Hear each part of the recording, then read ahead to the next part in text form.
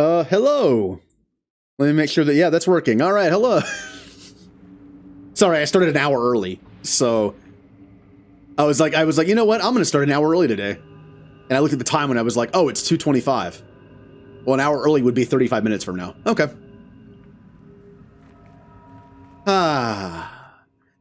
Welcome back to Dragon Age. This could be the very last Dragon Age stream. For now. We have some Descent left. I don't know how much. But we might get Trespasser done. Since I'm streaming an hour longer today, we might get Trespasser done. So this is exciting. I've been playing Dragon Age games for like the last 4 months. It's been fun, but trust me, I am ready to play something else. Nothing against Dragon Age. But Dragon Age Inquisition is one of the few games where when I played it for the first time, I had to take a break at some point because it's a very long game. So, we were stuck before, but now we're not. We're doing a good job with the map. But hello, Ninja. Hello, Jeebus. Also, anyone that's here. Oh, also, you might have noticed, I got a new follow when I started streaming today. Uh-huh. Yeah, thanks, bot. All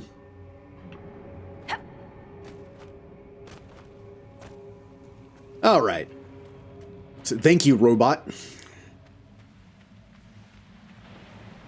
I mean, I do like robots in video games most of the time, like the robot characters that pop up, so... Ooh, we have a lot of big hammer guys. All right.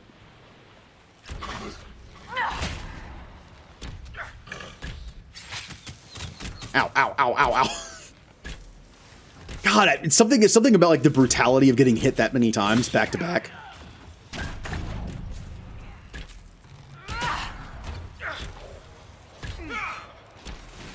Also, you might have noticed, no webcam today. Uh-oh.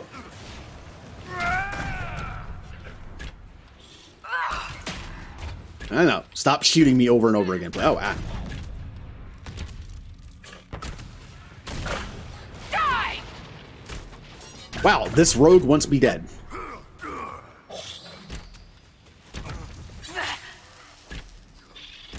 You're an enemy, aren't you? Oh, he's on my side now. He's like, you know, I've had enough of this fighting. Like, what's the point? What if that was a game where, like, you were fighting like an evil villain, and then, in the first like 10 minutes of the game, it's like the henchmen were like, you know what? This isn't worth it. The end. Like if the Putty Patrol was like, we don't get paid enough for this, or the Foot Clan was like, this is dumb. I'm tired of getting beat up by giant turtles. I'm out. By the way, those are the things I go to when I think of the cannon fodder of lackeys and henchmen in stuff I used to watch. I always think of foot soldiers, and putties. Those are my go-to, like, you know, an RPG way to say it would be like rats or bandits or, you know, things like that. Also, no webcam today for a reason. I don't know if anyone noticed last night. I definitely did. But when I first started using a webcam, because of the ring lights that are kind of bright, I was getting headaches. Quite a find. Little headache today, not bad, not bad. But the main problem is my left eye is twitching. My body is very predictable sometimes. Literally the same like issues I had with streaming with a webcam the first time, I have again because I haven't used it in a bit. With the whole like left eye twitching thing. So I was like, I'm not going to use the webcam today. Next week, I'm probably going to alternate days with it. And then I should be fine after that, probably. Ooh, we're going to make a bridge. I'm assuming where does it go? I have no idea where the bridge is going. Maybe it goes around the corner? Let's see. Now, we just got an let's just go back now. The starting point's back here. Okay, we're good. We're good. Wonder how many gears I've missed. Nothing over here, right? Okay. I think we're kind of done with the deep roads. Wow. Huh. But yeah, my eye is randomly twitching, so it's just like, let me take it easy on the lighting. And I have to use the lighting. Trust me, the webcam looks awful without the ring lights on. I'm just like shrouded in darkness. It doesn't look good. That's just for overall materials. Interesting. Did I not do any? I thought I did these last time. Identified a location near the entrance to the Bastion of the Pure, where a construction team could build a bridge that grants access to a vantage point from which to scout the area. Hey, Scandy. By the way, how did your 10-2 run go? I watched most of your 10 and some of 10-2, but then I went to bed. Has completed the bridge in the Bastion of the Pure, allow us to previously scout an area previously inaccessible. We've identified a location where a construction team could clear a collapsed tunnel. Oh, I remember that one. Yeah.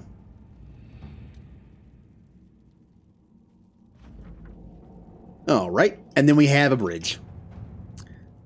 Near the buried sea in the Bastion of the Pure that is ripe for exploration. A construction team could build a bridge that grants access to a rocky spire standing out in the water.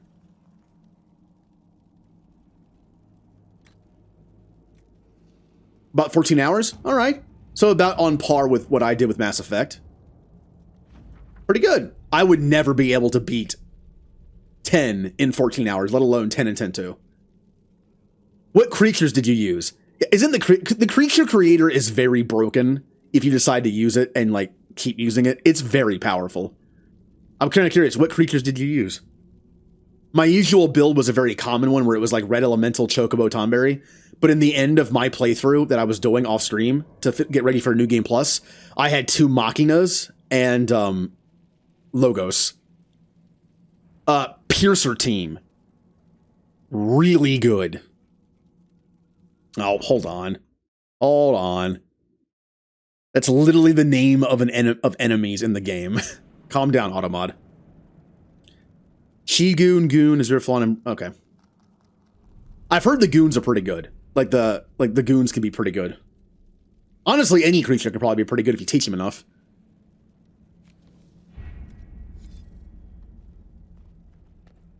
Look, I'll be honest. Sometimes I enjoy playing a game and not breaking it and just playing the game like it was kind of intended the first time through. But sometimes I like breaking the game and just being super overpowered and having fun. Kind of depends on what mood I'm in.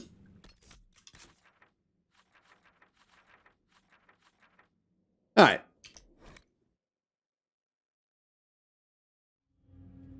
Yeah. Creature. If anyone doesn't know, there's a creature creator that was added in the HD version of 10.2. I don't remember if it was in the international version or not. The Dark Aeons and Penance were in the international version of 10.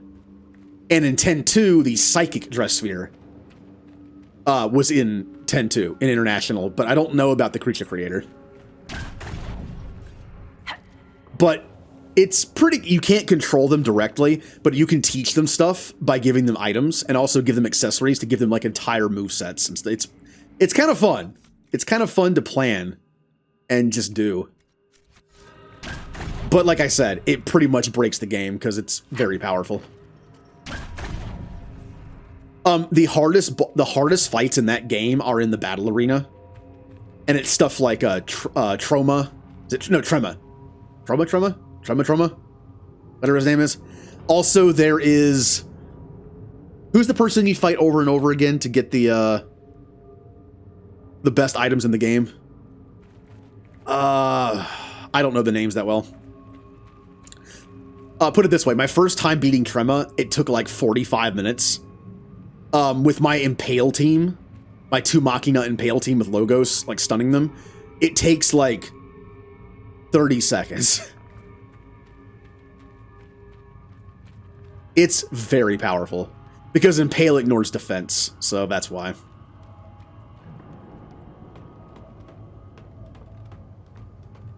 Like, remember the boss fight in the desert It's supposed to be like the hardest boss fight in the vanilla game, at least.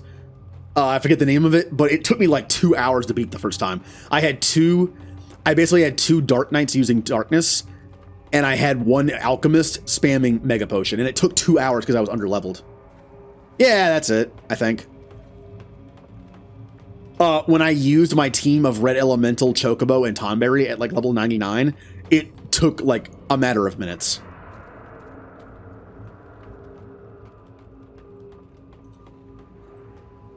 It's kind of like in 15. There's a fight in 15. By the way, I know I'm kind of already guilty of this a little bit, talking about 10-2. Like, I realized that I had the no spoilers tag on for my playthrough of Dragon Age, at least the first time through. But I was dropping spoilers for games like Mass Effect during it, so I feel like it was kind of unfair to, like, spoil other stuff when I had the no spoilers tag on. So it's like, there's some gray area. Like, talking about the mechanic of the creature creator in 10-2, that's like a mechanical spoiler, if anything, but, which I know people don't like sometimes, so, sorry. But there's a fight in 15 that took me about 2.5 hours. But there's a mechanic introduced in a patch that then made me only take 30 seconds. So you don't have to do it. Again, it's one of those that you don't have to use that somewhat new mechanic if you don't want to, or if you don't even know about it. I didn't know about it for the longest time. It was added in a patch. I never knew about it.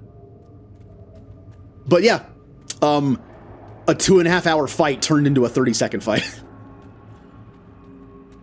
It shows you how powerful you can get in games like that. Also, hold on. Oh, it's above me. Okay, that's why.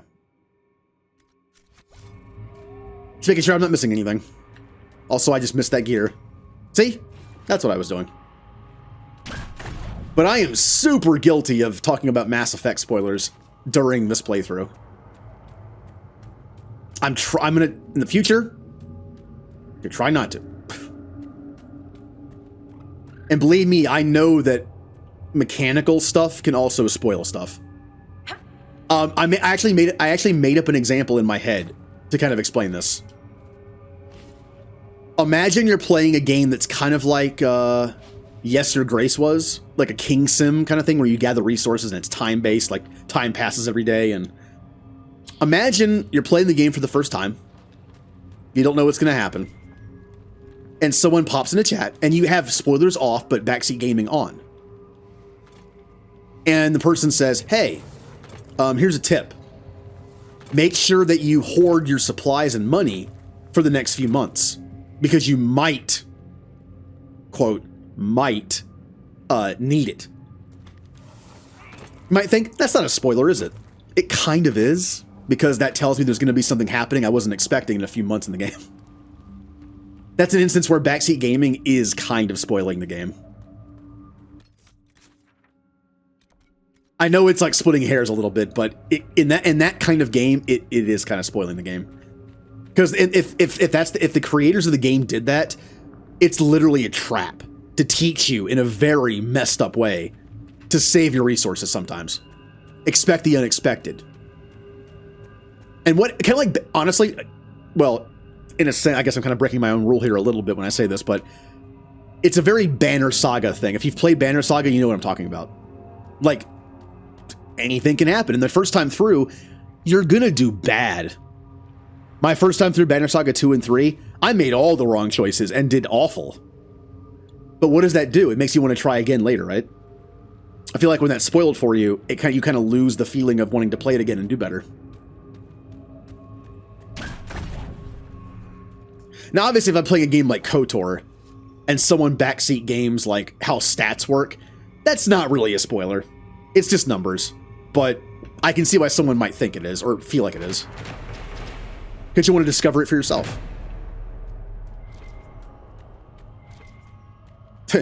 Moral of the story. Everyone has different opinions on what that is. So I guess as a viewer, it's best to just assume they're all true. I say that as a viewer. I spend a lot of time in streams when I'm not streaming, so I will generally ask all the time, is this okay? Like, I see you have backseat gaming on, but I'll still ask, guys, is it okay that I mention a mechanic in the game that could spoil something in a way? Not a story spoiler, but if they say yes, cool. They say no, cool.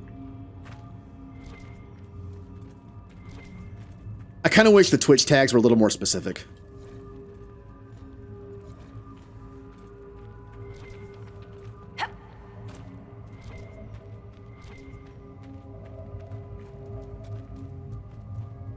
Yeah, like, well, in games like that, that literally is spoiling the game because it's like things you don't see coming. That part of that game are the events that pop up randomly. So when you tell someone to expect it, it kind of ruins it.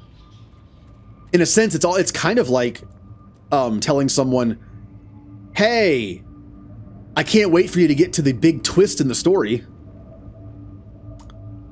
Well, now I know there's a big twist. Yes, I know most stories have them now.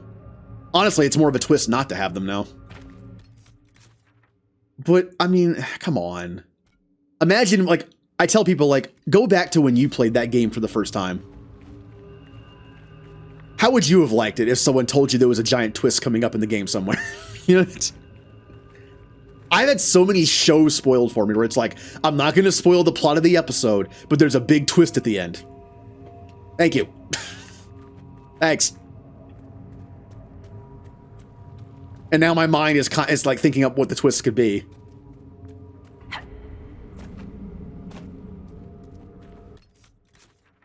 Like, come on, don't take that away from people. I know accidents happen. Trust me, I do them all the time. Like, little stuff like that, I'm guilty of that too, but...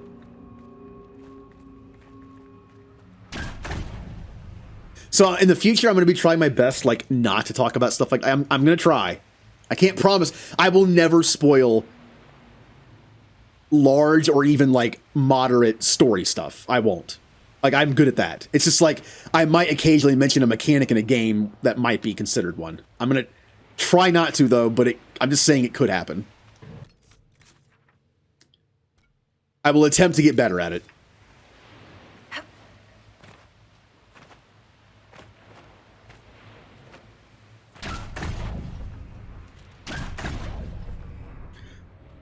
But I was thinking, the reason why I'm talking about this is I was thinking about it earlier today.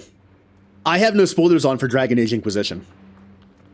Does that mean people can talk about spoilers from the origins up to this point, or only this game up to this point?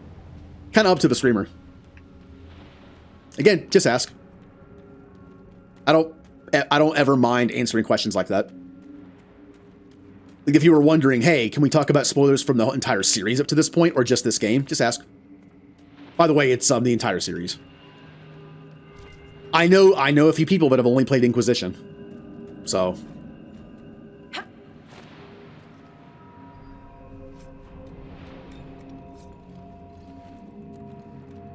Although I do know for a fact they know most of the stuff from Origins and 2, just because they, just, you know, over time. The links in this game to that, people telling them over the years.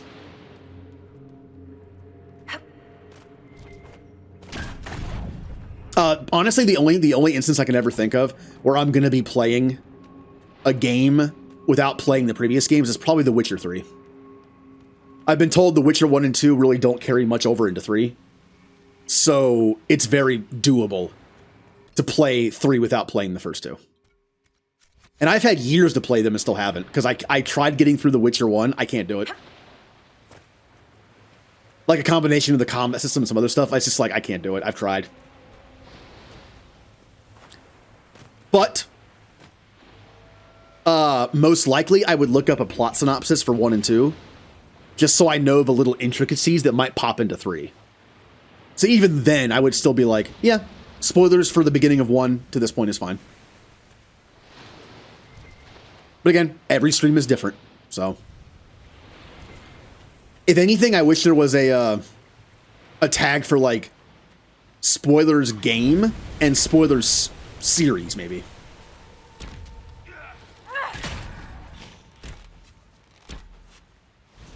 But if you're ever curious, just ask. Bye.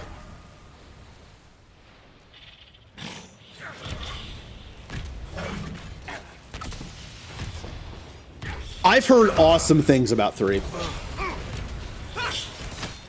You got 3 on... Yep, same. I bought 3 on a Steam sale like 4 years ago, maybe. Still haven't played it.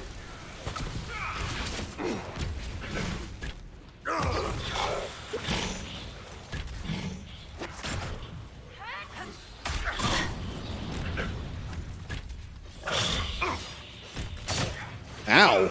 Oh, he has a shotgun version. I mean, that's what Solid Dwarf was hit by.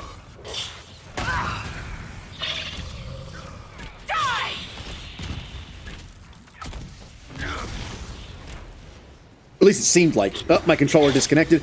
I love that my controller disconnects when it's plugged in, but not when it's not plugged in. That makes no sense.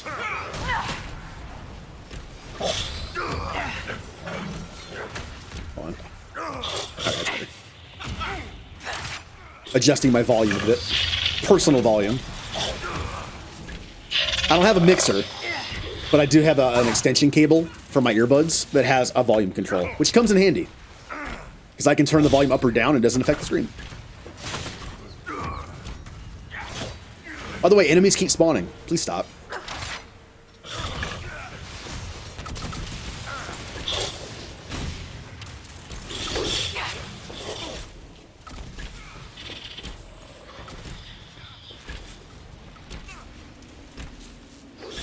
Yeah, well, Scandy, you kind of have to be in the mood, right?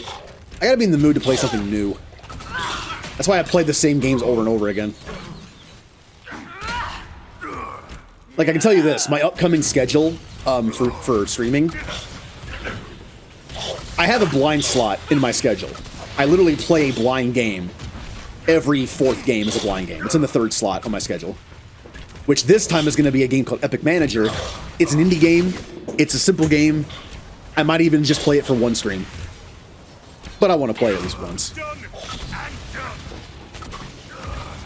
But the next one is probably going to be the horror game, decided by the poll, based on it's because of the sub goal I reached. But most of the time, the games I play are pretty comfy for me. Like what's coming up on the next schedule after this 4-game block is done? Outer Worlds, the first game I ever beat on stream. Fire Emblem Three Houses, a game I've played through 4 times. And then... what else? And then the horror game, which is going to be awesome. And then a game decided by a poll. By the way, if you haven't voted in the poll yet for the next game, feel free. We have a tie right now. The tie must be settled before I can pick a game.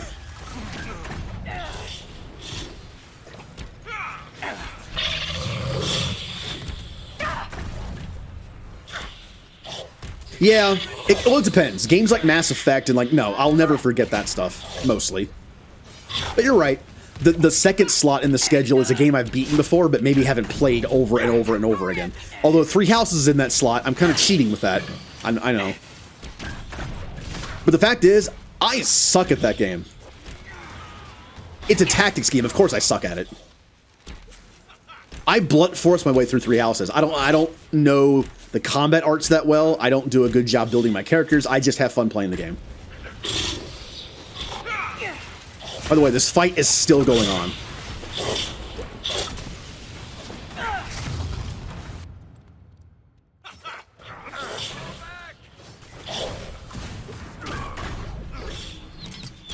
God, man, dwarves are such bullet sponges in here. It's like I'm playing Destiny. Ooh, Destiny burn. Or Destiny 2, or The Division, or any other MMO that has shooting mechanics that I've played.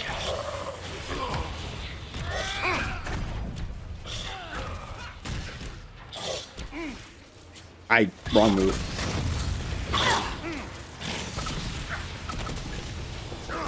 Yeah. You don't have to be good at something to enjoy it. I enjoy XCOM games. I'm awful at them. Of course, there are games I don't enjoy and I'm bad at. Puzzle games. Fighting games. Although, I'm one of those people that plays fighting games sometimes for the story. Hey, the newer Mortal Kombat games have an awesome story. Are they just gonna keep spawning?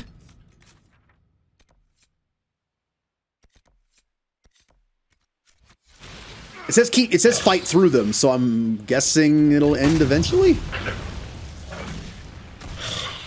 Or do I just have to just run past them? Well, I need to get the key. Maybe one of them dropped it. No. It looks a little different. There it is. Let's get out of here.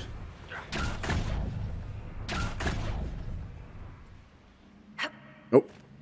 Oh, I'm gonna need like 5 of them, aren't I? Yeah, I am. That's why we're fighting so many. Oh, it's one of these instances where you fight unlimited enemies until you get the drops. Well, let me look around some more. No, that's not one. That's one. It looks like a little mini energy sword from Halo. That little, like, thing that's on the ground. Aha. Speaking of that, Halo 2 is coming up. That was the poll game. Ba-ba-da-ba. Ba-ba-da-ba. I played Halo 2 a lot. In terms of like a competitive shooter type game, I think that's the game I've played the most. Well, Overwatch is different. I don't know. Overwatch is kind of like a mix of like a shooter and almost like a... What'd you call it? Like a MOBA? Kind of? Because everyone has different abilities? I guess more like a standard first-person shooter kind of game. Like Halo is the one I play the most.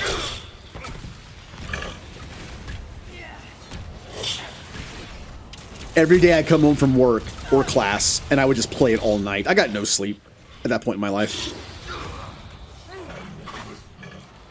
I play till like 5 in the morning, and it's like, well, I have class in 3 hours. Alright, I only need one more. Wait, is there still one here? Oh, wait, no, it's because that's still here. Okay. Keep fighting, guys. You got this. Alright, I think we're out. We need to kill some more.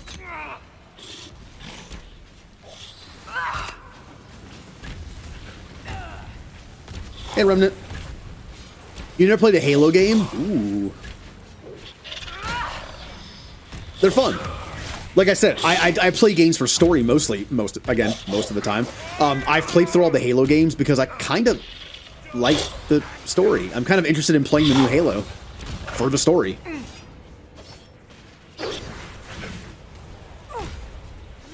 Also, I played through Injustice 1 and 2, the fighting games, the DC fighting games, because of the story. By the way, I'm pretty sure they're working on an animated Injustice movie. I think I heard that.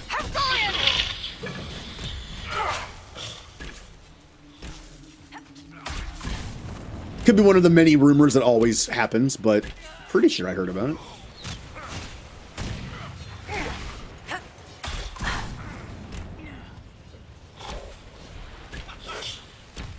Okay, could I get another drop, please? I'm gonna pick this up so I can just stop seeing it.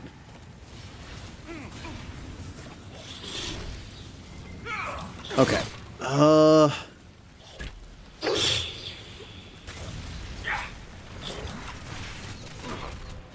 Yay! Let's get out of here.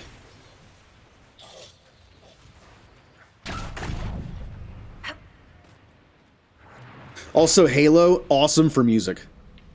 I really don't think of first-person shooter games as like places to go for music, but it's really good.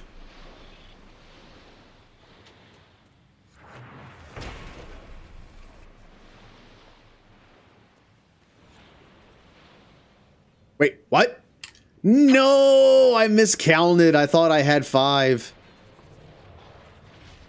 Oh.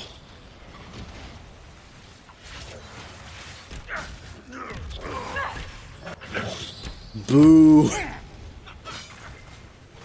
Well, taking a look at the graveyard here. Hey, Dorian. You're a necromancer. Can't you just, like, raise yourself as a zombie? He used to be able to. I had a ring on him where he used to be able to. He had, like, no defense and would die in one hit. But he had, like, a 75% chance of coming back to life. Thought that was kind of fitting for a necromancer. Oh, there's a question. Can a necromancer necromance themselves?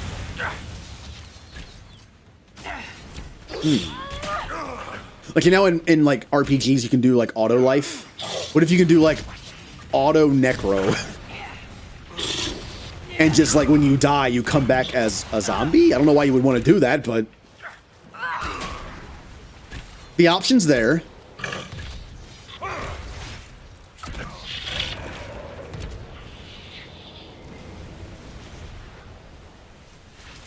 Also, I love that my Skyrim character, my like Tony Stark, Lara Croft character that I played as in my first playthrough of Skyrim, only playthrough so far.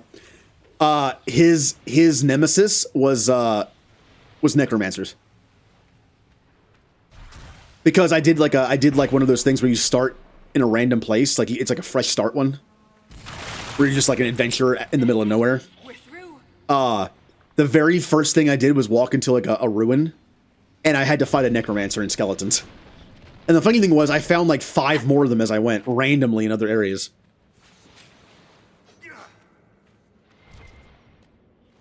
Reach is your favorite? I feel like a lot of people love Reach. I'll be honest.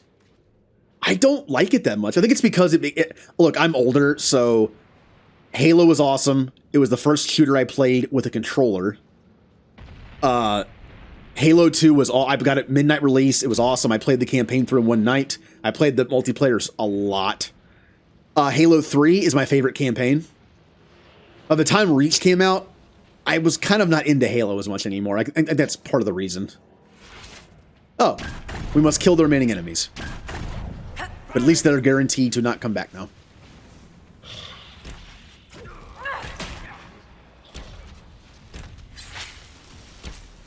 It was a fun game. All Halo games were fun to play, honestly. They just turn your brain off and just play a game where you're shooting aliens, you know?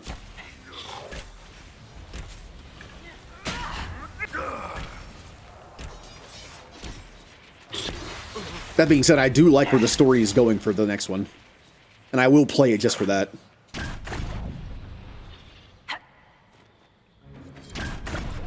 We did it! Who here has played Kingdom Hearts?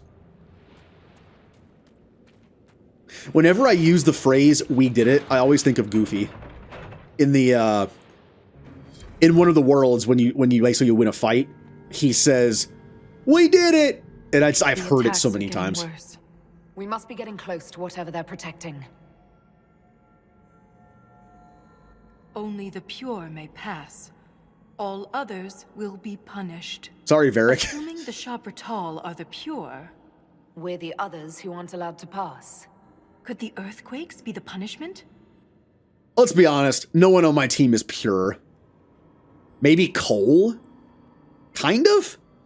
I mean, he is a spirit, but he's probably been, like, somewhat corrupted by humanity now, because, you know, humanity. So, yeah. I don't think anyone fits that in our party. What if it's Bull? What if, like, everyone goes through and gets judged by this place, and only Iron Bull is considered pure? You found Paragon Garal's book near a damaged Lyrium mine. And the new earthquakes destroyed your mine. But why would they want to destroy the Lyrium mines? That is true. Like, Indiana Jones movies deal with the occult and that kind of stuff. And this is... I mean, this is a fantasy game, so there is some of that stuff in here, but this does feel like... kind of like an adventure, but almost... it's also a mystery. Which is kind of fitting for that. I wonder what makes the warriors pure. You spent long enough this far down, reason might not be your strong suit. They do wear sealed armor to protect themselves from impurities? Ah. Also, they wrote it. Of course they're the ones that are pure.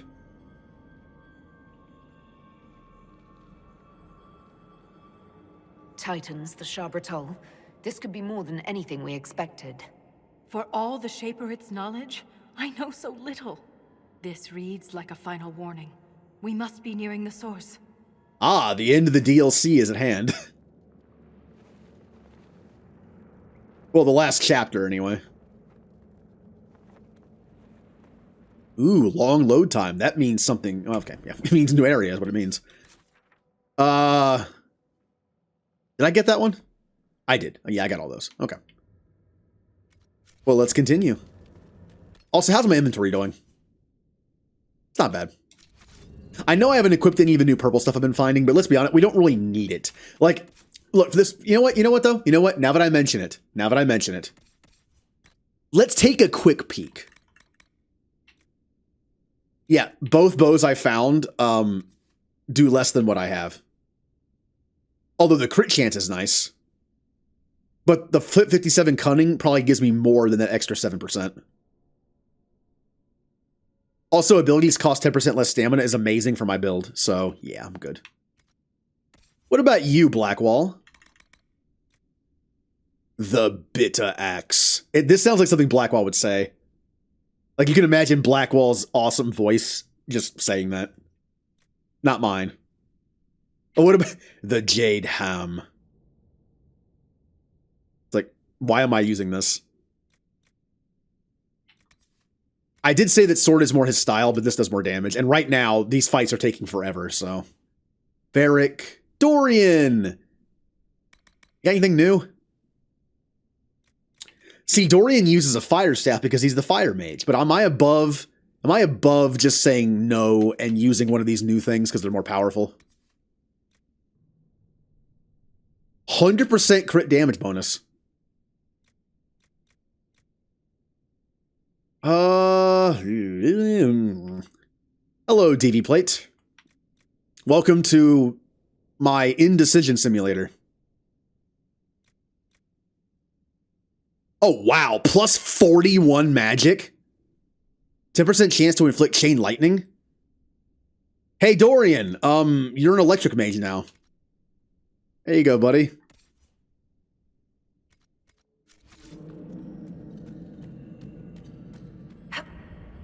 Also, I'm missing one secret report. Hopefully I find it. I normally don't go for those kind of things that don't appear on the map, like, because it takes forever to find them, and they're hard to find usually. But if I'm missing one, it's going to bug me. No, he does not. Again, I know it's probably better to give them staffs that they don't have spells for, as like a way to be well-rounded, but I just like consistency, but that staff is awesome, I'm giving it to him. Build all this? Ooh. Or was it here before them? Look at this Land of the Lost, Center of the Earth stuff. Huh.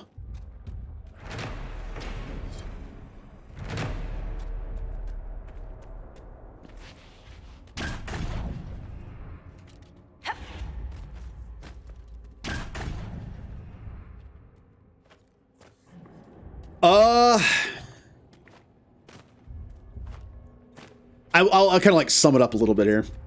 I have a habit of taking a thought and making it into an hour-long conversation. Nothing wrong with that. It's just like, I'm excited for it, but I am a little worried about what it's going to turn into. And at first, I kind of thought about like, what if it becomes an action game instead of like an RPG? I'm okay with that. Look, would I prefer a remastered version of the game, basically, where it has the same, like, stats, like, rolls behind the scenes? Yes. But if it became, like, a Lost Order action game, nothing should I would enjoy it. Anymore. But this... Wait. The rhythm we followed. We've found the source. Now, what does that look like to everybody? But not the Titan. What did that look like to everybody?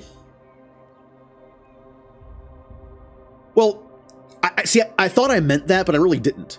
What I really meant in my brain, I guess, in like my heart, but also my brain, was I'm afraid what Disney's gonna do to it.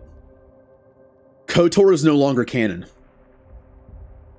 I am afraid they're going to use this game to recanonize the Old Republic and all the stuff that's in it. But I'm afraid they're gonna handpick what they want to bring back. which is going to change the story and potentially the characters. What if they said, we don't like this character in the game. We think we don't want to use them. We're going to cut this character completely and add a whole new one. That's what I'm afraid of. I don't care if it becomes a fighting game, a puzzle game, a side-scroller 2D beat-em-up. I don't care at this point. All I care is the story and the characters and all that stuff remain intact. I just don't want it to become like their way of reshaping it. Little things, fine. I can see little itty-bitty things, maybe even things introduced, but please don't change any big thing because you don't want it. Like, I really don't want that. Oh. Because of my magic knowledge, I can sense there's a Titan here. Ever since we came down here, the deep roads have felt different, organic. We've been looking for the Titan the wrong way. It isn't like us. It's huge, big enough to change the world around it. Go on. We can't see the Titan because we're inside it. Ding, ding, ding. And what does that look like to you?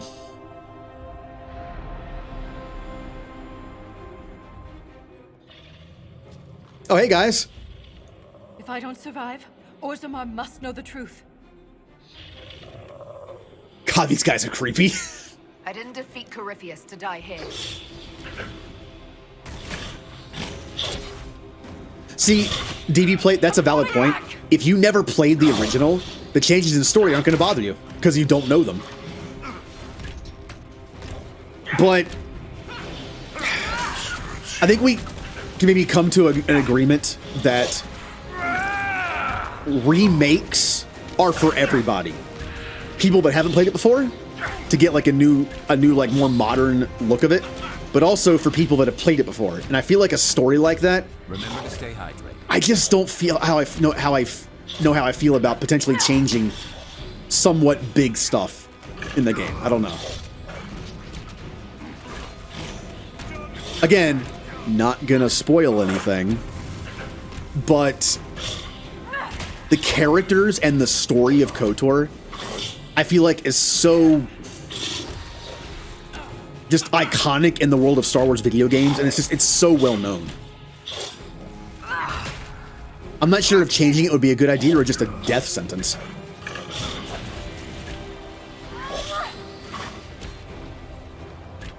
Again, little changes, fine.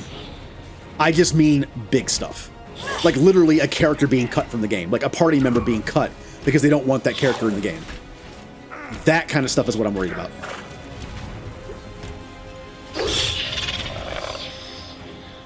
That's why in a lot of ways I was hoping for a remaster instead of a remake. Because remaster literally guarantees like almost the same, you know, mechanics and combat style and characters and story.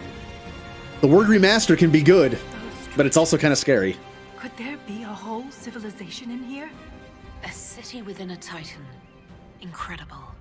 And the quakes haven't damaged it. Oh, we know nothing about the game so far, so like nothing is known, but I'm just saying like that could happen. Theoretically, that could happen. Like imagine a company getting a hold of something you grew up with. Some movie or like in this case a game or anything. And they wanted to reshape the canon. So they literally changed things that were like important to the story, even whole characters. That's kind of scary, honestly, like the idea that could happen, because then it opens up the door for anything to happen.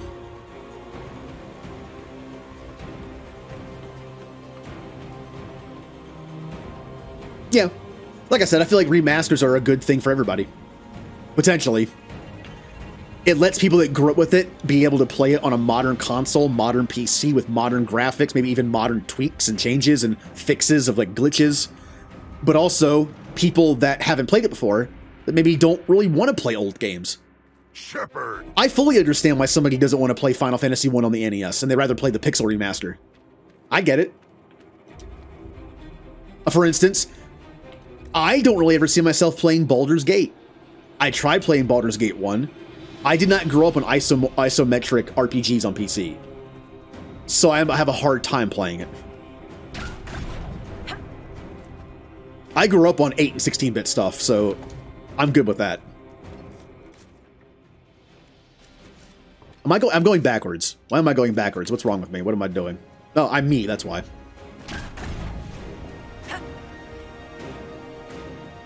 I literally just backtracked and didn't even notice. So hey, if anyone out there is making the KOTOR remake, please keep the mini-map in, because it helps prevent this kind of stuff. I am such a map peeker in games that... Oh, what game was it that didn't have one? I think it's Outer Worlds. Yeah, I don't think Outer Worlds has a mini-map. So I will check the map like every 30 seconds.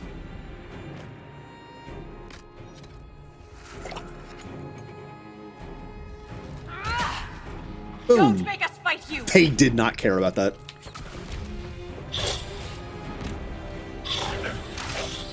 All right, fly, be free, mines.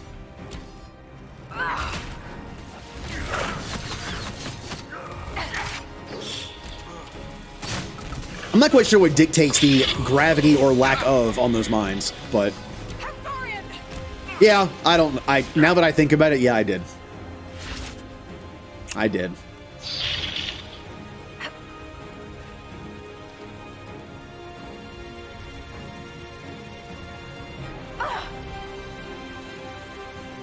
So, we're in a Titan.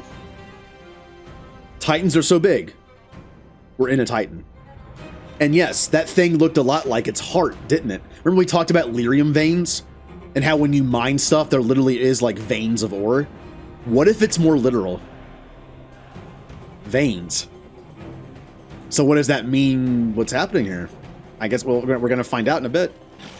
I'm not even trying to spoil it. Like this is what my train of thought was the first time through. We're in a Titan. That was its heart. These things that look like veins of ore are maybe more than... are maybe literal veins.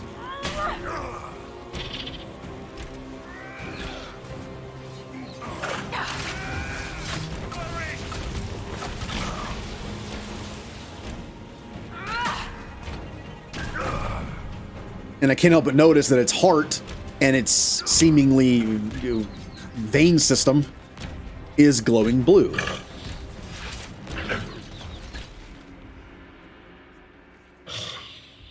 It's very strange, like... I tried to do this my first time through Mass Effect on stream and I couldn't do it. I was going to do a no spoilers run where I only reacted to stuff as it happened. I like playing like that sometimes. I'll actually play through Mass Effect on my own time like that, where I try to ignore the future and just focus on the storytelling when it's happening. I love doing that. Because it's like, okay, what are we thinking right now? Like, what's our train of thought? This character made this decision, which seems dumb in hindsight, but what facts did that character have at the time?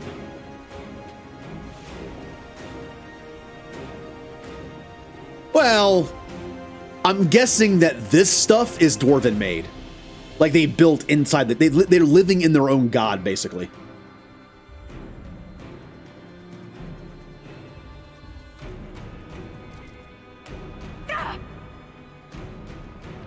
I mean, for people who are so, like, set on living underground, because that's, like, their way of life, imagine like, more fanatic dwarves who feel like they have to live underground because the Titans, their gods, are down there. In that kind of belief system, wouldn't building inside their own god underground be, like, the ultimate way to get close to it? Kind of combining, like, the whole Dwarven thing of living underground? Ooh.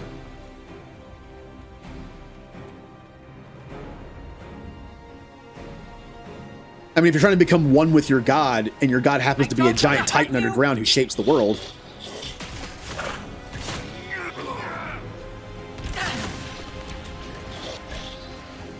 Oh, I know, though. You're mentioning stuff that I wonder sometimes in games and shows and movies. Like, that is kind of, like, forgotten about. And you don't really... And once you're told, you can never forget. Like, oh, it's super convenient that that's the case, and you're just kind of like, ah, crap. Now I know that.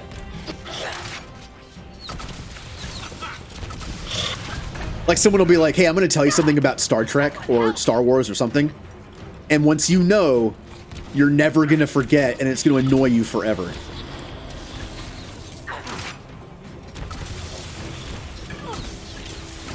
I'm guessing it's because it was inaccessible. Maybe the earthquakes are making it accessible.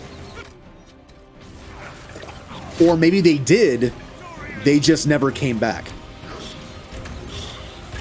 It would probably be assumed that they ran into Darkspawn and died.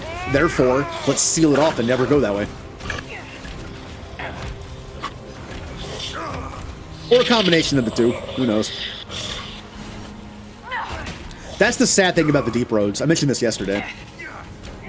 The deep roads are a fascinating thing. They're just these giant underground roads built by dwarves to go across the world. How do you think dwarves got from city to city when all their cities are underground roads? But because of the Darkspawn, they're all blocked off. And they keep having to destroy their own history to block off the Darkspawn. Kind of sad. Imagine a day where the Darkspawn are no more, and the dwarves can now freely access the deep roads and rebuild them.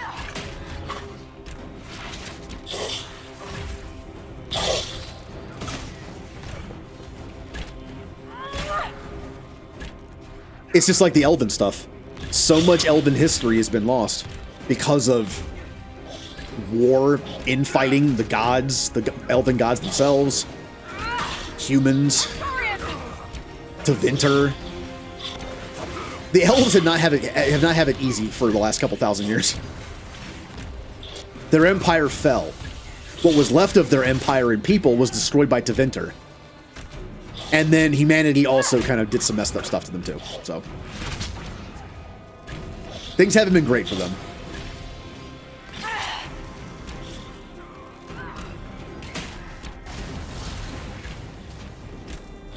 Of course, you might wonder something. This is a very tropey thing in some sci-fi and fantasy stuff I've seen, played, read, whatever. And that is the idea that there is a people who are being persecuted, right? Like the elves in Dragon Age. They live in alienages. They're enslaved by Tevinter. Like, obviously, things aren't going great for them. And as the player character, my characters feel sorry for them. Like, I try to help whenever I can. But there's that trope of, in the very far past, they were the dominant race in a brutal way. Not saying that the elves were like that. We don't know that yet. I don't even remember, honestly.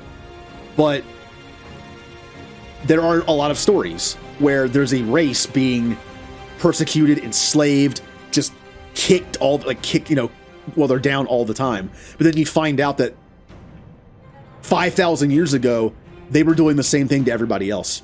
They hoarded all their knowledge, all their tech, and eventually they fell because of it.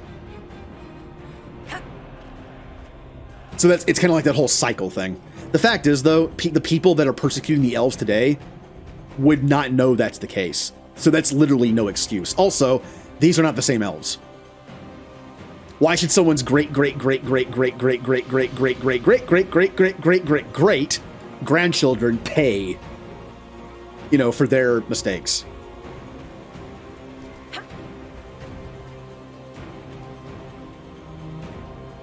Great. Look, these are the only memories in this area. That phrase is the path of purity. And there's a reference to Titan's blood. It says the Shabratal come here to drink it. I think we're kind of putting this together now. I only see one substance here that's found in veins. Lyrium. The Titan's blood is Lyrium. Mm-hmm. Yeah. So that means this whole time, people have been mining Lyrium to give to mages and Templars and all that stuff and making a profit, and it's a big part of their economy, is Titan blood. Now, as we know as humans who can give blood or lose blood, we can make it back. I mean, we get it back, right? Our body produces it. So, theoretically, we're not killing the Titan. We're just, borrowing its blood. But I have a feeling that could lead. But what if we overmine it? That could be a thing. Also, Titans aren't humans. What if their blood is finite? Can you imagine like a world of Dragon Age where Lyrium isn't like we have to stop mining Lyrium? It'd be interesting. Every nation on the surface buys Lyrium. Orzamar's entire economy is based on the trade. This is bigger than any one nation. We have to stop this! So if I don't remember what happens here, but if we were going to make like a shepherd decision here, what if we came to a shepherd-like decision where it was like, here's your choice. You can free the Titan. I don't even know, who knows if the Titan's even like is like stuck, who knows? The Titan's probably just like sleeping or something. But if your choice was like, if it was somehow up to you, free the Titan from this, and no one gets Lyrium anymore, but the Titan is free, doesn't do earthquakes anymore, and we're at peace with the giant god people that live underground. That's probably a good thing. Or do you keep the trade going, knowing that it might kill the Titan? Meaning it's a finite resource anyway. And also, what does that mean for our relationship with Titans? If our mining of Lyrium kills one, what do you think they're going to do?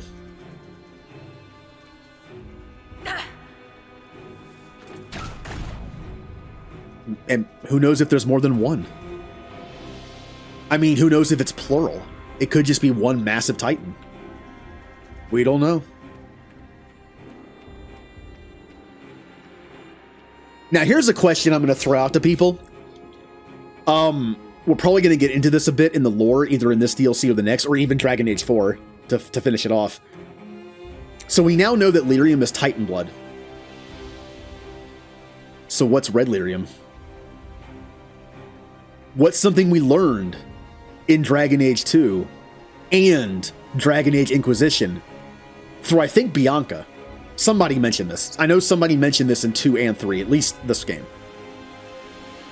Red Lyrium is tainted by the Darkspawn. That is a known thing. That isn't a spoiler. It's already been mentioned in the past. And the reason why it was discounted was, as far as we know, the blight only affects living tissue. It doesn't affect rock or minerals. And at the time, we thought, what if the Darkspawn is mutating and is now infecting non-living stuff? But now we know Lyrium is organic. It is Titan blood. So that means that if red Lyrium is the blight, which I think we know that by now, considering Corypheus and all that, that means that red Lyrium is infected Titan blood that's infected with Darkspawn.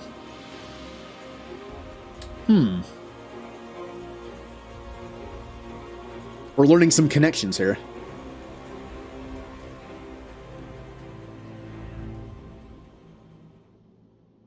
I mean, Darkspawn's underground, Titans are underground, Lyrium's underground. Not too far-fetched, right?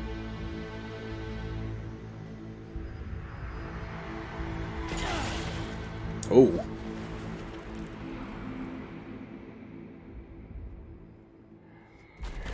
Liara, no.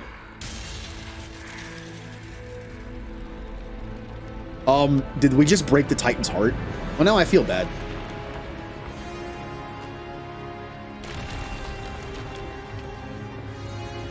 Ah, antibodies. The funny thing is, I don't know if I'm right or not when I say that. No, it looks like its heart is transforming. Maybe they have some kind of built-in guardian. I mean, if the Titan can control rock and shape it, maybe this is like a possession thing. Oh, it's called the Guardian. Boss fight.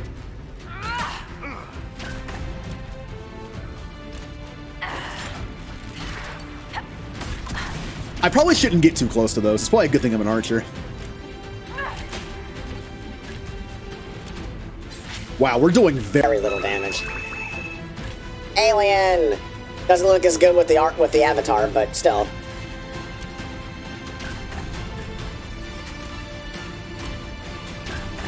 Hey, Mist. I think we're fighting the boss of the Descent DLC. We also came to an interesting, somewhat conclusion on what Lyrium is, and what Red Lyrium is. Good old lore stuff.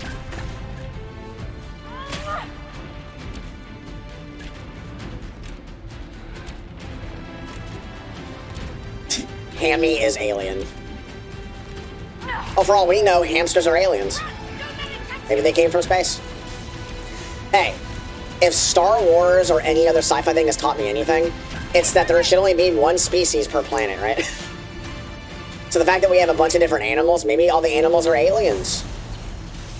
I'm sure that's an ancient alien theory somewhere.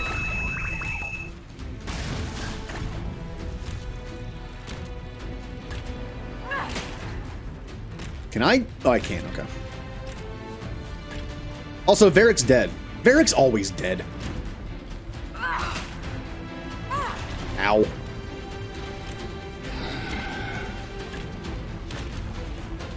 No, wait a minute. I'm shooting something. Is that a weak spot? Am I doing damage to it or not? Oh, I am. I am. That's his weak spot. Oh, hey. Bye. Oh, boy, did I mess up. I didn't renew my potions. I have none. Uh-oh.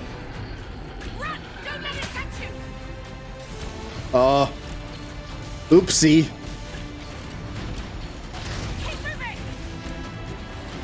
Oh, it's fine. We're already 2% into the fight. We're good. I also didn't save the game. One of the follower emotes I plan on introducing when they become a thing is a save emote. This is why.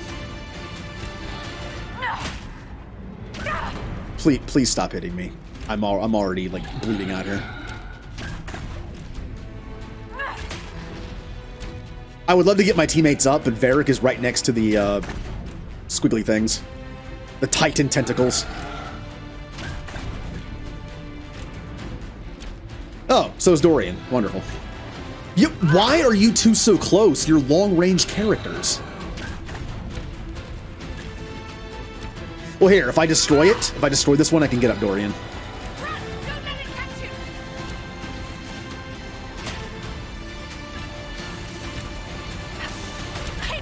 Uh-oh. I'm going to imagine it's immune to poison. Okay, got it. Dorian, get up! Yay! Now let's get Varric. Man, Varric has been a liability. I don't know, maybe I just made his build dumb, but he doesn't seem to be doing that great in combat.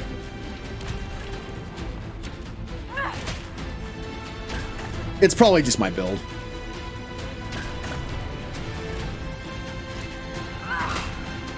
Maybe I should have okay.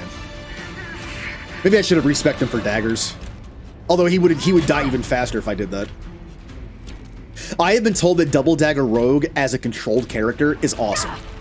In 2 and Inquisition, I've been told it's great. It does great damage. It's a fun build. I get the feeling that it's much worse when it's an AI teammate. Oh, come on. Come on. Let me get Varric. No, stop. And Dorian's dead again. And I have 1 health left. Alright. Hey, who's ready to reload the game? Ow. Ow, ow, ow. I'm not gonna die. I mean, Blackwall cannot die. I'm just gonna get everyone up.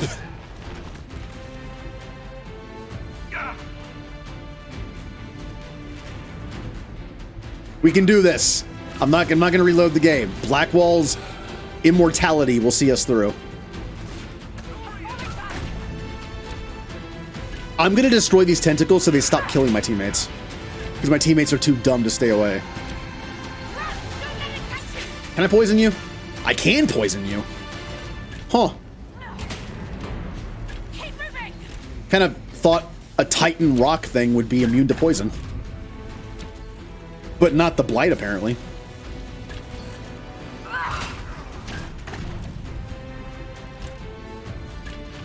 Now, I know we haven't got a definitive answer yet, but if Red Lyrium is just Titan blood infected with the Blight, doesn't that mean that it's very dangerous us coming down here and exposing this place to Darkspawn? I mean, if the Blight is affecting Lyrium veins to that extent, what would happen if a Darkspawn got in here and, like, got blood on the heart of a Titan? Wouldn't that mean it would infect the entire system? I mean, we talk about ruining the economy by not doing this anymore, but that would just destroy the world.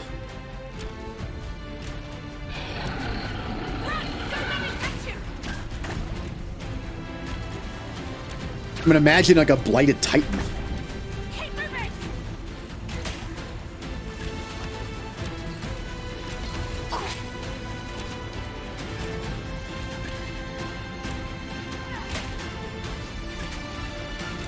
I really need to watch those lore videos on YouTube. Okay, bye.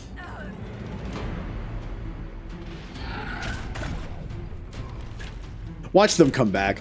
This is gonna be one of those boss fights where you take out like the stuff on them, the little extras, and then they just come back in 5 minutes. Oh, that's always so disheartening in a JRPG.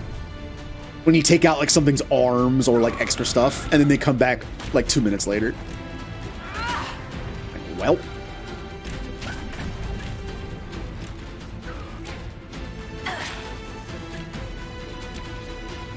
Although sometimes it's necessary.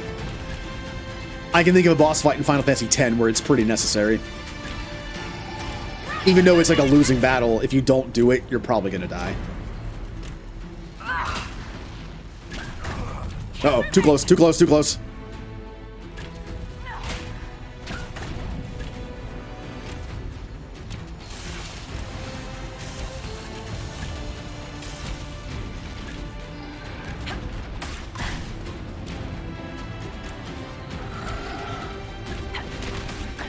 I'm trying to get close to use my better abilities, but you know, why haven't wait.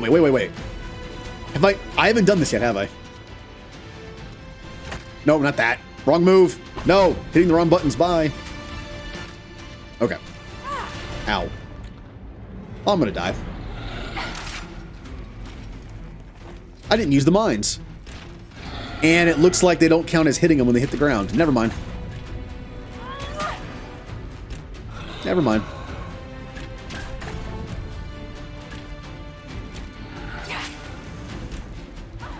Okay.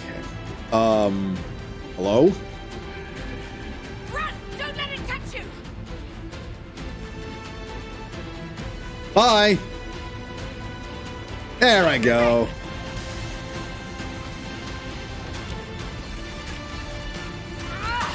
So Blackwall, how would you like to get my teammates up? You're also taking damage somehow. Oh, you're just... Okay, Dorian I can get.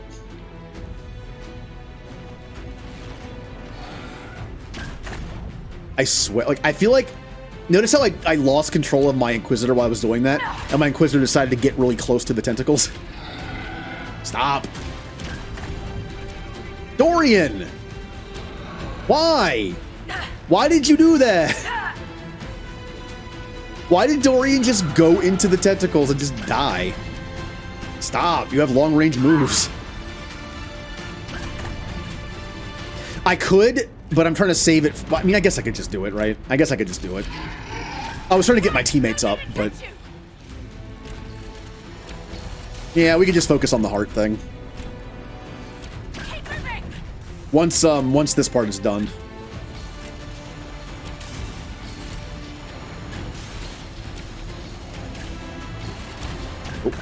Oh. Too close! Too close! Tentacles! Alright, we do this. We do this. And then we break the game.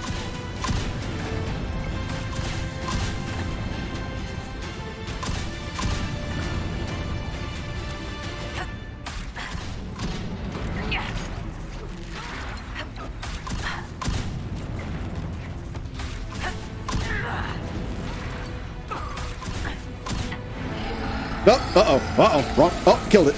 I win!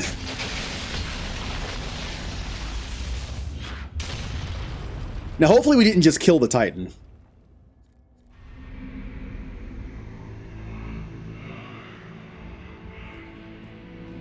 God, what a mistake that would be. Like, oops. Volta, are you hurt? Too loud. The song. Stop! Huh. Ooh, someone got Titan powers. She has biotics now. She's becoming more and more like Liara. It's all right. Dwarves can't perform magic. You cast some kind of spell. That shouldn't be possible. It wasn't a spell. It was an accident. Everything will be fine. It looked like you were hit by raw lyrium during the battle. Yes, it should have poisoned me, but I feel fine. Good, even. How good?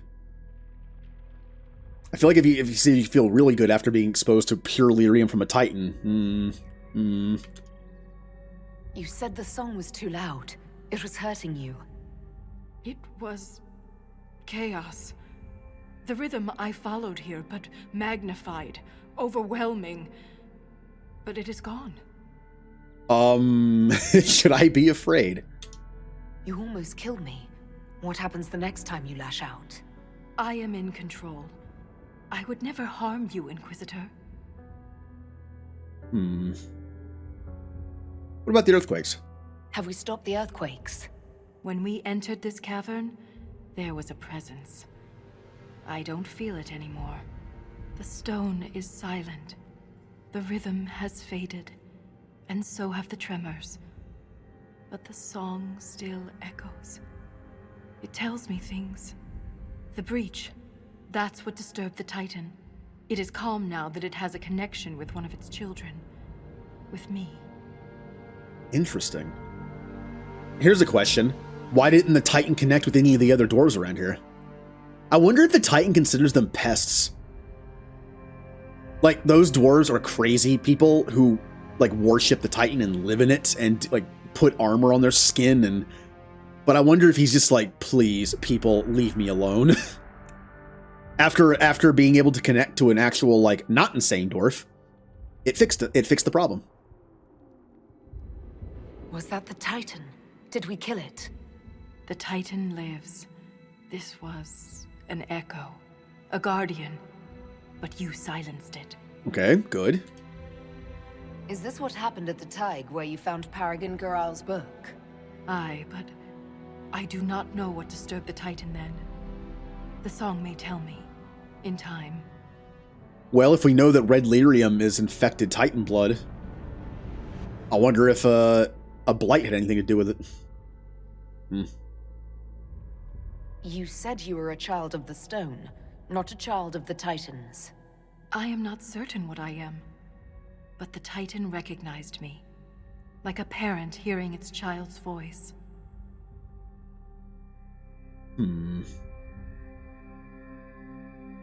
You were able to calm the Titan, but what happens next time?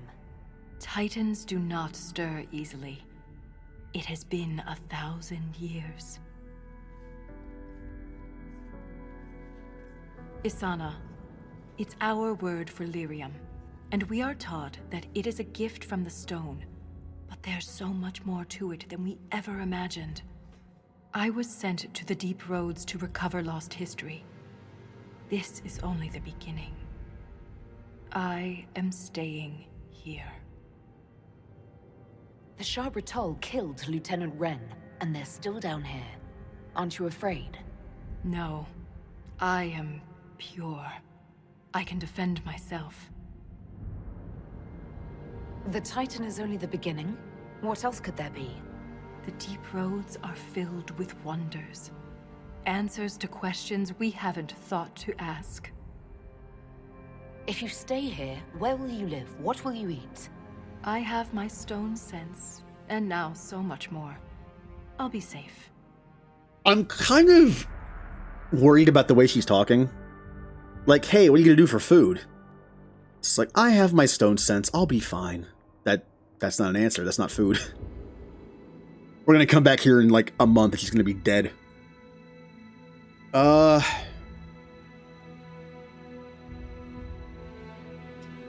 think you understand what's happened to you, but you could be wrong.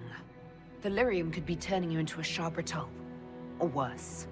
The Shabratol turned themselves into monsters. I have changed because the Titan willed it. The mine's collapse, Ren's death. It all happened to bring me here. If she wants to stay, that's her business. I'd like to see the sun again. Nothing good ever happens in the deep roads. This won't be any different. Who could she harm down here besides herself? I am called to the Search Inquisitor. This is where I belong. I'm leaving with more questions than answers. But that doesn't mean you have to. Just be careful.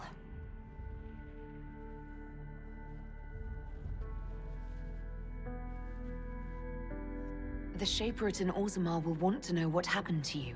Tell him I Tell died. them the truth. You don't Oh, I know. was thinking she's gonna go for like a reborn thing. Let's go.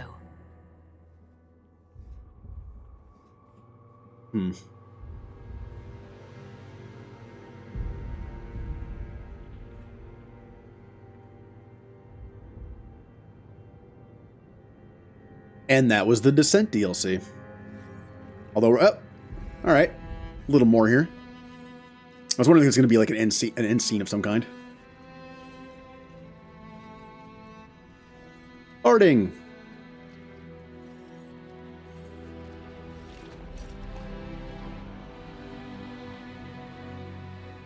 She always comes back.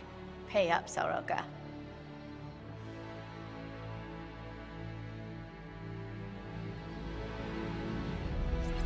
All right. So, like I said, this DLC was different than the first one. The first one was just like a big open area like the rest of the game. But this one was like a nice, you know, area with like different places to go. A nice linear thing, which is kind of nice for me because I don't get lost much. And it got us some cool lore into the game. The fact that Lyrium has been Titan blood this whole time. And I'm assuming that red Lyrium is blighted Titan blood. Don't know what that means yet, but I mean, it doesn't really change anything.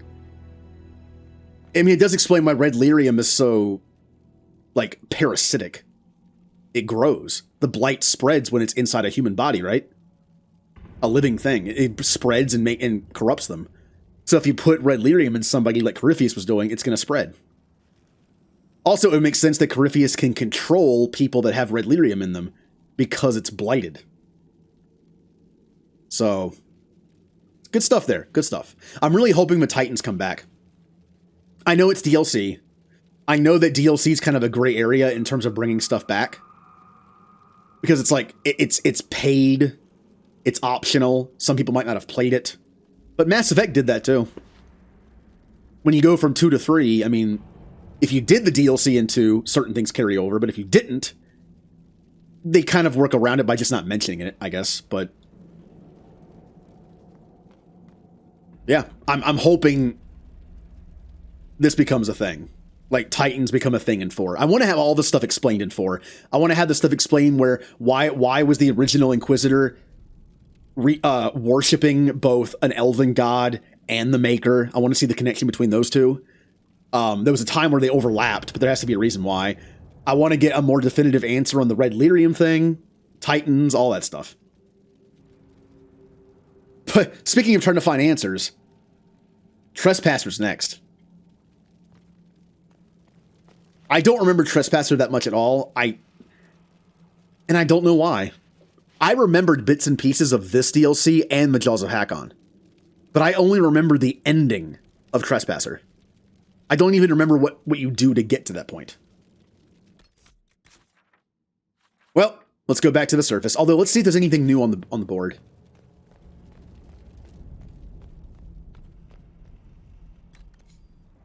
Nope. And that's just a resource. These are all resource gathering things, right? Or... oh, maybe not. Oh. Wait, what does this do? It just says keep them from taking control of the... oh, does that mean they just stop spawning in that area? A show of force will make it clear that the Shao Brutal cannot operate freely in the area. Returned after meeting the enemy. There were losses on both sides, but ultimately the Shao Brutal presence in the area has been reduced. And we've got some artifacts. Oh, yeah, it's just a farming one. Inquisition scouts reported Legion of the Dead forces at the ruins of Herdrun Taig report no contact with or sightings of Shaper Volta. However, a strange cry recently emanated from the Titan caverns, loud enough to be heard at the mining lift's campsite above. The cry's source remains unclear, but the voice was described as not belonging to either Beast or Darkspawn. Shaper Volta may be attempting to reestablish contact with their people. It may require assistance. The situation may be best handled by Alzamar itself. Let us ask the king to send forces from the Legion of the Dead to search for Shaper Volta. Given the inherent dangers getting in and out of that location, a small reconnaissance team is best suited to search for Shaper Volta without attracting unwanted attention. This seems like a fool's errand, but perhaps a joint team from the Inquisition and the Legion of the Dead can determine the source of the cry. I kind of like this one. This is let Alzamar handle it. This is let us handle it. This is both. Strangely enough, Cullen is the diplomatic choice here. A search of the Titan caverns all the way to Shaper Volta's last known location turned up nothing but a few small groups of Shao Brutal, who were quickly dispatched. Volta seems to have disappeared deeper into inside the Titan. Palace, did you meet Celine's handmaidens? The ones that finish each other's sentences? Yes, I did. They were asking me about you. Personal things. How personal?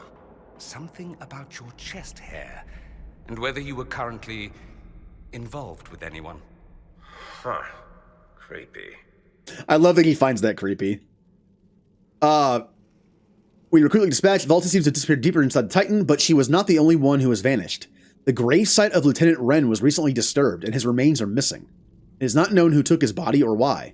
There have been no more cries from the Titan. Oh boy. Did the Titan, like, revive Wren? Inquisition scouts reported one final discovery. The tunnel to the wellspring no longer exists. Attempts to delve into the blank rock face result only in broken tools and little trace of the stone itself. Somewhat nervously, but emphatically, I can't read, the engineers recommend leaving it be. Either the Titan is still there and it chose for us to enter and then sealed itself shut, or it moved. I mean, it is a giant thing. It can move. Huh. All right. To the surface. I wonder if I can talk to anybody after the DLC. That'd be awesome if they added like end DLC dialogue, like an end of mission dialogue. I'll talk to a few people. And if nothing triggers, we'll just move on to the Trespasser DLC. We might finish this today. That only took like an hour-ish. Hour and 20 minutes.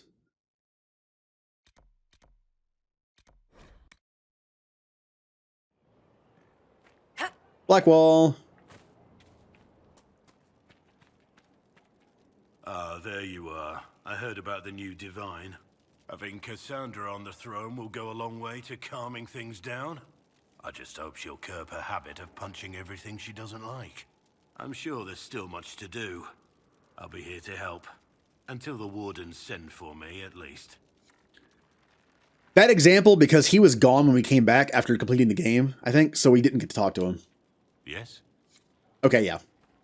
I'm going to imagine no one's going to have anything that I already talked to, but I'll try. Cassandra. Hello, Inquisitor. Yeah, we got nothing. You know there's nothing left when you talk to them and then just say hello and then that's it. Not even an option to say goodbye. Okay. I think it's time. I think it's time to wrap up our adventure in Inquisition. Just to double check. Trespasser. There's only gear behind that, which we really don't need. Exalted Plains, maps, hinterlands, the broken thing I can't do. Yep, we're good.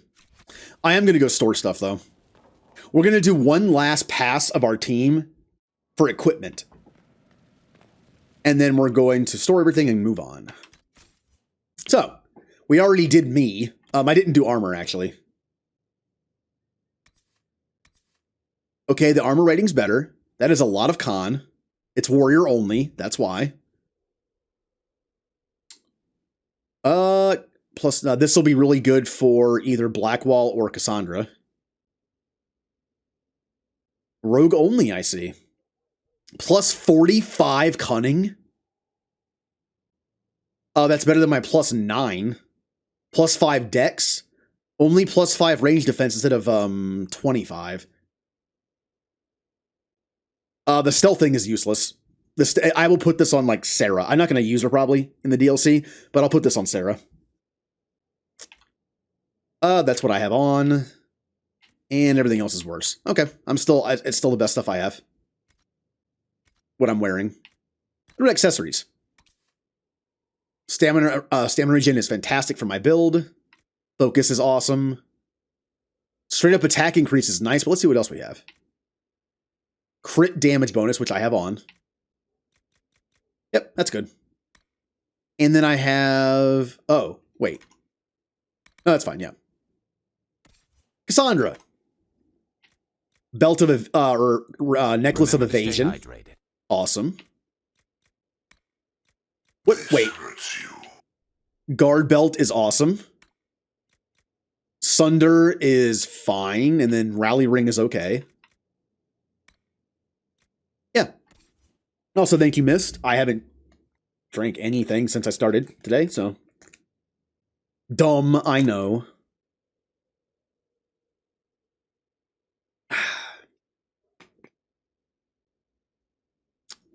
And then, of course, you also did the Renegade Hydrate.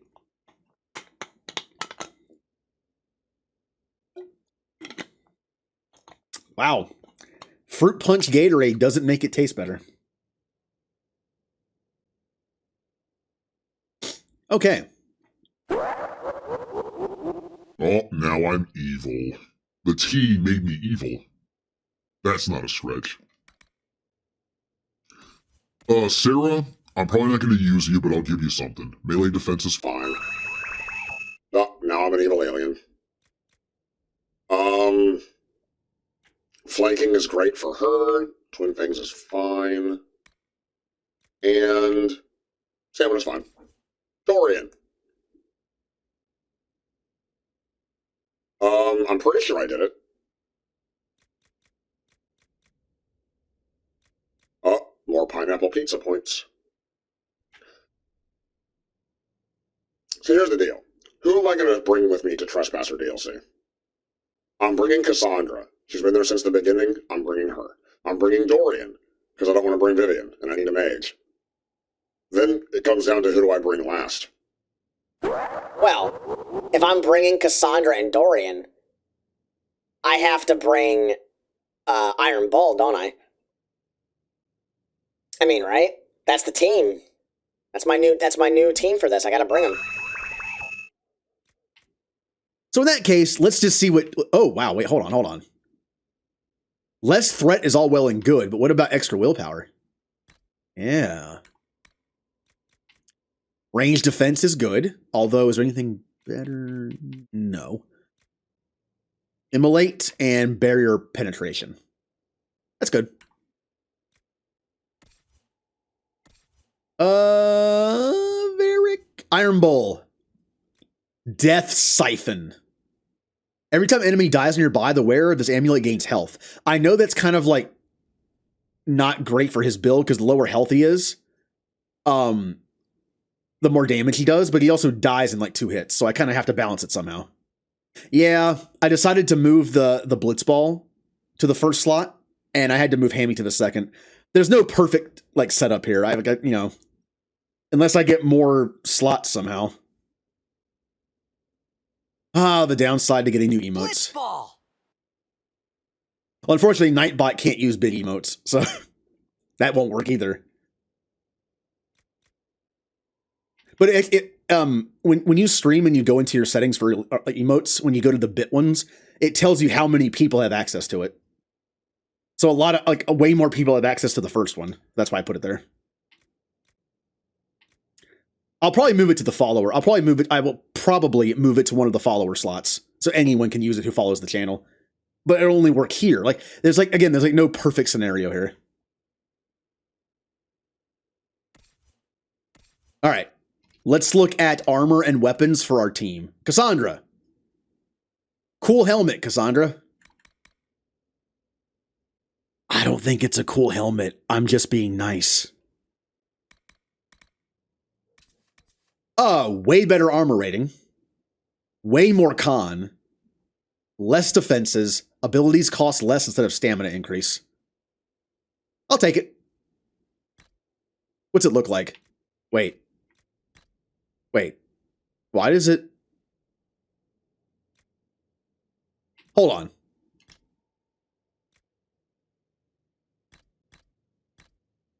But wasn't that what she looked like when I came into the menu? I don't know. I'm confused now. Anyway. Oh, well that matches. What helmets do we have? +9 con, magic defense, melee defense. Heal, I don't like heal bonus. This is good.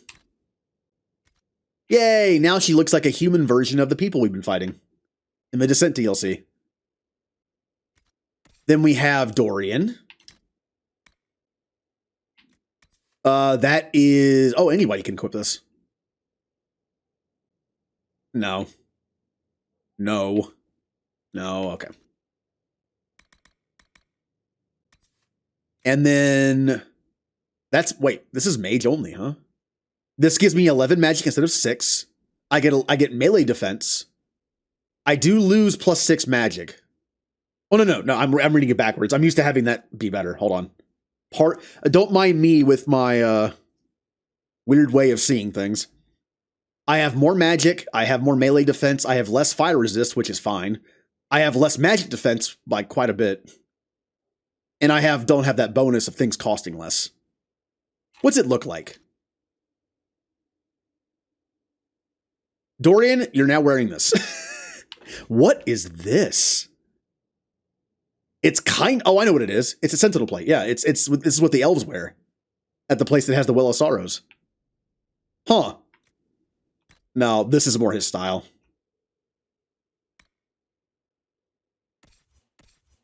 And Iron Bull. That's all he can wear.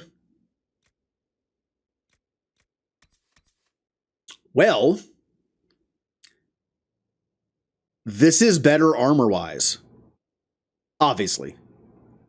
But it has heal bonus, which I don't care about. Less magic defense. Way more melee defense. More range defense. And stamina. But I lose +14 strength. Also, he has pink armor. I would miss his pink armor. But that's okay. This is better. He needs the extra defense because he dies way too fast. Did I change, Ooh.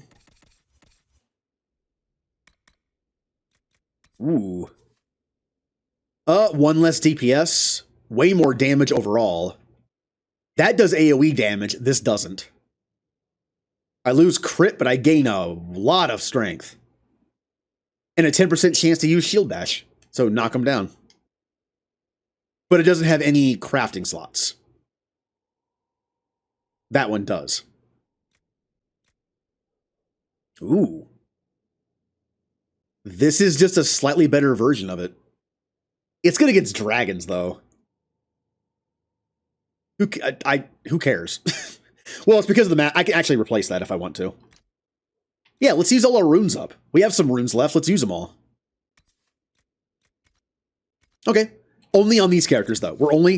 I'm not doing full crafting right now. I'm only gonna soup up the 4 people we're bringing. And I'm good. I'm already done. So 3 people. What's with scalding? No fun. Modify weapon. Come on, controller. How do you disconnect when you're plugged in? Okay, Cassandra has this one. All I can do is change out the frost. Oh, I have them stored. Hold on. Let me go get them. Nice simple blade. Can't go wrong. Nope.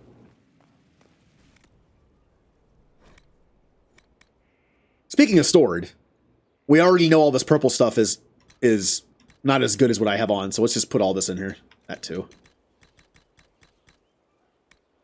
Armor. Controller, please. I don't get how it's possible that it does that.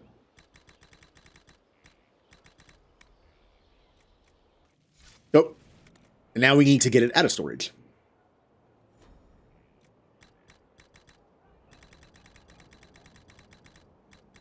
I'm not a huge fan of the sigils in this game because they have a negative and a positive, and the negative is usually pretty bad.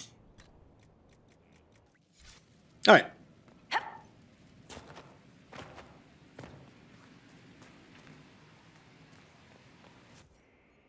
Okay, as far as weapons go, Cassandra. All right, I'm unplugging the controller.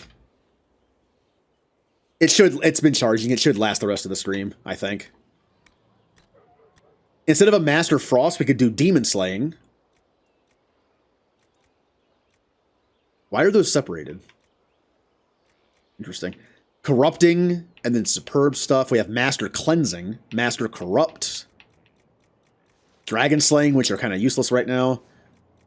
We're doing Trespasser, so I don't remember the enemies, but you know what? Cassandra is kind of like a Templar, right? So I think Demon Slaying might be pretty fitting for her. Or Cleansing. Yeah, if anyone in the party is going to use a Cleansing rune, it's probably her. Corrupted, I think, is red Lyrium enemies, which we're not going to find any, probably. Demon makes more sense. Yeah, I'll do Demon. It might not be great, maybe, but I don't think it's fitting for her. Demon Slaying. Dorian. I can do Demon, Corrupt, Cleansing, Spirit, Demon, Dragon. That's it. You actually can't do elemental stuff in staffs, because staffs are already elemental. I could do Spirit. Spirit's just an overall I think I'll do Spirit. Spirit's an overall, like, extra magic attack. Yeah, I'll do Spirit. Do I have any Superb? I have, like, one. I have Lightning. Oh, here you go. Spirit. And then we have good old Iron Bull. Oh, I should make one of these, since these are kind of crap. This is the only one I have that actually has the option of putting in these, so... I need to make a haft and a pommel, and we'll replace this right now. What do you think about Iron Bull? Demon, Frost, Light. This is the only Superb I have. I could give him Lightning. Demon's already taken. Thing is, Dorian also has a Lightning Staff, so I probably shouldn't. Oh, wait a minute. I can make more. I'm sure I have plenty of stuff to make more runes with by now. I can make a Superb Fire, and hey, Iron Bull, Fire. I think that's a pretty good fit.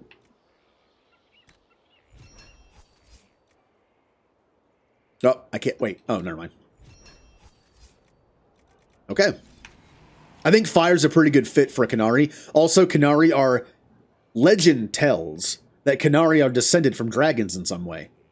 And when I think... all dragons don't breathe fire, but that's the first thing I think of. I think Iron Bull would like an axe that's on fire.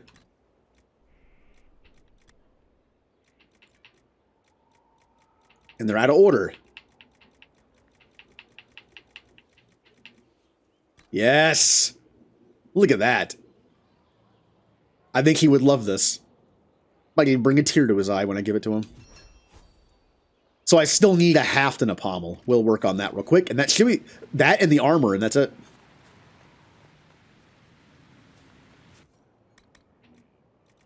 See? Quick crafting. I don't know the two-handed weapons in this game very well, because only one character can use them. whenever I play, but I'm going to be using a two-handed Canary my next time through as like a renegade character, so. Metal is probably the best because it usually gives strength ups. We have armor penetration, stagger, sunder, and just straight up attack. I'm doing straight up attack. Also, I could do Dragon Bone. Yes, I could use this to make a better weapon overall.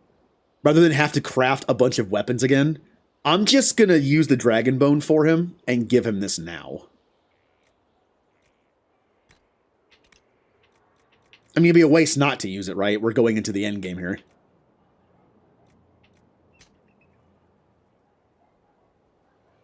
But it is possible that the weapon can't use this. It is very possible that sometimes you can't use halves or pommels. So, just in case. I've run into that issue where I made something for one, and it was like, oh, well, you can't use that haft, only this one.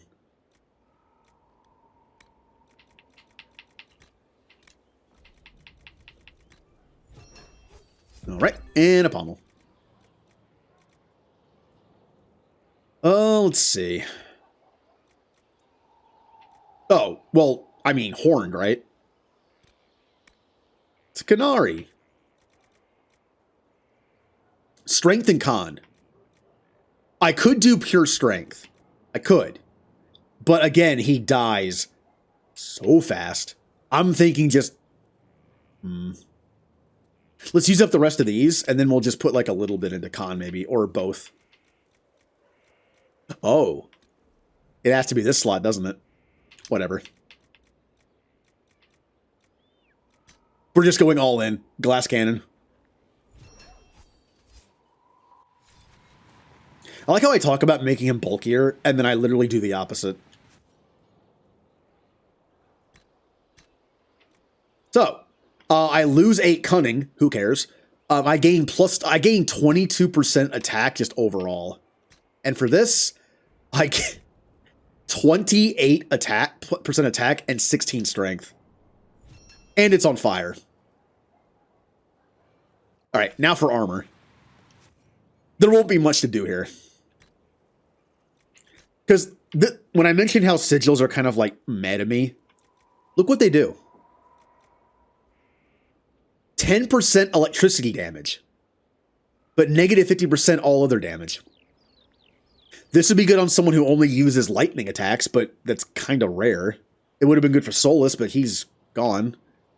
100% maximum health, but minus 100% armor rating. This is actually good. Because some character, like, armor rating is only good if you up it. Like, 1 armor equals 1 armor. But then... Oh, wait, that's armor rating, not guard. Never mind. Never mind. I thought it was guard. I don't know. Like, is this good on anybody? I'm trying to figure out when you would want this. This would be good for a Knight Enchanter. Or honestly, mages can probably deal with this, because mages have low health anyway. But I think Knight Enchanter, I think this is good for Knight Enchanter, and that's about it. This could be good on Vivian. Vivian only really has... Well, no, but then Knight Enchanter stuff probably does less damage, because it's technically magic. Again, Dorian's necromancy stuff wouldn't do damage, although it's not really meant for damage, is it? But only 10%? Pfft.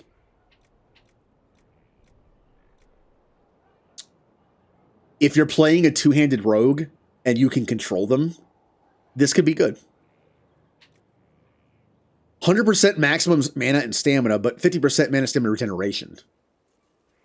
100% poison damage, but negative 50% attack. Also, probably...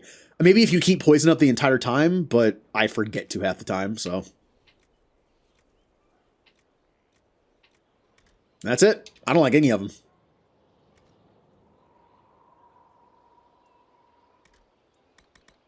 Oh, her armor doesn't even have a spot for it. Dorian's does, but again... Oh. Let me take care of that real quick. I need arms and legs for light armor.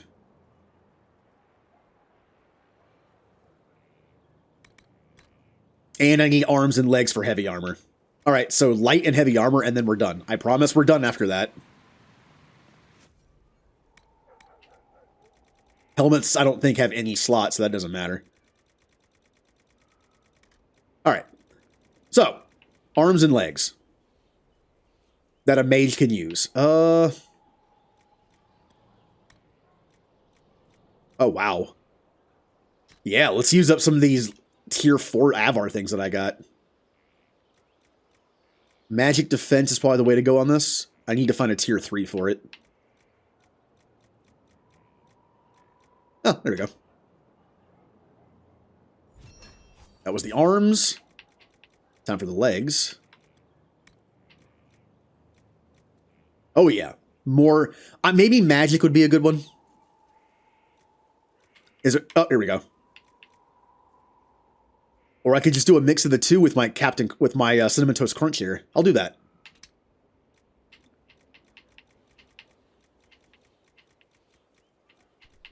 Which one was it? Oh, there was a tier 4 for magic. Oh, whatever. It's fine. And now heavy armor.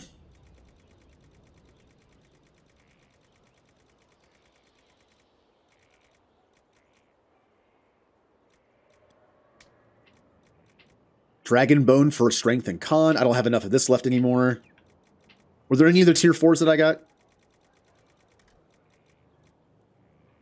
Oh, wow. Awesome for a tank. Okay, I said I was going to give Iron Bull a little more tankiness. There you go. I did it. Maximum health or melee? Maximum health is good for any time. While melee is only for melee. We'll see what the tier 4 stuff does. Oh yeah, let's just, yeah. This will be where his health stuff comes from. His arms and legs. Plus gotta use it for something. Range defense. Cold resist, range defense. Where are my tier 4s? Cold resist, ew. Fire resist, ew. Alright, range defense it is. Need a tier 3 for it. There you go.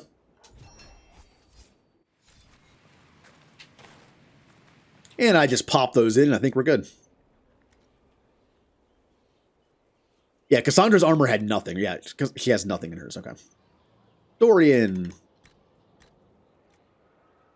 Yeah, this armor was the best I had for him when he just had these things in it. Now look at this. I lose 1% magic defense, but gain 16 willpower. And in this, I lose my fire resist, but I gain 8 magic. Wow, simple math. 8 magic defense and 8 willpower. Pretty good.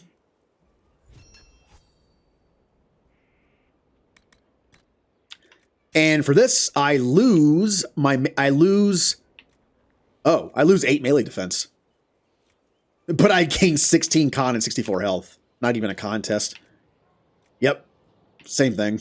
Range defense and a bunch of con. Now, there is one last thing to do.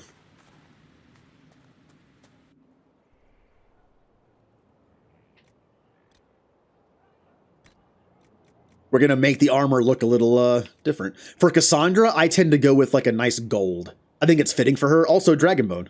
She comes from a long line of dragon hunters. I think that's a pretty good look on her. So is the red, but I don't have any of that left. Ooh. Oh, that's cool looking. Yeah. I'll do that. I don't have to tint the helmet because you can't see it. Dorian. Oh yeah. You can change other pieces to it. Was there anything else I could have done here? I'm not seeing anything change with that. Ah, okay. Yeah, I can change that.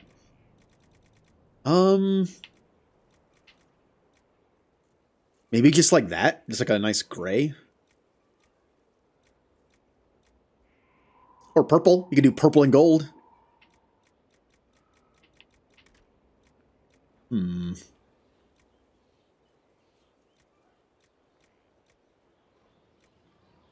Ugh. That's a little much. Yeah, I'm thinking like that kind of works. And does this do anything? Oh, it does. It changes the wait. Yeah, okay. It changes that. Yeah, just kind of blend it in.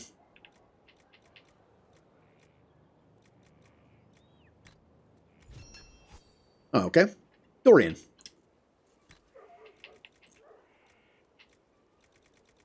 I kind of made Dorian purple because I don't know, like the whole like royal purple thing, and he's like, you know, kind of like Tevinter royalty.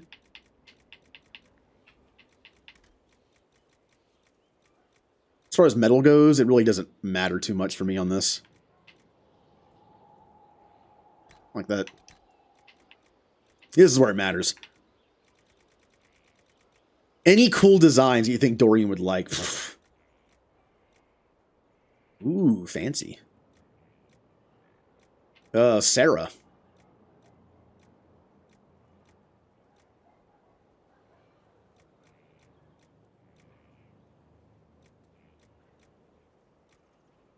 I think that's what I already have. Yeah, that's what I was going to keep that. I already have that on. Maybe he is a fire mage. Maybe you could have like a nice, like, ooh, it's kind of glowy. Ooh, I kind of like that. And for this,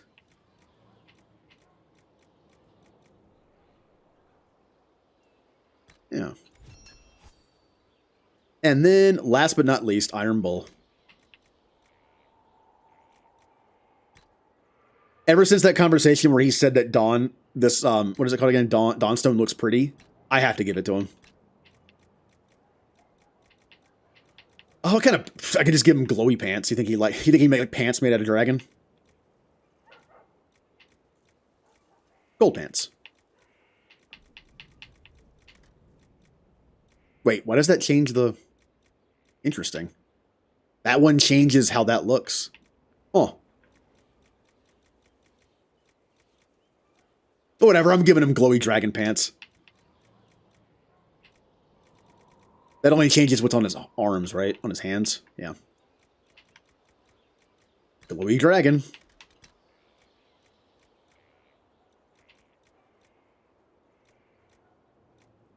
And dragon scale. Okay, we are ready. It took longer than I thought it would, but we are ready for... If anyone's still here after the crafting segment. Ready to proceed with the DLC. And potentially the last Scream of Inquisition, at least for a while. I want to play through again as jerk characters, but my god, I kind of need a break from the series. I'm looking forward to all the other games coming up. Like Three Houses and Outer Worlds and that kind of stuff. And the few short games coming up after this. So, with Corypheus dead, and the threat of, okay, have a good day. Have fun. With Corypheus dead and the threat of Fade rifts and demons waning, both Orlais and Ferelden have begun to raise questions about the future of the Inquisition. Divine Victoria has promised to shield the Inquisition from political matters for as long as possible. Eventually, she plans to call the Exalted Council, a chance to determine the role, and possibly the fate, of the Inquisition. No, it's kind of just this game, honestly. This game is a long game. I love it, but it does... I mentioned before, I needed a break from Dragon Age Origins when I played it for the first time, and that's rare for me. Divine Victoria will not call the Exalted Council until you are ready. Let's do it. This is to decide the fate of the Inquisition since Corypheus' threat is done. The Exalted Council will be held at the Winter Palace outside Halamsharel. Thanks to Divine Victoria's negotiation with the ambassadors, we are ready to depart at your convenience. We're starting out with some politics. What happens with the Inquisition now that we're done? Do we just disband, or do we fight to stay together to solve more problems? A lot of people love us, but a lot of people fear us too. Oh, I wish I could have. Oh, what if I could come in on a nug? I want to ride my nug steed.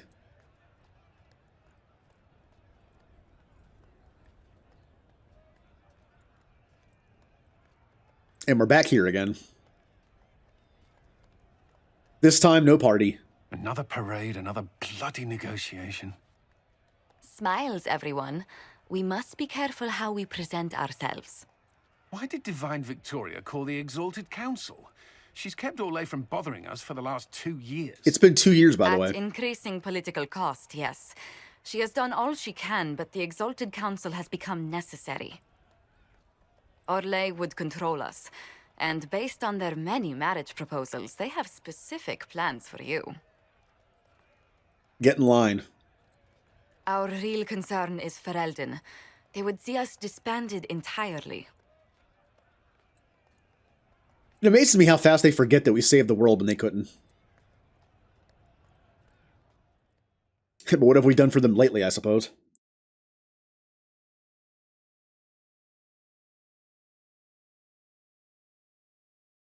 Let's see how this goes. This reminds me of the courtroom scene in Chrono Trigger and the music. Do do do do do do do do do. We still have the anchor too.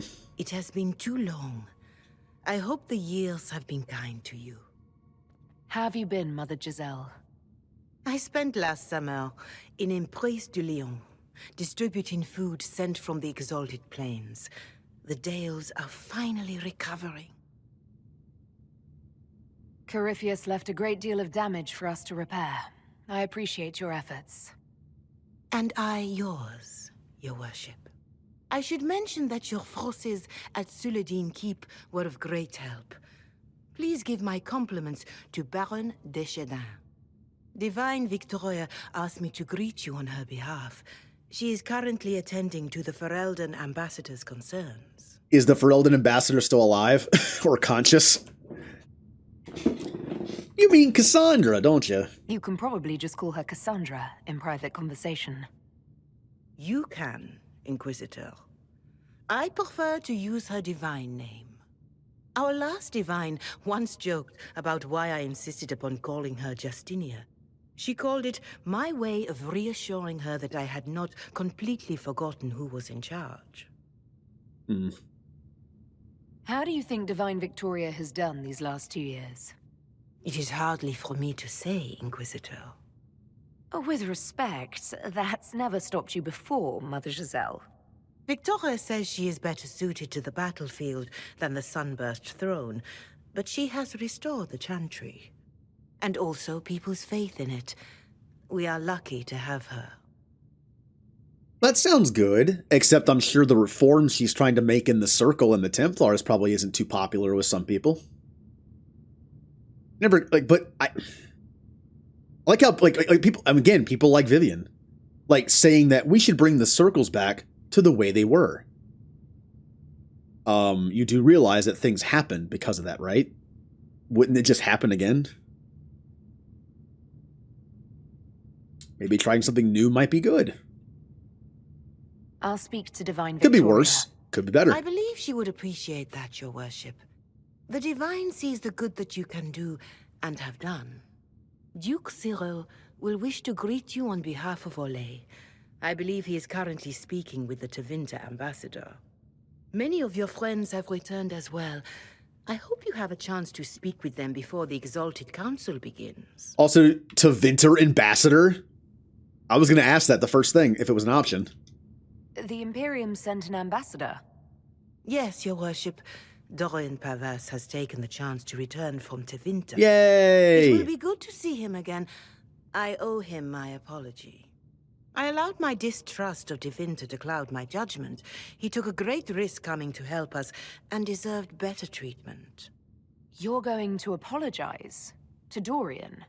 I have little patience for those who cannot admit they were wrong, your worship. Myself included. I will have to make my apologies somewhere public. He will want an audience for his reaction.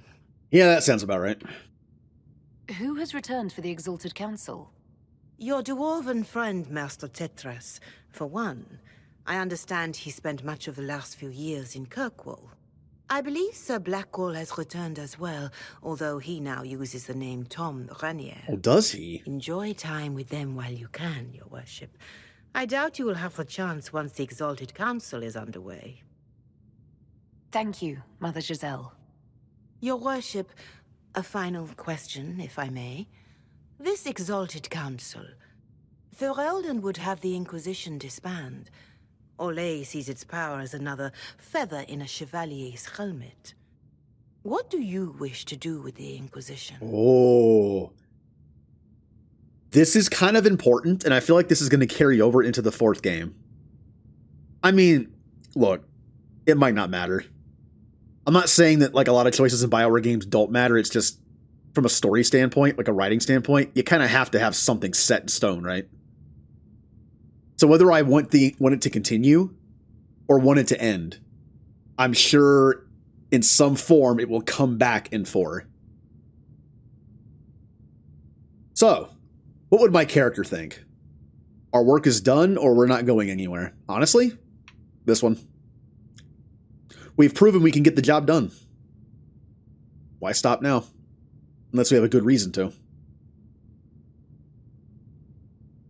The Inquisition still has work to do. We can't let someone's fear push us into disbanding. Then I wish you luck in the negotiations to come. Maker watch over you, Inquisitor. I will not keep you any longer. I think that's part of the point, though. The Inquisition's supposed to be called upon to solve an immediate, dire problem. Once it's done, I think they're supposed to disband so the other groups can kind of, like, do their jobs, right? There's always going to be work to do. Like, the Inquisition's like a just-in-case thing. So, in keeping it going, maybe we are kind of breaking the rules a little bit, but, Wait, what is that? Why is there stuff to look at already? Oh, books. Okay, just books. Close counsel on her position. The chantry at its best. Well, let's get some books. Moment to wedge itself in.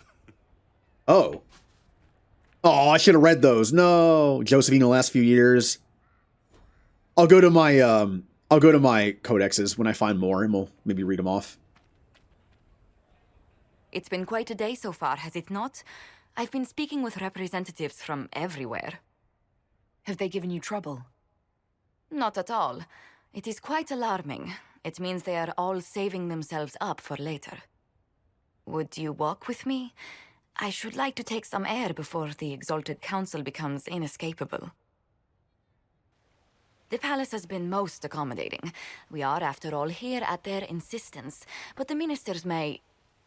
No more talk of the council. This meeting was to spend time with you in a more relaxed fashion. You scheduled a friendly chat.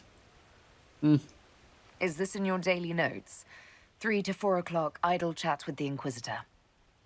Of course not. Not precisely. I only gave you a half an hour. The truth is, there is a small entertainment happening tonight, to which I may be able to find a pair of invitations. You'd like me to go with you? Very much so. In all the years you worked with Orlais, you had so little time to enjoy its culture. Perhaps you're right. These meetings and talks don't allow for much leisure time. And then back to Skyhold without a moment's pause to take in where we are. With all that's been happening, I promised myself a single evening out. I'd very much like to go with a friend. And what is this small entertainment? Something to ease our minds. I would very much like to surprise you with the details. I'll be honest, I hate that. I don't like going places that much anyway, and if someone told me, hey, let's go somewhere, and they managed to get me to say yes, and they were like, it's a secret, I'm like, I'm not going. No. You tell me where we're going in detail right now, or I'm not going.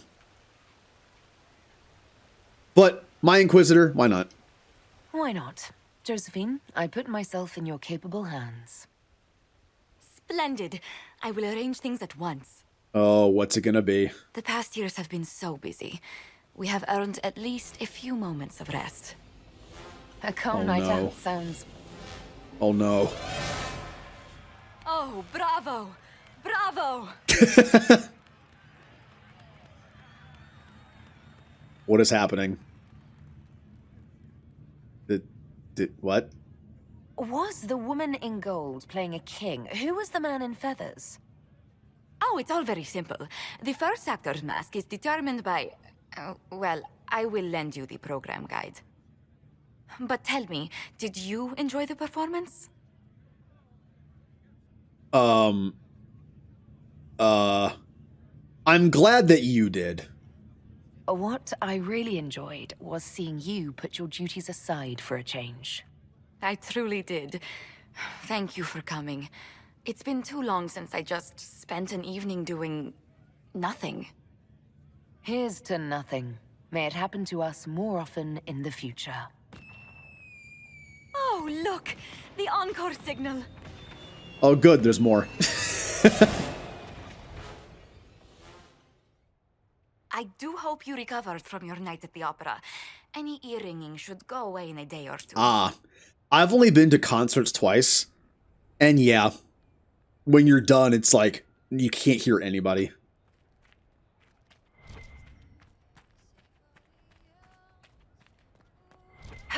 All right. So you might notice this is kind of similar in some ways to the Citadel DLC in Mass Effect 3. And it is. It's they're very similar. It's the last DLC of a third game in a series that many thought was going to be the last in the series. So it kind of has a lot of like character moments.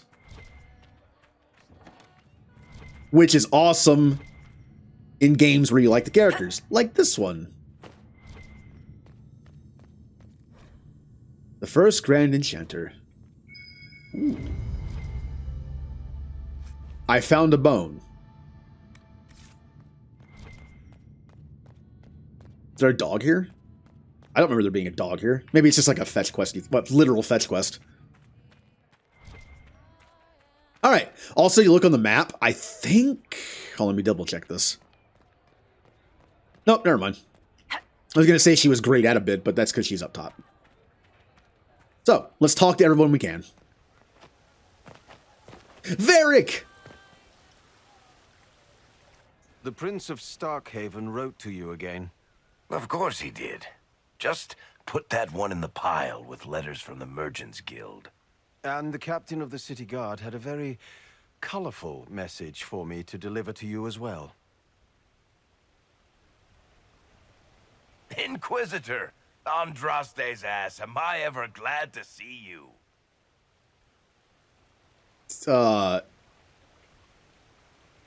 And the Inquisitor comes to the rescue once again.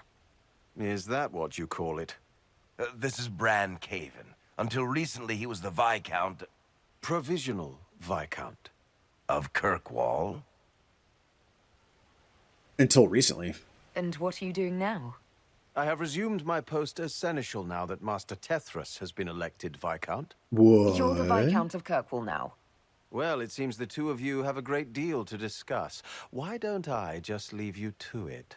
So, it turns out you fund enough reconstruction efforts in a city-state, the nobles give you the worst job they can think of. So, yeah, Varric is the Viscount of Kirkwall now. Interesting. Oh, but that means you're not coming back. No, we're going to support him. That's fantastic. You'll make an excellent Viscount. I think the nobility figured, after Dumar and Perrin, what's the worst that could happen if we put the dwarf in charge? They voted me in because I got the harbor and businesses up and running again. They want shit fixed, and I can do that.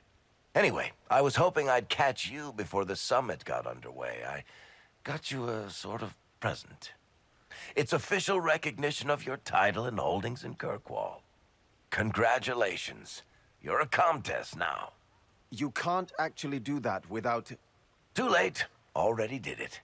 You should stop by Hightown sometime to see your estate. It's pretty nice. For Kirkwall, anyway. Proper disposition of empty estates is supposed to... You were leaving us to talk, remember?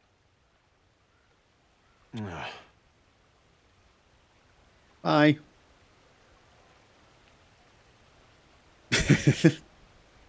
What are you up to? I feel like I should be suspicious. Look, it's really not that big a deal. Oh, that reminds me. It's the key to the city. You can't give that away without approval from the council and a special ceremony. It's just symbolic anyway. It controls one of the giant chain nets in the harbor. Really? That is so much better than I thought. Like I said, this has a very Citadel feel to it in terms of, like, humor. There you go. This operates those giant chains. Can I try it? No. I don't know how this council thing is going to end for the Inquisition. But whatever gets decided, you've got a place lined up in Kirkwall if you want it. Also, control of the harbor, I guess. Anyway, you should meet with the diplomats. And we'll get in a game of Wicked Grace before I go back, though, right? I wouldn't miss it. Don't bet any public buildings this time. Oh, that was fun. I'll be here if you need me. Also, he just gave us a home.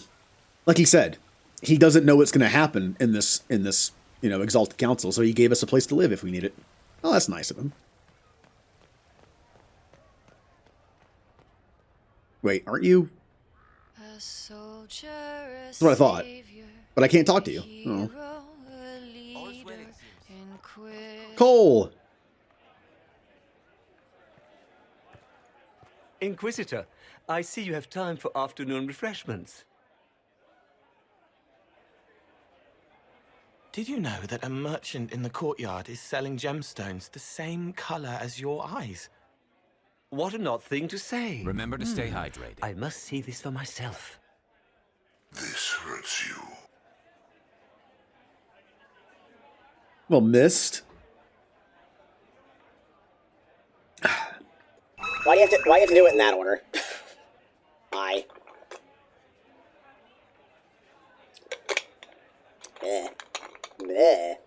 Alright. Shepherd!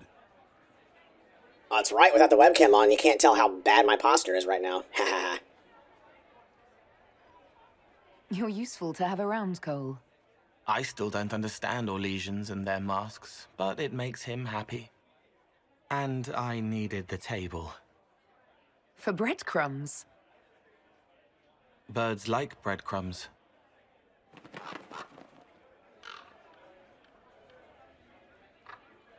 Oh. Looks like a Liliana bird.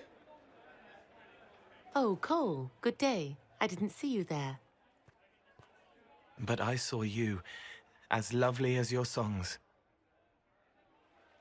What? So, you, The world has ample pain, Inquisitor. The kindness found in Cole is rare indeed. Her songs bring happiness to those who hear, and I can make her happy in return. Well then, carry on. So yeah, Cole, I believe it's if you make Cole more human, he develops a relationship with our, Bard. Well, she's not really, well, she's more of a, I guess Bard works in this case. Not like the assassin kind of Bard, but just like singing Bard. If you make him more spiritual, more spirit-like, I believe this doesn't happen. Hello.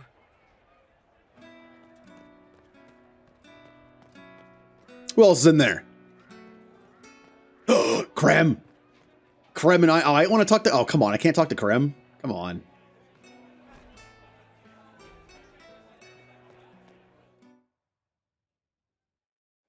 Ah, I see. It's just a conversation with everyone. Worship, I'm glad you're here. Listen, I need you to keep the chief distracted while we sneak this dragon skull through the room behind him. Huh? Wait, what? It's for his birthday. Do Canary even have birthdays? All right, here he comes. Just keep him talking. He loves talking. Hey, boss. Good to see you. All right. Oh, no. We're attempting to make small talk. Oh, these are such bad options for him. He doesn't care about any of these. Lyrium? Do you think news of the Exalted Council could affect the Lyrium shipments from Orzammar? Maybe. Oh, no. I haven't seen a rift in a while. It's good to see that the Veil has largely healed, now that most of the major rifts are closed. You might think otherwise, but the Veil isn't technically a physical barrier. It's more like a magical vibration that repels the Fade. Notice how all these choices are only from the perks that I have through the perks that I have through the Inquisition. So if I didn't have these, I think I just fail. I love Ferelden politics. Did you know that Ferelden has its own names for lords? The country is divided into Tairnirs, governed by Tairns. Inside those are cities and Arlings ruled by Arls, and then there's the Banorn. It's a large area of countryside ruled by multiple bands. Good to know. God, I like how they got other people to. I think they got. Well, it's just them. It's just them. I was thinking, like, did they get like a bunch of civilian NPCs just to help? But what's he gonna do? They're all 2 feet taller than he is. I can relate. It's fascinating to see the remnants of Syrian culture here. Most of it was deliberately erased during Orlesian unification under the reign of Mafrath's son Isarath. Guys, could you please hurry up? Oh, she's gonna use a bow and arrow to move the skull. I love that she did a magical thing and it moved it like 2 inches. I love that interaction with her because she's a mage, but they don't say she's a mage. She's an archer who shoots arrows. She doesn't have a staff. She has a bow. All right, I'm done. I'm sorry, I can't do this. Sure you can. They must have that thing almost across the room by now, right? Ben Hasrath, remember? Surprise! Happy birthday, Chief. Oh, you guys. You got me. See, I love Bull. You think he could be kind of a jerk sometimes, and like I don't know, he can be very blunt. But look at that. He knew the whole time what they were doing, but he acted surprised because he knew it would make him sad if he didn't. Hey, boss. Who else can we talk to? Oh, there's Sarah. Here's you and everyone. Glad to be back, all stuffed together, with the pressure full on. Again. Don't worry, Herald of Everywhere. I came prepared. I know what everyone needs. It's like pranks? Oh yeah, we need pranks. Oh no. Yeah, sure, why not? Just like best times. I feel like my Canary character can be the party pooper.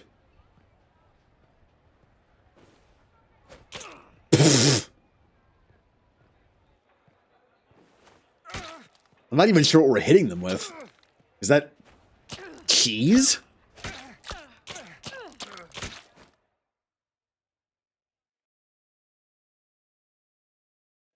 I expected a roof.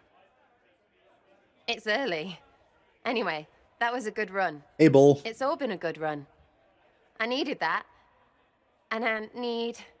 You know it's ending, right? We can say it won't, but knobs in places like this, all they do is end things. They'll try a leash. Or worse.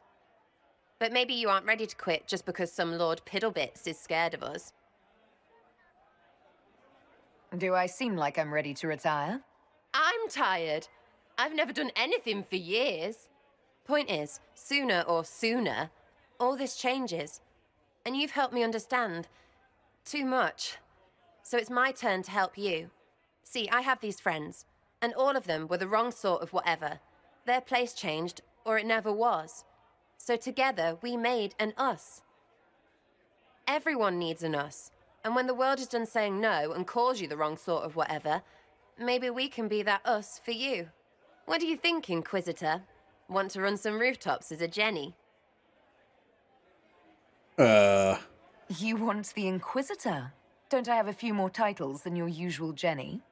No offense. Some taken. Words. Look, we don't want you. We want to be there for you. If you want to keep doing, it won't be nobles who help. It'll be friends. So basically, she's making her own, like, Red Jenny group that's going to help us. Oh. I mean...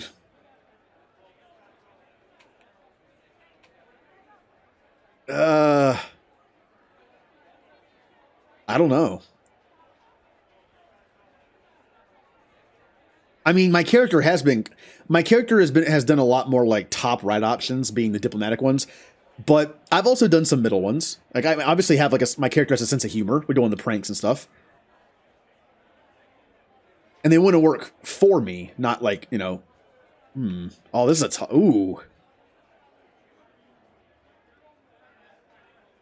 I don't know what to do. I'm not even sure if it matters or not, but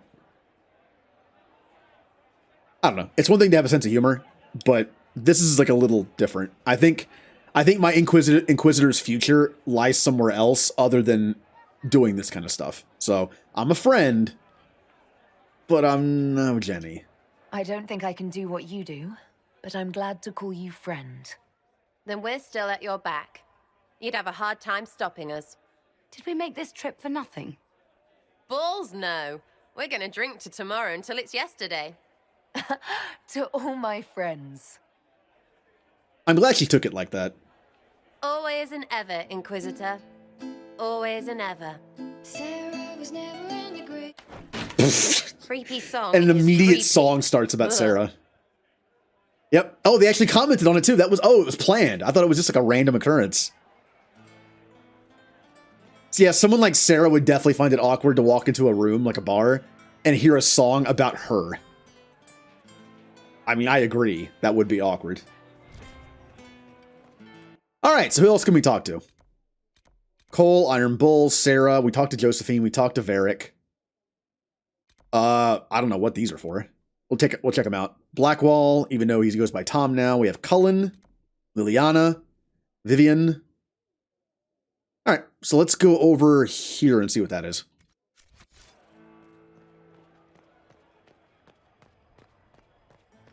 Oh, it's just these. Okay.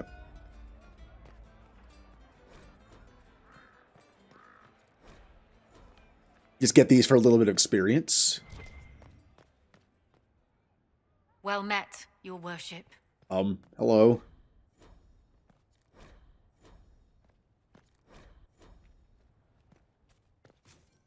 Oh, that's how I can choose my casual wear. So it's like a little like kind of. This is just like a little kind of base. I didn't want that's okay. That's fine. You know, since they're superb and they're in DLC, maybe they're better than what I have. Wait a minute. Didn't I get a bow? I could have sworn it said I got a bow. Also a dagger. Also anything. Interesting. Or was that schematics? I might have read that wrong and it was schematics. Oh, whatever. Alright, what else we got? We know what that is. It's just like a thing there. Let's go talk to Blackwall. I'm kind of surprised he's going by Tom Rainier now, but it makes sense. If he really did join the Grey Wardens officially, he wouldn't want to use a dead man's name. Even though he was using it to honor him. Well, also pose as him, obviously, but... Hey, Blackwell. Tom. You. Beard Man, I don't know.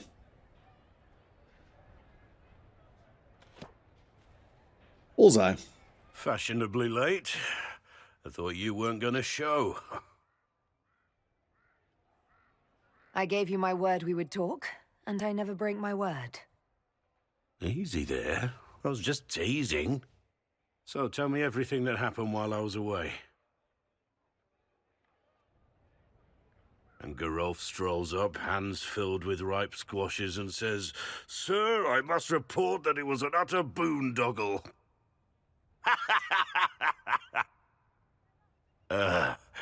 Maybe you had to be there. It's good to see you fitting in. It has its warts, that's for sure, but this life feels right. Like it's where I'm supposed to be. Anyway, it's nice to be back, though I'm not sure what to think of this council. The Wardens will be missing me, but they aren't going to keep me away from a friend who might need my sword arm.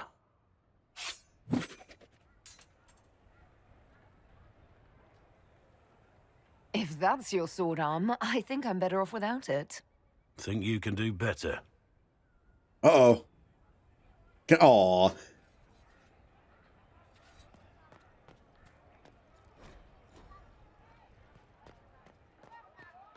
All right. We have Dorian, Cullen, Liliana. Wait, where is Dorian? Liliana. Wait, is Dorian not here?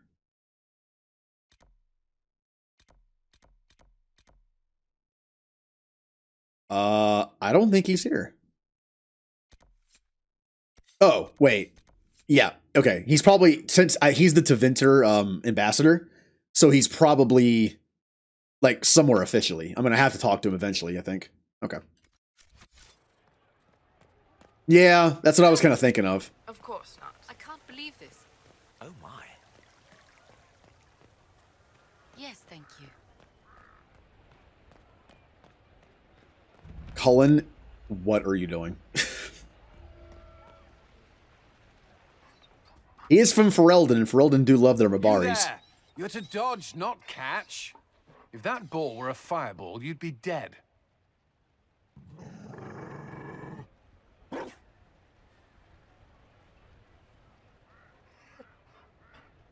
You found a dog? They don't breed Mabari in Olay. The merchant said he was abandoned. Perhaps his owner's tired of the novelty. Tire of you? With that positive attitude and fetching ability? He's not supposed to fetch it. I don't think you understand how this works. Another Ferelden trapped at the Winter Palace. I couldn't leave him to that fate. Besides, I think he likes me. Oh, did we just get a pet? Yeah. You could take him to Ferelden sometime. He should know where he came from. I did promise my sister a visit. She might try to spoil you. Remember who you report to.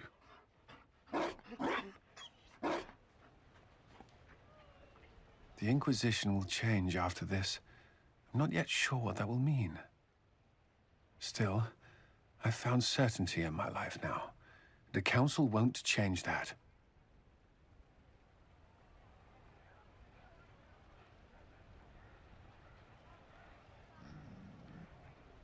Marry me. What? I mean, will you... I had a plan, and there wasn't a dog, but you were... it doesn't matter. I've thought of little else, and I don't need a plan. Only to know if you would. Well, this kind of seems like a buzzkill. But I guess, I mean, he's Cullen. He would definitely say okay to that, but... Yeah, screw that. I would. Cullen, I will. You will. And we already have a dog. People will notice the Inquisitor marrying her commander in the middle of the Exalted Council. It won't go over well. We know a few people who can keep things secret. Liana. Formal attire and Elysian mask. Oh, look.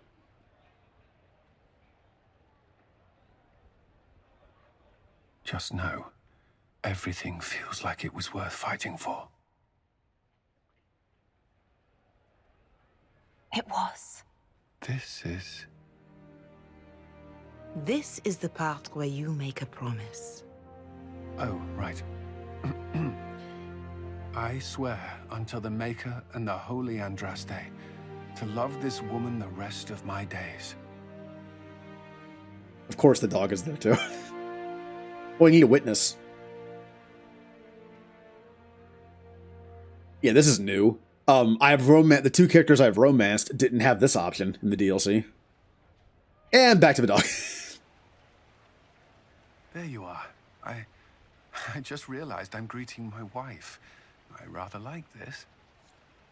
Can I give the dog a treat? I can. Oh wow, I got +1 con for that. Up.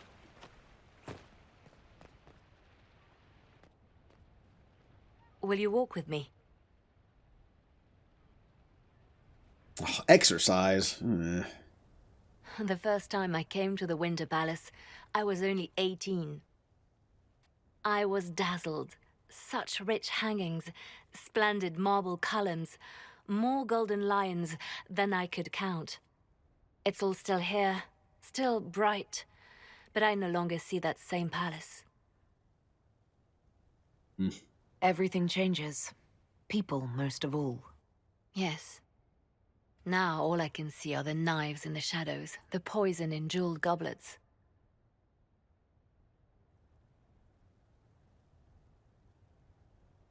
They there's seek Dorian. to tear the Inquisition down. You feel it, no? Fear. Have we not made enough allies? If friends were easily made and kept, we wouldn't need diplomacy. Our allies can be cordial to our faces and still dread the future. They are afraid of nothing so much as the hand that directs it all. Mine. Already your actions have begun to reshape Thedas. Your influence is felt everywhere. It was only a matter of time before they moved. I'm surprised it took this long. It may be time to end things. Hey, Blue. Yes.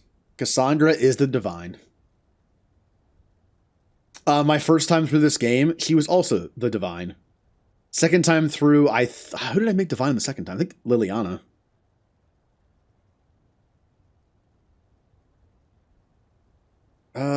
But yeah, how is your Saturday going? How's your weekend? You're dumping the Inquisition. You can't dump the Inquisition. We set out to restore peace, and now peace is upon us.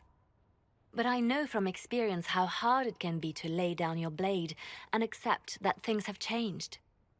We can still work for the good of Thedas without the Inquisition, but the time for soldiers and spies has passed. You have suffered terrible things, Inquisitor. I hope you still see the light ahead of us. The world is ready to move past the horror of the breach and Corypheus, and so should we. But whatever you decide, I will be honored to stand beside you. I've already decided to fight for the Inquisition to stay around, but pretty good. Pretty good. Went to bed a little earlier last night than the night before. I'll be right here if you need anything. Okay. So, anyone left to talk to? We have Vivian, and I think that's it. So, as you can see, we're on the Trespasser DLC. I might actually finish it today. I don't remember how long it is, but could finish it today. Darling, you made it. Excellent. I scheduled this appointment ages ago, and they do appreciate punctuality. Appointment? With the Imperial Garden Spa, of course. You work so hard, my dear. I wanted to treat you. Oh. I could ask that. I mean, it is a valid question. Like, really? This is Orlais. I mean, okay. I've never heard of a fancy spa serving elves. You are the Inquisitor, darling. Savior of the Empire. They won't turn you away.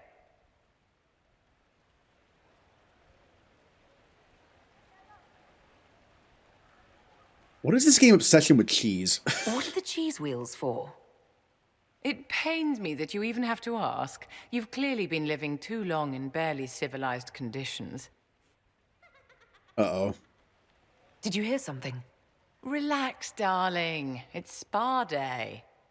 How have you been? It seems ages since we've spoken. How are things with our dear Commander Cullen?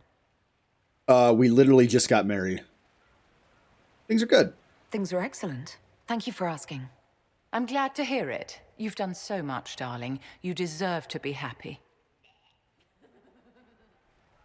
What is happening? Why are there hams on the ground?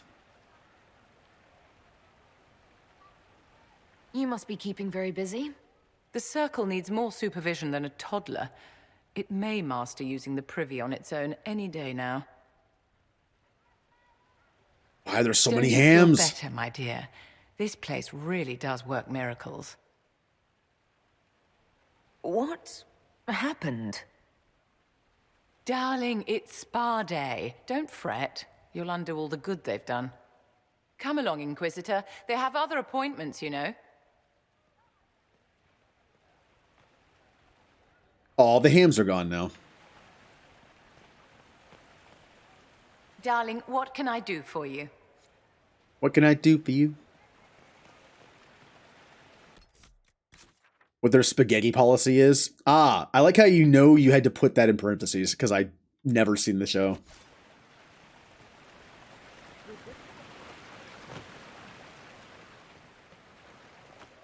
Okay, let's go. I think we're done.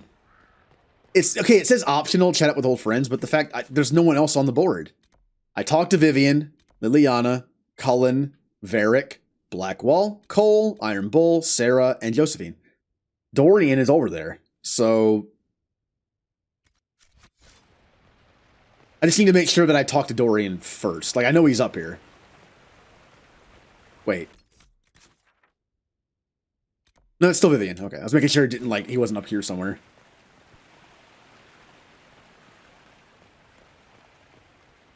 All right, don't talk to them yet. There he is.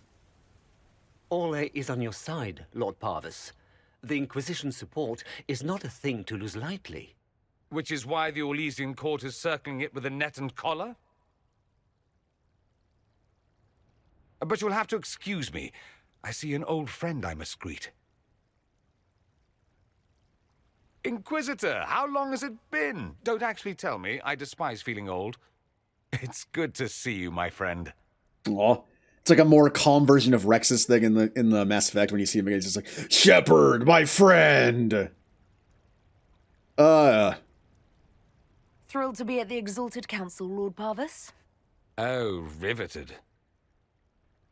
Orlais wants the Inquisition tamed, Ferelden wants it gone, the Chantry meddles, and Tevinter sends but one ambassador. That's me, by the way. A reward for my interest in the South. Thankfully, Ambassador Pavis is a token appointment. Call on me as you like. Oh, you're going to be in the party. Inquisitor, Duke Cyril Montfort, member of the Council of Heralds and Lord of Chateau Haine. I have long followed your work. It is extraordinary. Is that sentiment shared by the rest of the court? Of course. Orlais wishes only to offer respectful guidance to the Inquisition.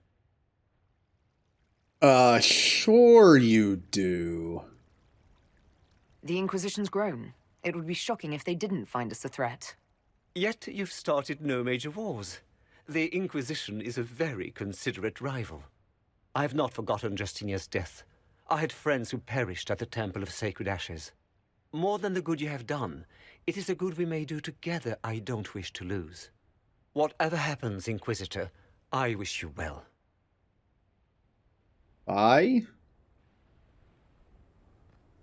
Still has the optional thing there. Even though I just talked to Dorian, who was the last one I had to talk to.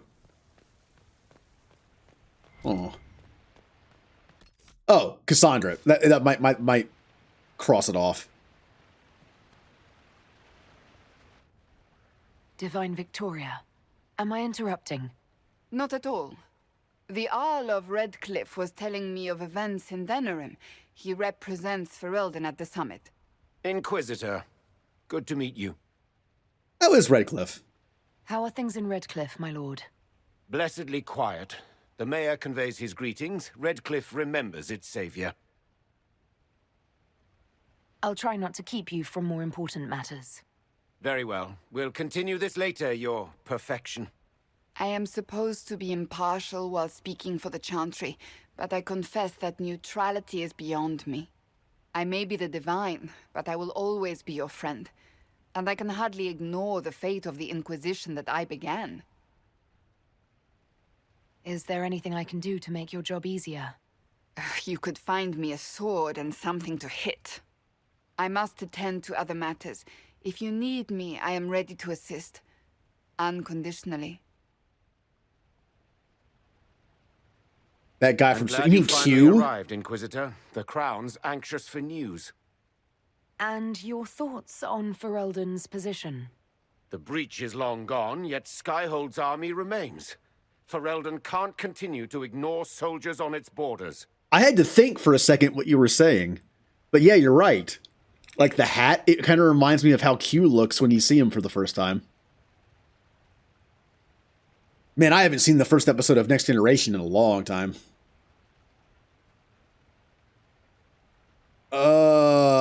Well... The Inquisition has grown. I can see how its presence might cause concern. Then you understand why we must demand a reduction of your military forces. A power without allegiance to either Ferelden or Orlais. Even I see neither of our countries can let it rest. I won't keep you longer. We'll have words enough when the Exalted Council begins.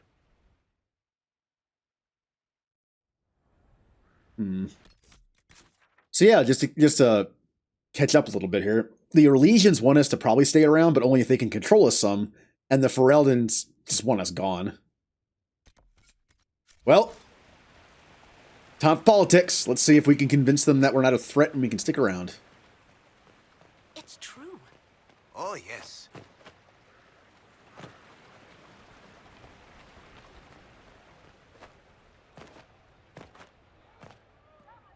Well, the thing is, I think Q only wears that hat in the very first episode.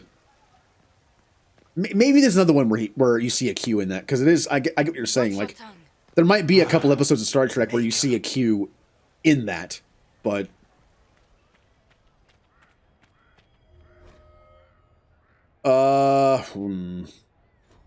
it still says catch up with old friends. What am I missing?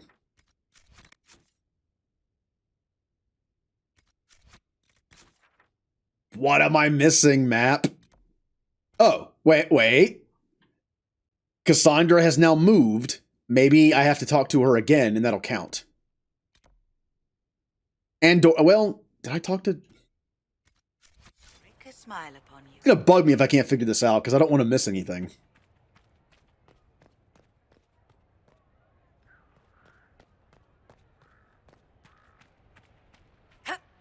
Dorian! Something you need. At once. Oh, there you are. Okay, yeah. Yeah, you have to talk to him again.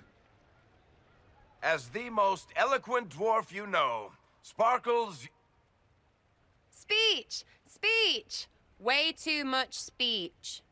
Varric, there's really no need. What's going on? Inquisitor! You're just in time. Sparkles, the Imperium doesn't deserve you, or want you. It may even kill you, but we'll miss you, if it counts.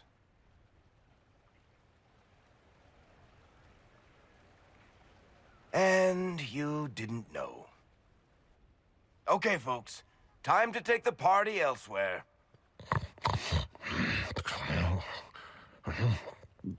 Tama never wanted any. I swear.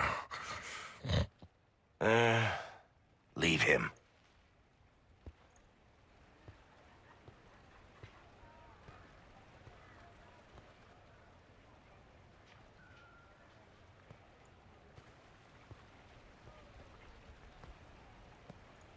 So what's going on? It's true. When the Exalted Council has ended, I'm going back to Tevinter. For good, this time. No.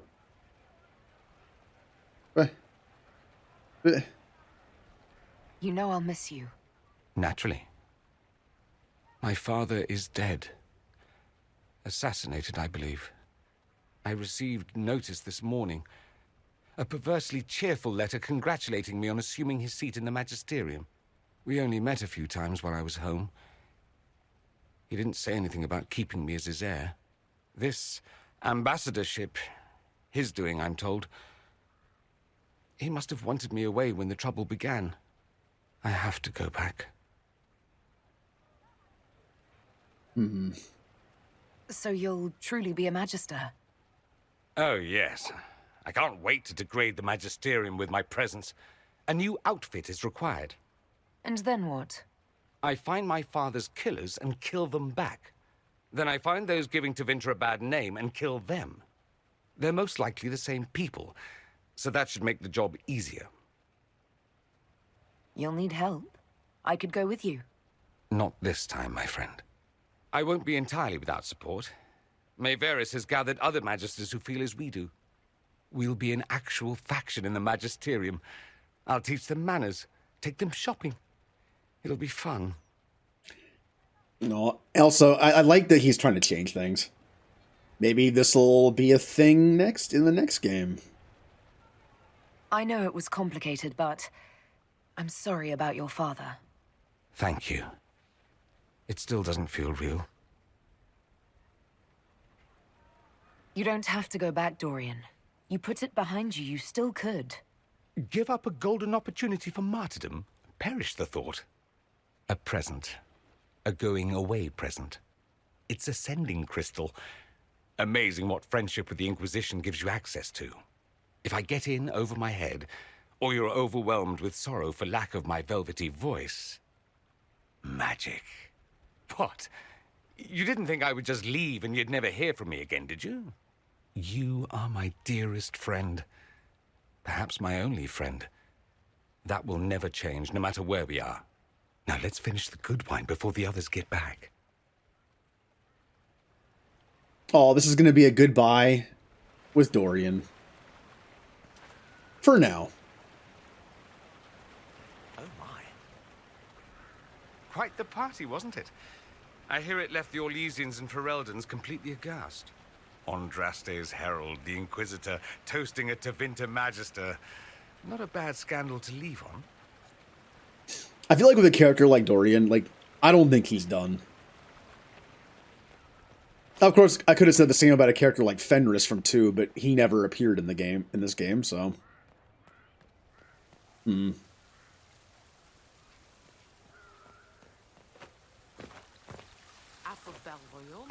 Cal be with you. They've been binging it. I need to... You know what? That reminds me. I need to pick a new show to binge. I like binging a show every now and then. I should pick a new one. Something not... Here's the thing. I would say it makes sense to say something new, right? I mean, you can binge old stuff. I binge Star Trek and Stargate all the time. Okay. Well, I'm back here now. We're good. How's it been? All's well, it seems. Oh, yes. I know nothing about that show. Mentioned before, but I don't watch shows that are actually on TV that often. There's only a handful that I kind of watch now, and they're in the middle of a break. You mentioned what you know. It's that is the extent of my knowledge.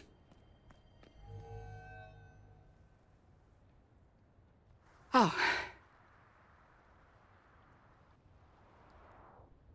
Is everything all right? Yes. Well, I wanted to speak with you, and now you're here.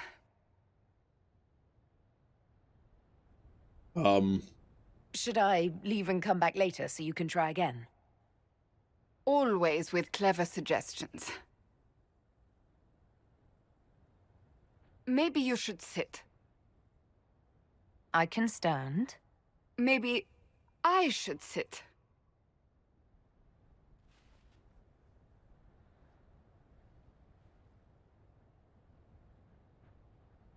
Inquisitor, I want you to know that I am your friend. I will always be your friend. I don't like where this is going. Oh, well, that's... Remember to stay hydrated. So I hope to give you sound advice on this momentous day. Shepherd! Do what is in your heart, my friend. No matter what anyone might tell you. That's a lovely sentiment, Cassandra. Marriage is much more than a lovely sentiment, Inquisitor. Marriage? Cullen is not hard on the eyes, I'll give him that. But if you truly intend to... The stare. You're not proposing to anyone. I am going to kill Varric. Why do I believe everything he says? Why? Can I point out the fact that I already married Cullen, and this seems to be out of order? He said I was going to propose. He mentioned a proposal. I suppose I filled in the blanks. Or he did this on purpose. That dwarf gets entirely too much joy from my discomfort. Yeah, this is out of order. I got married already, but maybe I'll get married. I might get married. I've thought about it. I suspected as much. Being Inquisitor has brought you good things. Many good things. But only a few have been by your choice. Take what happiness you can from those and do not let them go. That is all I meant to say.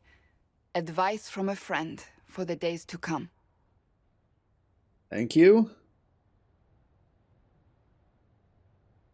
That was such an awkward conversation to begin with. How did Varric, of all people, become the Viscount of Kirkwall? A mystery for the ages. Maybe he can actually get stuff done. I mean, it seems like Varric's the kind of person who gets stuff done, whether it's against the rules or not, be bending the rules a little bit. I mean, all right, I have talked to everybody. I'm glad I didn't miss those conversations. Now that we've been in this DLC for like an hour. And but now we're I mean, well, and this is content of the DLC, getting to talk to our friends.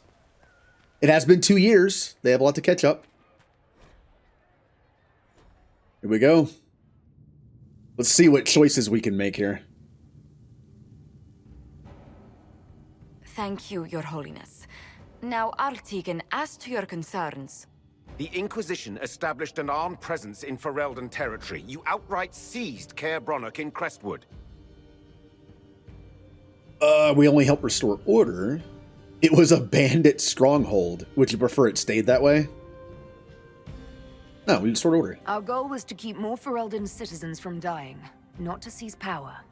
Your help was appreciated 2 years ago, Inquisitor. Now order has been restored, yet you remain.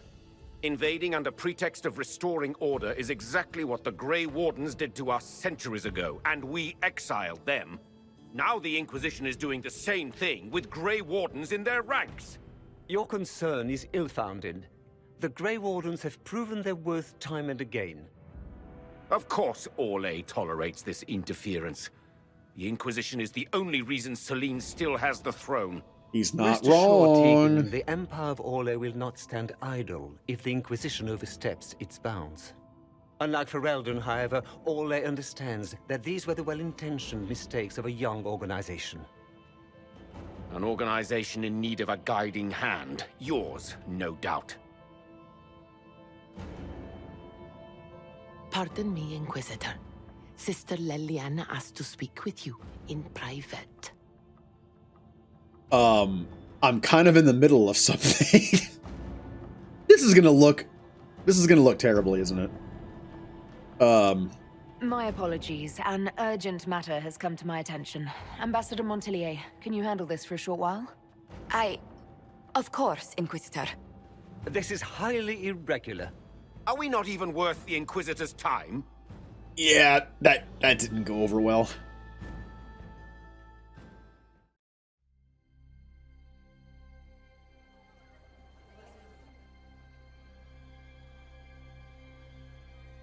I have, but it's been a while.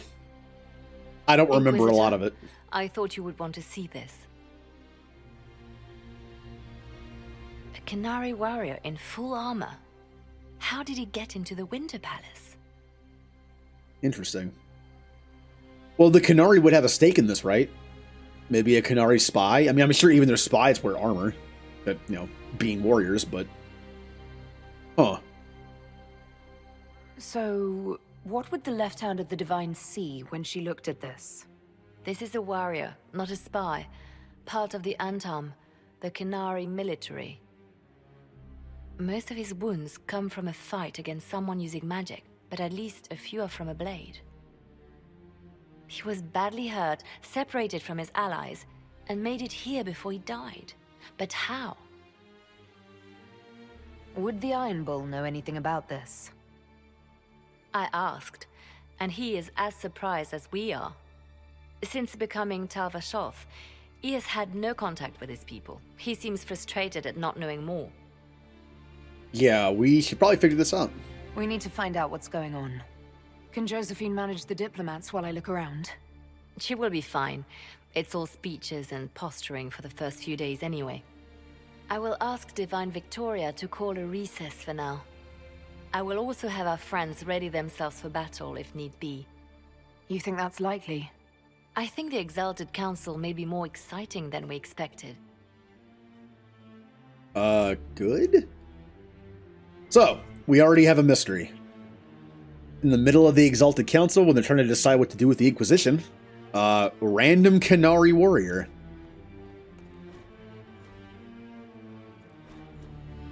Get some codexes for a little bit of XP. I'm not getting XP for that, am I? Normally it's, whatever. Please move along. There is nothing to see here. Now here's a question. How did no one notice a bunch of armored Canary walking around Orlais? That's kind of impressive that they were able to stay out of view. It looks like he came down over the railing.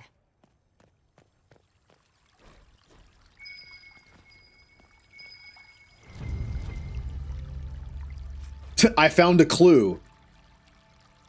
I found a clue. The Canaries must have a dog with them.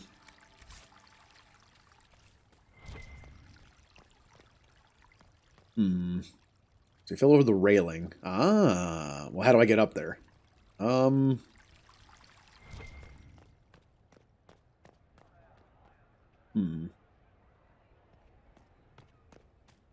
here we go.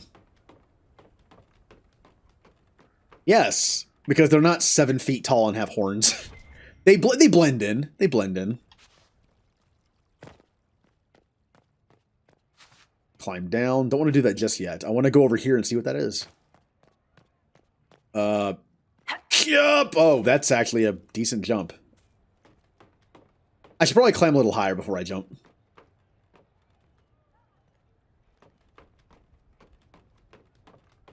It feels like we were just here, right? At the party where we were also climbing things. One more, maybe?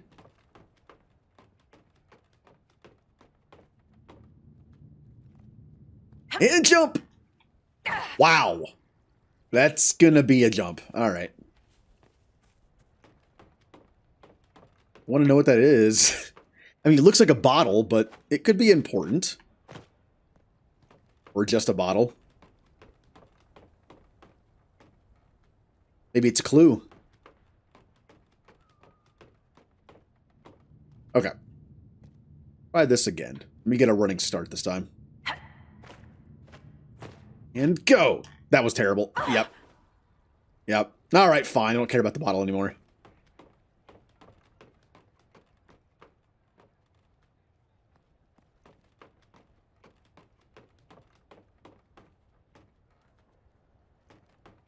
Remember I mentioned this game has pretty good music, but there are a lot of scenes in this game where there's just nothing.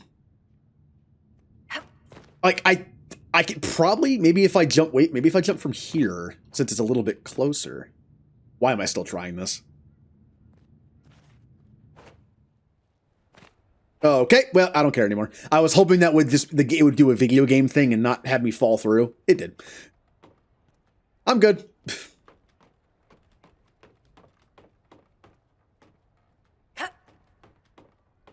On to the mystery. Now, keep in mind, I don't remember much about this DLC at all. But I can think of one way Qunari might have found their way into the Winter Palace without being seen. Just like, you know, knowing Dragon Age.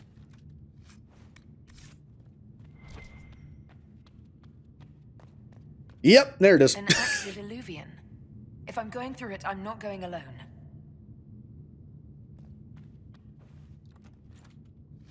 I mean, it's like a Stargate, right? Like in the world of Stargate, when it's like, oh wow, how did this happen? Like Stargate. Okay. I'm not going in alone. Proceeds to go in alone. All right, that makes sense, yeah. Okay, so I'm bringing Cassandra. Does it make sense to bring the Divine into the Illuvian? Probably not, but I'm bringing Cassandra. I'm also bringing Dorian. He's leaving for Tevinter soon, forever. And out of the two mages I still have, I like him better. And I'm also bringing Iron Bull. Because he's Iron Bull.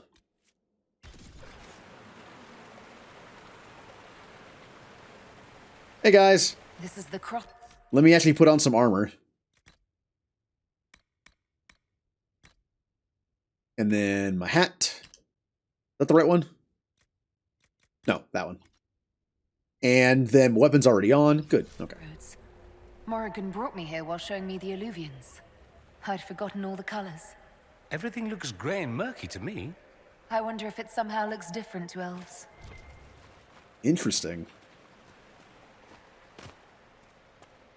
Oh, okay. All right. I thought there was going to be like a hollow statue thing.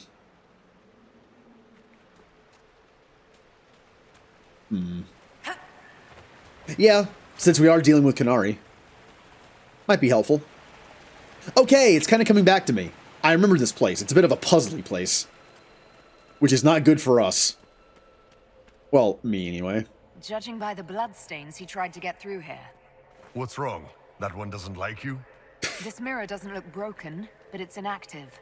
Maybe there's a way to unlock it. Yeah, I remember spending a good amount of time in these areas. I'm trying to unlock stuff. And we don't have to do everything in the DLC, but still gonna look around. Ah, okay, there's one there.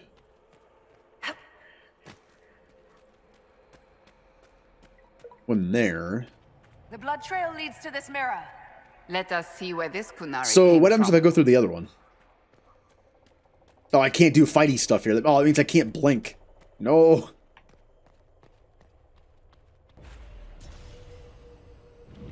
I'm hoping this is a dead end. That way I never have to go through it again. Huh. I'm not even sure where I am right now. Am I back in the Winter Palace? Why are there so many Illuvians in here? No. Maybe this is like a abandoned chateau. Oh, okay. I have no idea where we are. It looks to be a dead end, which I like. Oh, hello.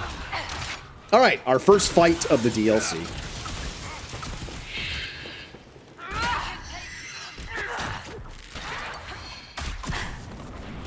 Orlais, are we sure? I mean, it looks fancy enough to be Orlesian. What? Where'd you go?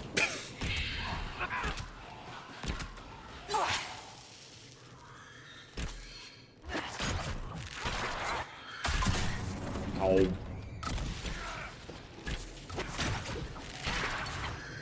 Would you stop? I'm trying to use my best move and you keep getting out of it.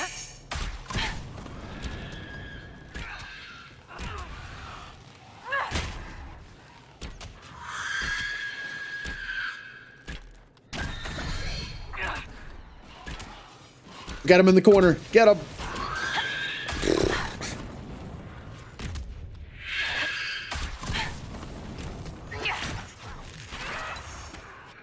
Hey, I'll take it. Magic.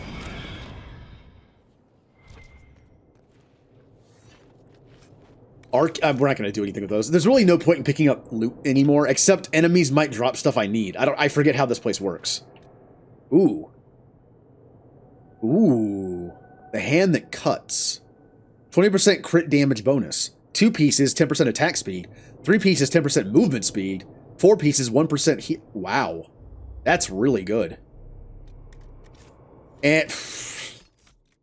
Stupid inventory. Oh, I forgot to put all my runes back in the chest before I left.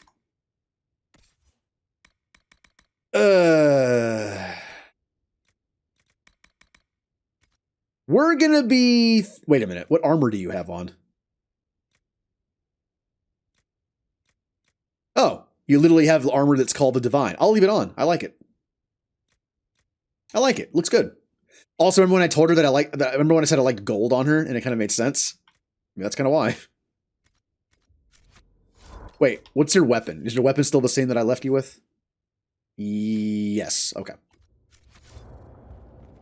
No, I'm just gonna drop stuff. This is the last part where this is the deal. This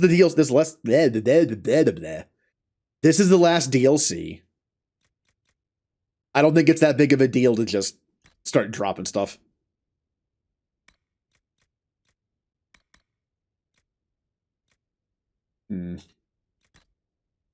Well, first off, I can drop all these. I can just destroy these. And we're not going to use these. I don't plan on making any more stuff, so let's just get rid of a lot of these.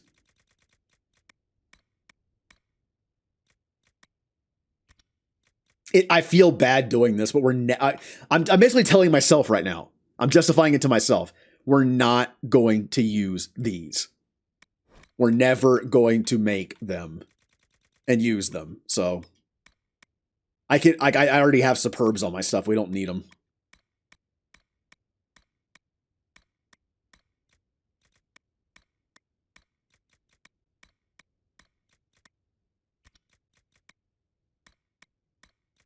Still feels bad though. All right, that's good enough. We're never going to find 30 items to use, so give me that ring. Yeah. So what 2 rings do I have on?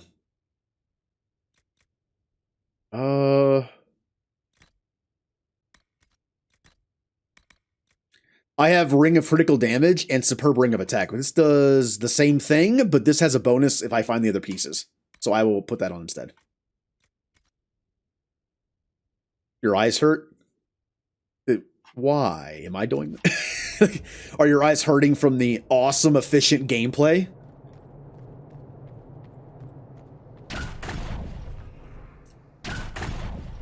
Honestly, that's part of the reason why I'm not using a webcam today. I used to do a thing when I was a kid. I was like half raised by a TV, like a lot of kids in the 90s. And I used to do this thing where I would blink heavily, and then I would roll my eyes like bottom left to top left to kind of stretch them out a little bit. It was a bad habit I developed as a kid, and it wasn't good for my eyes, I'm assuming. That basically is like eye strain. And I noticed I've been doing it the last couple days, so I was like,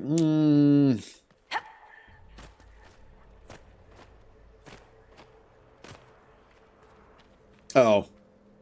Yeah. Oh, my soul hurts after that.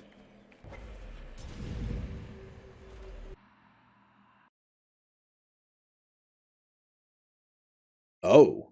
Oh, this place looks fancy.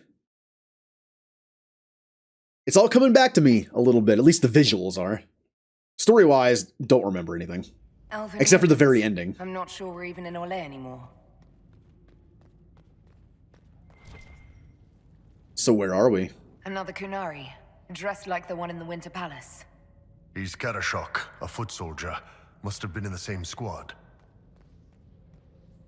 Oh, this is gonna be fun. The old team together again to kick some ass. And this is the new team. This is kind of my new team that I love. I love their banter between all 3 of them. So we're... Oh, wow, that's bright. Ah, my eyes. Sunlight. Wow.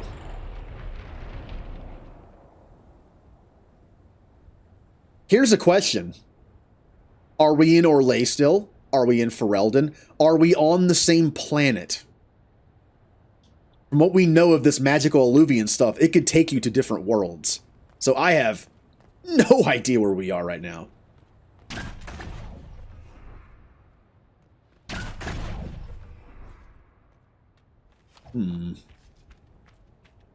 So no one knows. It's a mystery. Can I tiptoe my way through here? That's a no. All right, in my defense, I think it's misleading that they have spots there. That you know that's a trap. You know they did that on purpose. The player is going to try that at least once. This is nothing. All right.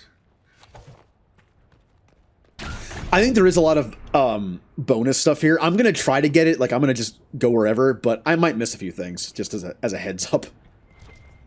Scorch marks everywhere. Also, Canary statues. A powerful one. I can still feel the heat crackling. We need to find out why these Kunari were here and who did this to them. Can I? Nope, goes through him.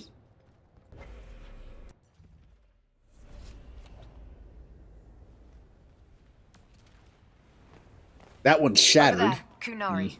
And If we want to know why they're here, we've got to get across to that island. I might have to come back and do that, because I'm probably stuck over here. Yep, I have no choice. What is this, though? A broken statue sits atop a pedestal. Shrine of the Silver Monkey? Someone finally got angry enough to destroy it. Aren't they still planning to bring that back? I haven't heard anything about it in a while. Are you? The elves bound a spirit here. It feels old. Very old. What does it want?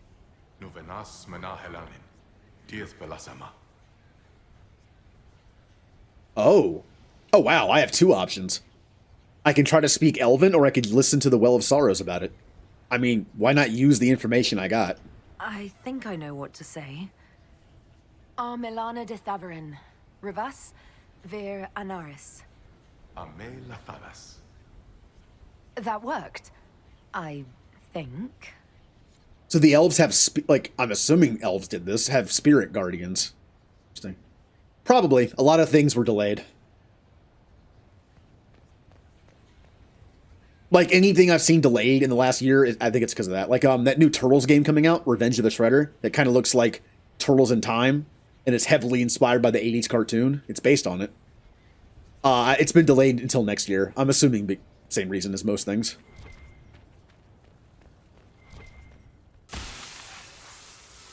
My anchor works here in a special way. Ooh. Wolf's Welcome. Fenharel. A wash of powerful magic carries an impression of welcome. Images flash by. Elven slaves fleeing to this place in ancient times, greeted by others who then tend to their wounds. Words are not so much heard as felt. Fenharel bids you welcome. Rest, knowing the Dread Wolf guards you and his people guard this valley. In this place you are free, and trusting us you will never be bound again. I kind of equate this to like someone like Loki. Fenharel, or the Dreadwolf, was supposed to be like the trickster god, like the bad one by the elven gods. But from what we understand, the elven gods went nuts for some reason and started messing with their elven people, like enslaving them, blood rituals and sacrifices. And Fenharel basically led a rebellion. This appears to be a safe harbor for elves fleeing the gods. Then there's the Mythal thing, who apparently wasn't involved in that, and they're still kind of friends. I don't know. Hopefully we get more of this in the next game. Again, my knowledge of the lore of this game is passable. Like, casual, I guess. That was like Veilfire. It claimed this was a refuge for elven slaves. This whole valley was a sanctuary created by the Dreadwolf Fenharel. This doesn't make sense. In Danish legends, Fenharel is our god of misfortune. And who do you think wrote that? Like, the idea, like in Norse mythology, Loki being the bad one and everyone else is pretty honorable and good. What if all the Norse gods were terrible jerks and Loki was the only good one? Wouldn't it mean they would say Loki's the bad one? Maybe Fenrirel was the only good one by the end. Although, again, I don't know how Mythal links into that. Somehow Mythal wasn't involved in that. Yeah, like, they could have been Magisters. We don't even know if they were Elven. It's because they're the Elven. They could have been anything. They could have been ancient humans. They could have been spirits. They could have been dragons. They could have been anything. We've never seen... They've been depicted as elves, probably. But, I mean, wouldn't you depict your gods in your form, I guess? Maybe they never saw them either. Alright. There, oh, man, I'm sensing a puzzle incoming in this place, big time. Also, Mimi, hello. Oh, is this one of the situations where it's... Oh, no. I was going to say, is this an invisible bridge situation? Like before? Like, no, there's an Olupian over there. I think we have no choice but to go this way. Yeah, like, we don't know what they are. All we know is they were imprisoned in some way.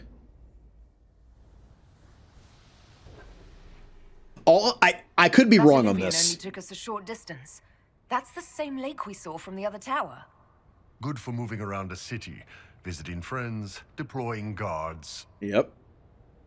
One thing I was wondering, like, I know the veil basically separates the Fade from the real world. And I think there was something about how the elven gods were, quote-unquote, tricked into the Fade, and the veil was either put in place or just exists to keep them at bay like a prison. Then I thought, what about the connection between the old gods and the elven gods? The old gods become the archdemons, while the elven gods are in the Fade. Like, I don't know. There's a lot of connection here. Again, it wouldn't surprise me if we find out Mythal is the maker, nor would it surprise me that we found out the old gods are the elven gods. And every time an archdemon is like appears, it's an old elven god in it. But I'm sure that stuff will be explained either in this DLC, and I forgot about it, or in the next game. I've read so many little theories without knowing like a lot of this of the information. I'm not sure what's real and what's just a theory. Oh, hello again. I like these guys. They're nice. They're guardians. I'm good with them.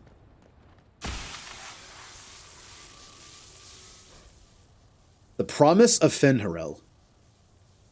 Fenrirel has been falsely named a god, but is as mortal as any of you. He takes no divine mantle and asks that none be bestowed upon him. He leads only those who would help willingly. Let none be beholden but by choice. So this is saying Fenrirel is not a god. They're just a mortal. Does that mean all the elven gods were simply mortals, just powerful? Or did Fenrirel somehow get power later?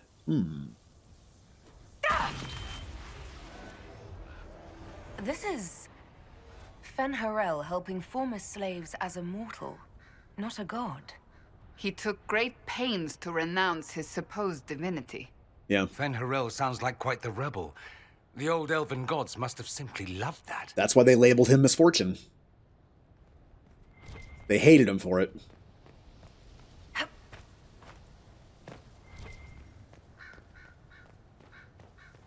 I think we're still kind of on a linear path here. Oh, Dorian. Here we go again. What a change of pace from the Winter Palace.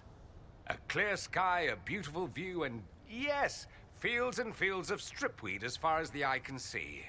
Stripweed. Terrible stuff. Looks like grass, stings like a knife, and causes sores if you so much as brush against it. So, of course, everyone in Manrathus insists it makes a very decent tea. All right, once again, I think we're still on a linear path. There's only one way to go that I see. Cuts all over the back. He was killed by surprise. This can't have happened too long ago. The blood's not even dry. So either the Dreadwolf is telling the truth and they're not gods, they're just powerful, or he's just trying to downplay it. Like, don't think of me as a god, I'm literally just a mortal that's powerful. Like, they all are.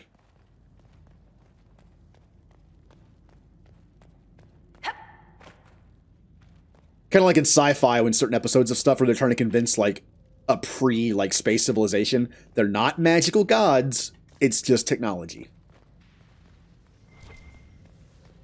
It reminds me of one of my favorite episodes of Next Generation. Who Watches the Watchers? That's a good one.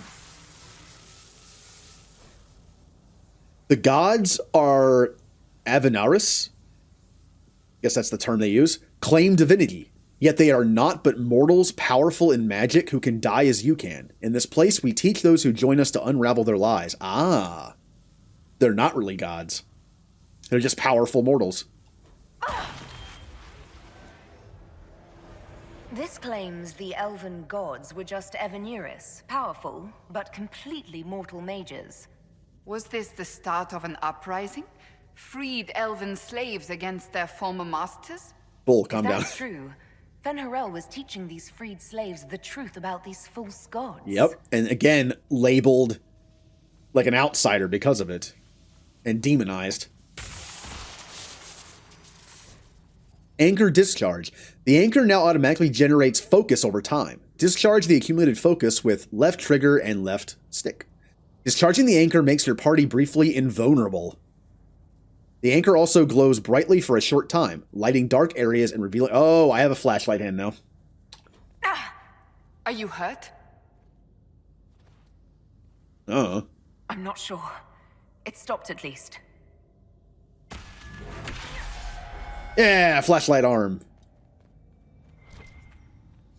This looks like it fits into that pedestal by the broken bridge. Ooh. Now, maybe this is depicting the Elven Uprising, going against their gods?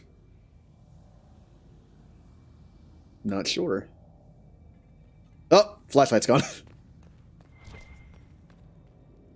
How often can I do it? Pretty often. All right. I see the cooldown thing now.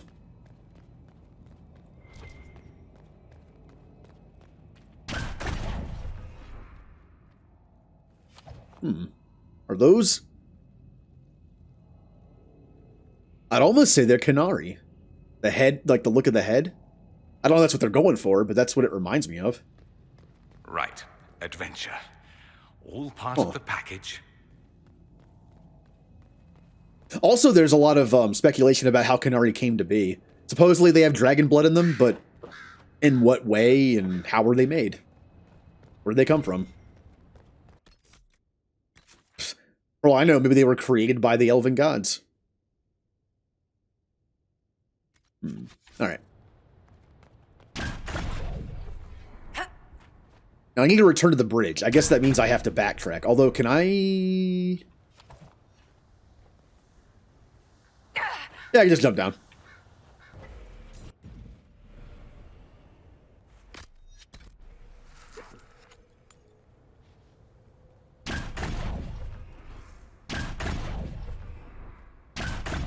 Oh. Yeah, there's the physics are a little wonky in this game sometimes. If you're going like down a slope or stairs and you do the blink thing, you can propel yourself pretty far. Ah. I mean, he would say that, wouldn't he? Karufi's such a jerk. Again, this is me using like tropes that like ideas that I've seen in other media. I like to think, like, since Canary are big and strong, it makes me think maybe the Canary race was created by the elven gods to replace the elves that were rebelling. Maybe they were meant to be an army and servants, and then they themselves rebelled. Or, once the elven gods were taken out of the equation, the Canary evolved without their interference. Again, I don't know if that's true or not. Please don't tell me. That's just a thing that popped in my head. Because I definitely do not remember anything about the Canary in this DLC if it's mentioned. Besides, you know, the Canary being here.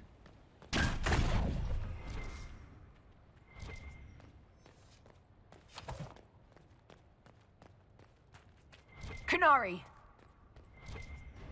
Oh, I don't want to... Oh, come on. I don't want to fire. Fine, we'll fight. The Inquisition doesn't leave alive. I mean, we're probably allies, maybe.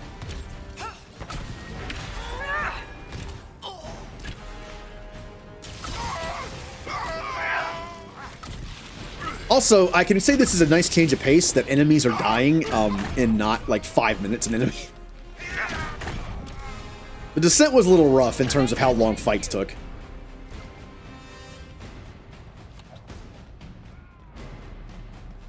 Although Corypheus, I mean, I do believe him when he says certain things. Like the whole idea that the Darkspawn were created when a bunch of Devinters, Magisters, went into basically the Golden Palace, like where the Maker supposedly lives, and corrupted it, and they were cast out as Darkspawn and then spread it on the planet, like on Earth, well, Earth, Thetis, whatever you want to call it. But according to him, the palace that he got to was already empty when he got there. Also, he might have said did he say it was already empty or already corrupted? I think he might have said it was already corrupted, it was already dark. And that infected him. Which, if he's right, the Darkspawn taint was already there, and when he opened it, it let it out. And that's how they got infected. Like, it wasn't a divine punishment, it was already there. A genetic experiment? Remember to stay hydrated. There are a lot of theories. I just actually don't know what's been confirmed. At the end of this DLC, I wouldn't mind being told, like, what's been confirmed. Maybe something I misinterpreted or just didn't find. Also, missed. Let me drink my nasty tea. Bah. That's what I thought. Like, Canary-wise, I didn't think anything was confirmed. But as far as, like, the Elven God stuff goes, there might be more in here that I missed or just didn't pick up on.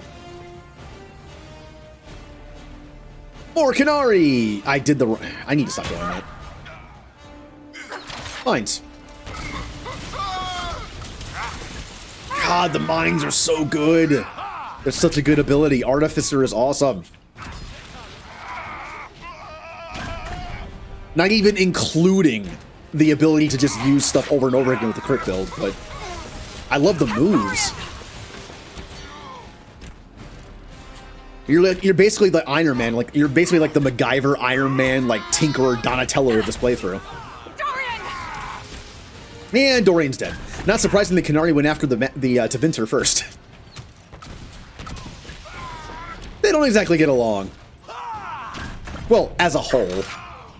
I do like that Iron Bull and Dorian don't care. They don't care they should be mortal enemies. By birth. They don't care. I'm falling back. Alright, hold on. Yeah, I was gonna say, someone's sniping you with something.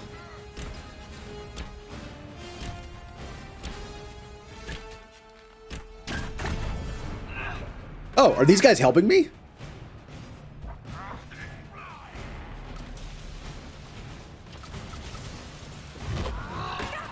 I do know there's also lore drops in the books. I have not read any of the books.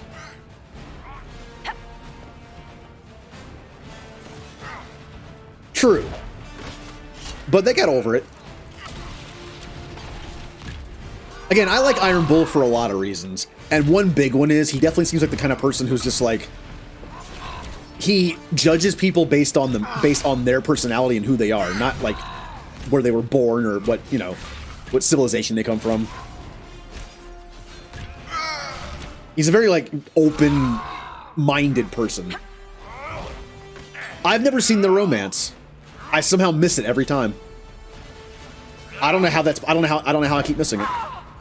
I'm sure I missed, like, some dialogue here and there, maybe, but I brought them along together a lot. And I never got to see it.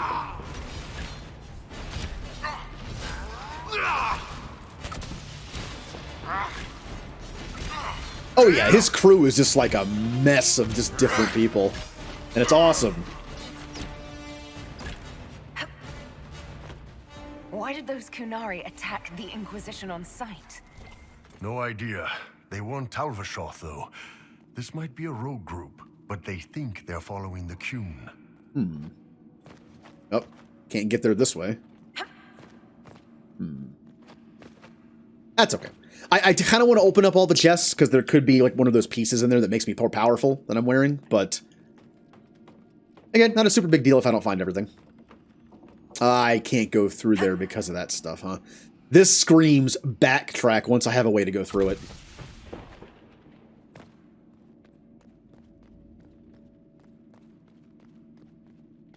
Oh, hey.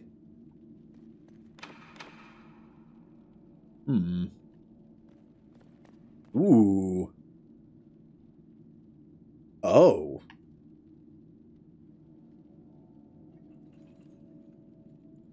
Okay, like I brought them together quite a bit. I just never got it. So we have elves. We have the Dreadwolf giving the elves their facial tattoos that they have now. Interesting. Though that I don't understand. I don't get the point of the markings. Oh. It kind of honestly looked like he was giving them.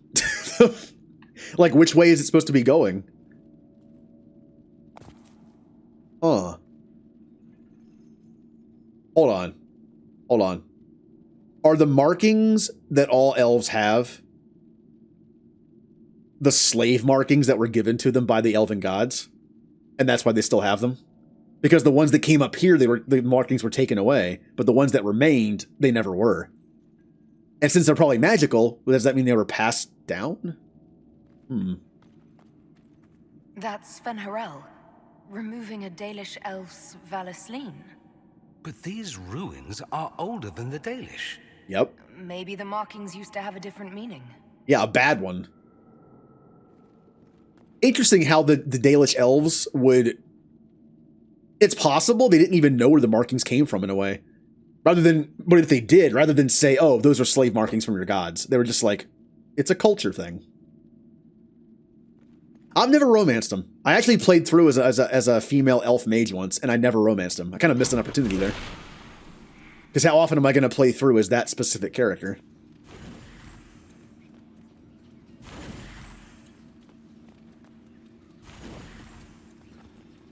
That could explain why Solus looks down quite a bit on current Dalish elves, because he never saved them or told them of their heritage. Like I don't think he looks down on them. Maybe he just more like pities them and doesn't consider them true elves. Although I think at one point he admits he's wrong. You convince him that the current day, like modern day elves are still elves. They're still like his people. Although that has a different meaning now. We thought we were convincing him to not be so judgmental of Dalish elves, but now we were convincing a god to kind of change his mind, his opinion.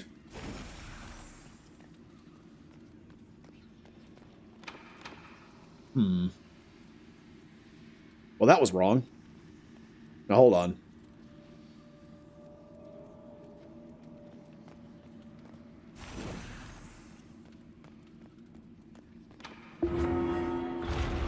Aha! He was looking at it.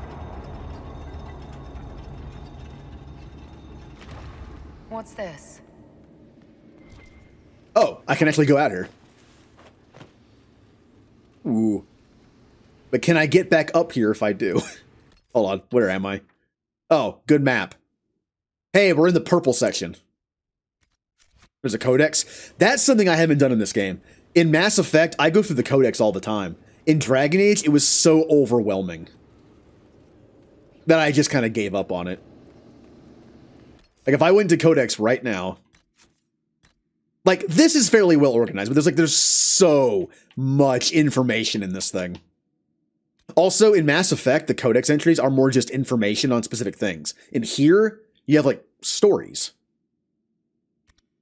Instead of just being just straight up information, it's stories and, you know, tales and history. Ooh. Wow, that's a lot of armor pen. Let me take a look at that. Way less DPS, better damage, way better armor pen, piercing arrows, but I lose crit chance, a lot of cunning, and yeah, not worth it. Not worth it.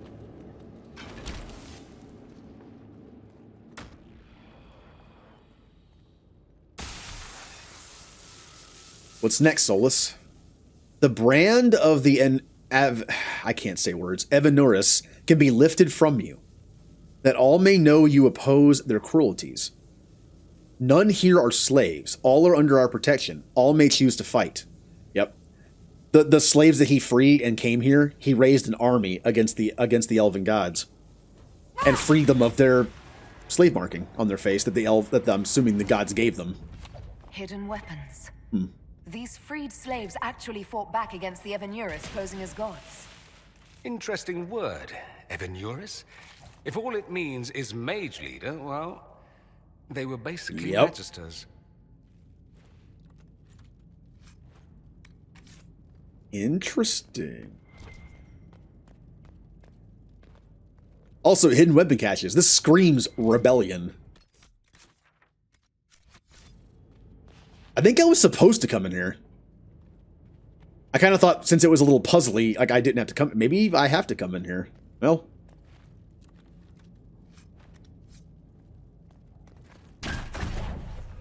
Yep, there's an alluvian. I see you there. Wait for me. Oh, mines are great. Ow, ow, ow, ow. Wow, that actually hurt quite a bit.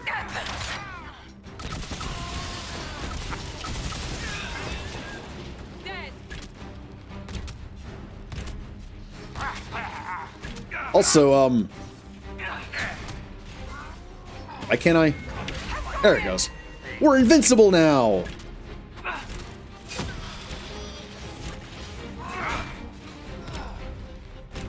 Don't know how long it lasts. I don't think it lasts as long as the light does.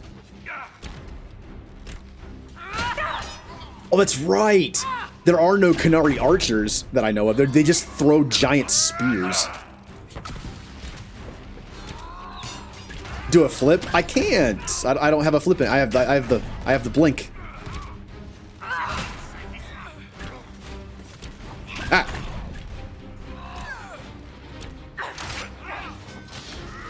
Ow. Backstabby rogues.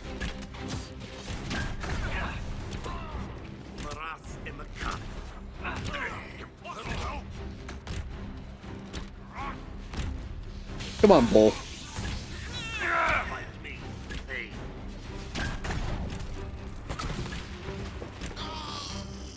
Alright, we're down to one. Bit of a bullet sponge, but that's okay. He's a big guy. That kind of makes sense. Also, are he and Iron Bull having a staring contest? This is a Canary thing, isn't it? They were like locking horns, pushing back on each other. Who's the strongest? Man, I love that I gave him an axe that's on fire. It's good.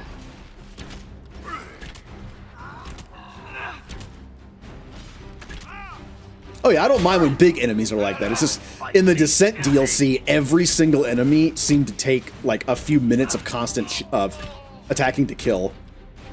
It's weird that this came out later, but the fight seemed to be going easier in here. That looks nice. I have read your reports. Station your people in the abandoned elven towers by the lake. It is a short distance from its entrance to the mirror that connects to Halam Shiral. We will need the space to lodge people after infiltration is complete.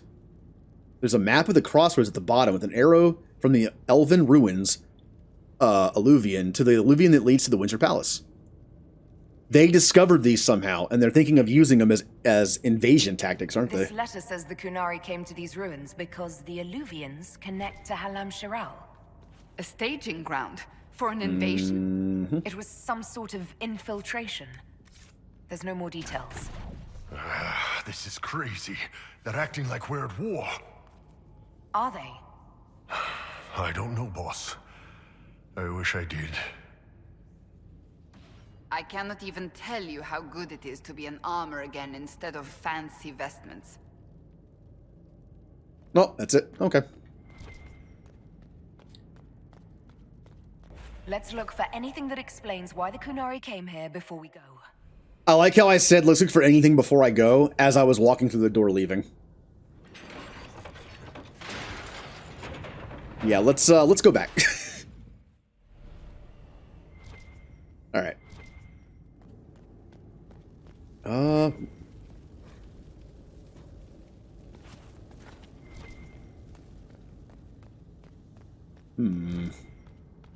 there's so many things pinging.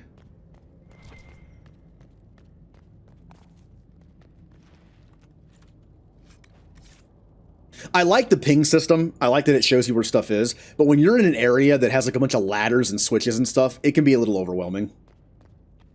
All right, it has to be in here.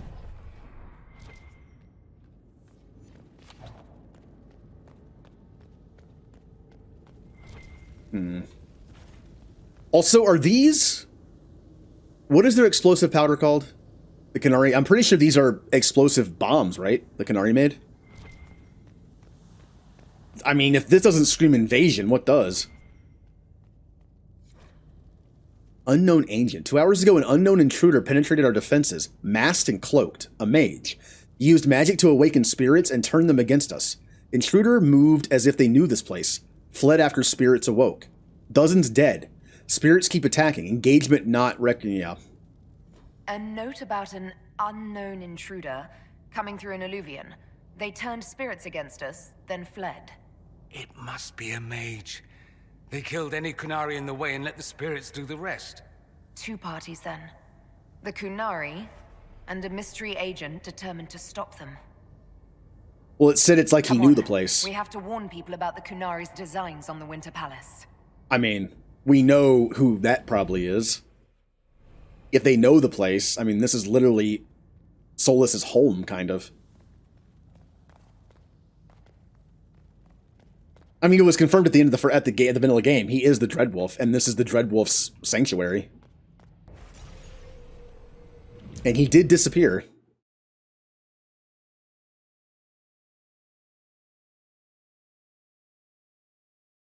All right, so we need to inform them what's going on. Canary invasion. I'm sure some will think we're making this up. One dead Canary was bad enough. Now we have more, and they're hostile. This makes no sense. The Canari may not be friendly to the Inquisition, but they have no reason to attack us. They also have no reason to be here, or using illuvians at all. I've had the mirror placed under guard for now. Like, someone is going to assume we're making this up, and we're making it political. Like, oh yeah, sure. As we're getting ready to shut down the Inquisition, you find this Canary invasion that you need to stick around for now. I just wanted the Exalted Council to go smoothly. We must ensure that the Canari do not disrupt the negotiations. The Exalted Council is in a very delicate state. I'm certain you can soothe the nobles' ruffled feathers while we solve the real problem. Like always. Not when the Inquisitor insults everyone present by walking out in the middle of the talks. Our only advantage is that Orlais and Ferelden are divided in goal and grievance. If they unite against us, Divine Victoria will have no choice but to support their claims.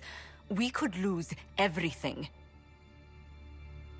I mean, wouldn't it be in our interest to actually use the Canary and then let them know that we're saving the world yet again?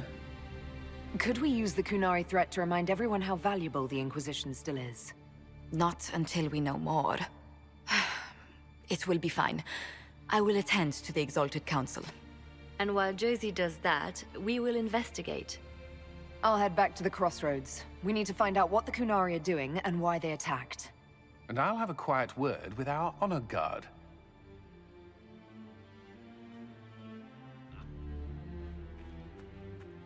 Now, can I talk to my teammates again and get new stuff? Everything going all right so far? Possibly. I'm surprised no one from the Council of Heralds wants your autograph. You just missed them.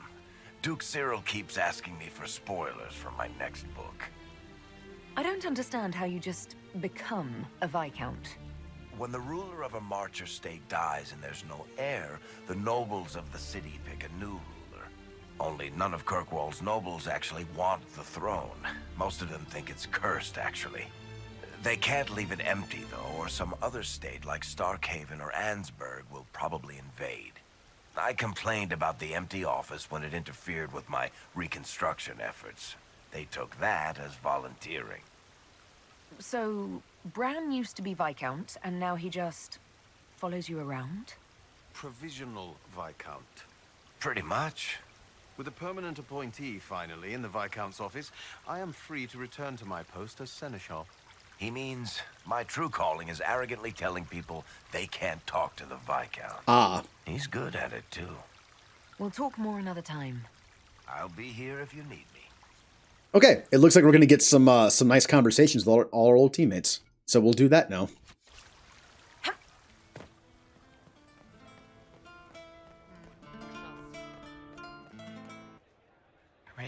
Rainier.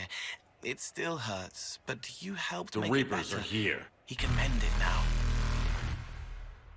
Music! Hello. Oh, you're playing some Monster Prom? How did your long stream go? Shepard. Tell me. Welcome aboard. What was the final count? How long was the stream? What was the final number? You certainly seem to have a way with words. I am assuming. Thank you for the follow, Eric, Alvin, and McMahon. Yeah, we're just doing some the last DLC, the Trespasser DLC Shepard. in Inquisition. Welcome aboard. You're going to bed? I don't blame you. So did only Varric have options? He died in the darkness, so a blue rose could bloom. That's okay. She can just go to bed. I'll look at the VOD.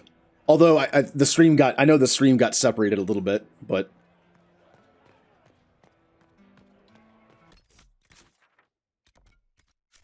it's possible Varric always had that information and I just missed it.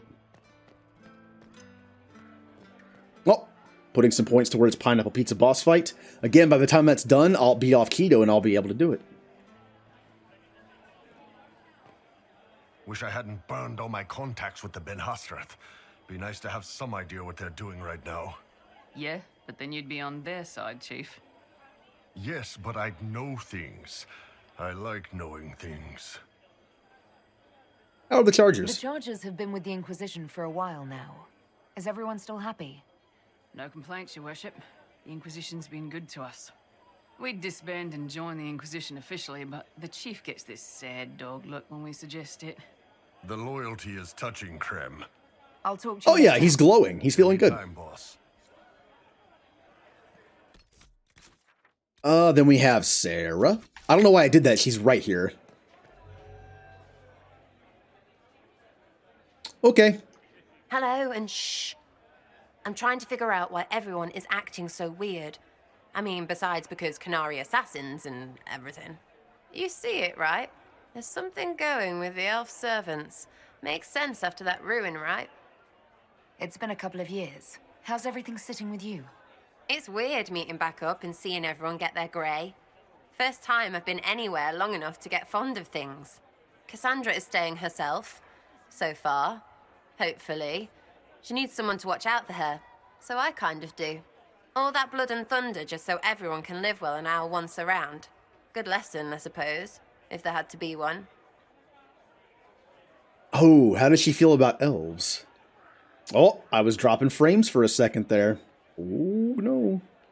It's fine now. When you start going on about elves, it's hard to tell if it's about them or you. Yes, you're ever so clever.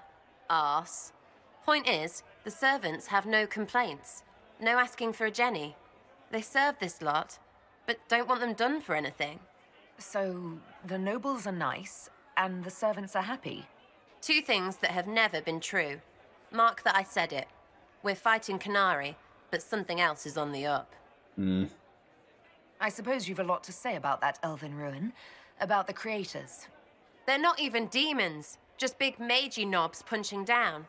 And yes, the shits who use them to make me feel broken can still eat it. But always waiting for that fight is way too much work. It's like doing half the hurt for them. Maybe we're old now, but I'm tired of it. I'd rather worry about people I care about. Like you. Are you all right with it? The creators? Sure. I'll make sense of it eventually. Good that someone's trying. Better that it's you, because you can do it. We'll talk later. Oh, one thing. Oh. I have a new Jenny near Wycombe. Says he saw when your clan... Well, I'm sorry that got lost while everything was happening. He says there could be survivors. A few. But they would have got away by being hard to find, so... he'll keep looking? For what it's worth, anyway. Not much, I suppose, but there you go. Yeah, I messed up the war table in the game, and in order to save your clan, you had to do like certain things, and I messed it up, so my clan was mostly wiped out.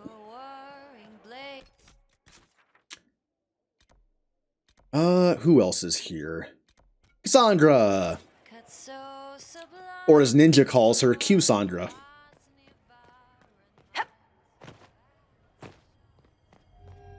I hear congratulations are in order, Inquisitor.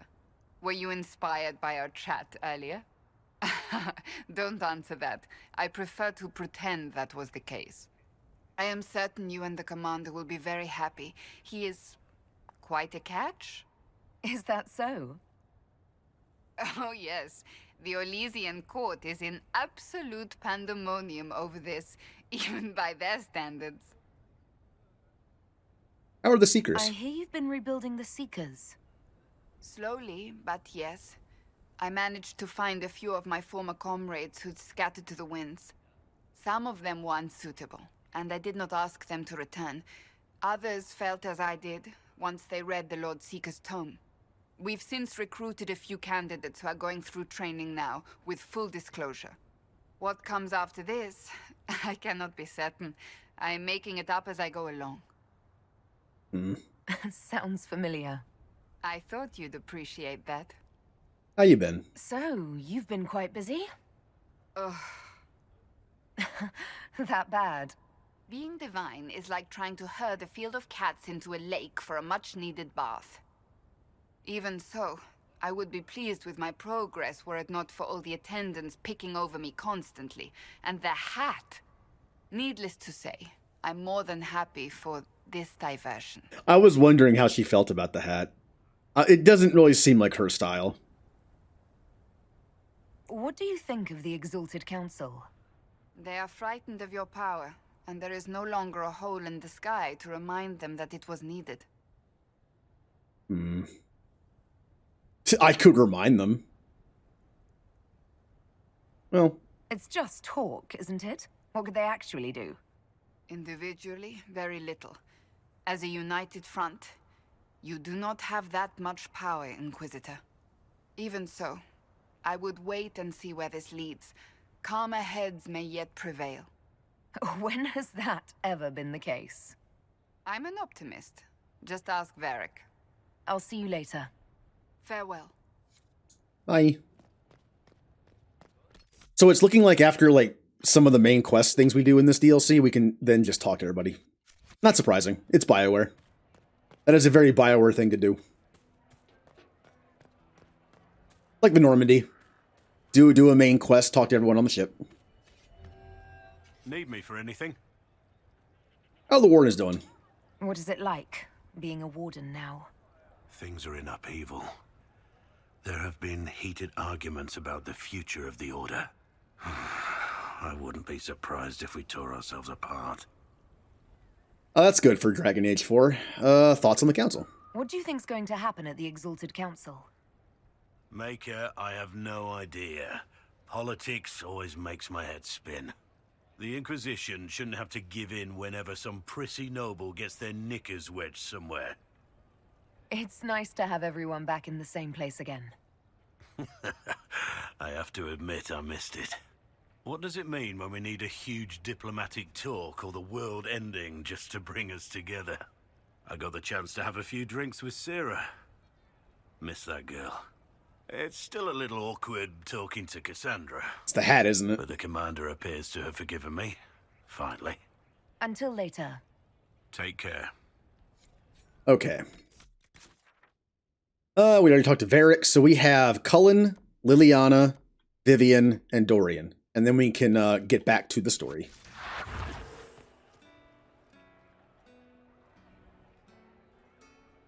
What was that? There was someone standing here. Wasn't there? And they disappeared in like a purple magic. Like kind of like the stuff we saw in all right. I don't remember ever seeing that before. Oh.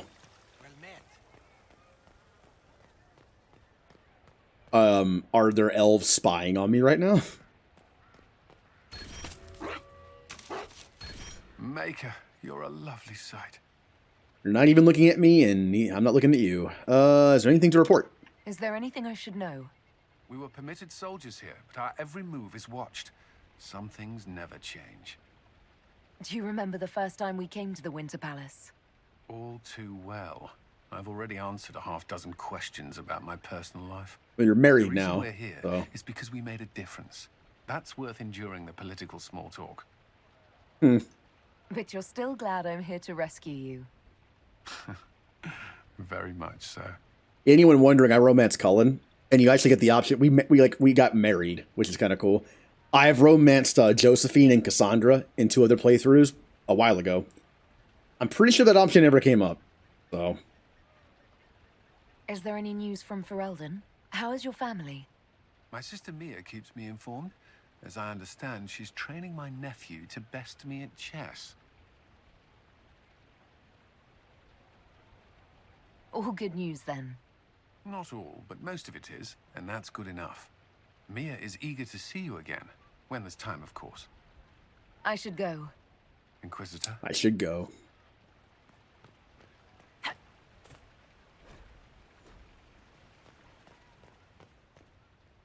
So Ninja, if you're still here, how has it been watching this game, hearing Trainer as the main character? I like it. Good voice. Isn't there like, yeah, there's 2 voice options, isn't there? This is the one I chose. Inquisitor, I'm not sure who is the there other is. something I can help with? Aw, how are your nugs? By the way, I found the king of nugs before, so. Tell me about your nugs. Did you get any new ones? Oh yes, a litter was born just a month ago. We are weaning them right now. If you are hoping for one, I'm afraid they're already spoken for. Yeah, it's like when it was pointed out that the 2 dwarves that were with us in the Descent DLC, one was Liara and one was Solid Snake. Once that was pointed out, like I thought he sounded familiar, but I couldn't quite place it. Have you met with Cassandra since her return? Oh yes, she's quite relieved to be out of the robes and back in the armor. I just hope she doesn't forget everything she's learned as Divine. It took 2 years before she stopped hiding a sword under her vestments. Have your agents any news I should hear about? There is activity in the Tirashan. Strange elves, like those at the Temple of Mythal. No news of Solus, however. Bye. Perhaps later, Leliana. I'll be right here if you need anything. And I think we just have 2 left. Vivian and Dorian. And we're good. Darling, what can I do for you? God, I don't want to discuss this with her. She's going to say, oh, Cassandra. I don't know. If Liliana became divine, this would not be a fun conversation. Because Liliana wants to tear the circle down, and Vivian wants to build it back up. Cassandra's kind of in the middle, so maybe she won't think Cassandra's doing that bad of a job. I wanted your opinion of how Divine Victoria is working out. Cassandra is handling her office as admirably as I expected. History will remember Victoria as a truly great divine. Okay, yeah. I wonder what she says when Liliana's divine. How are things for the Circle of Magi? The Circle is recovering. So much was lost during the rebellion. Lives, most of all. So many experienced teachers gone. But I have hope. And determination. Which is better. We'll talk another time.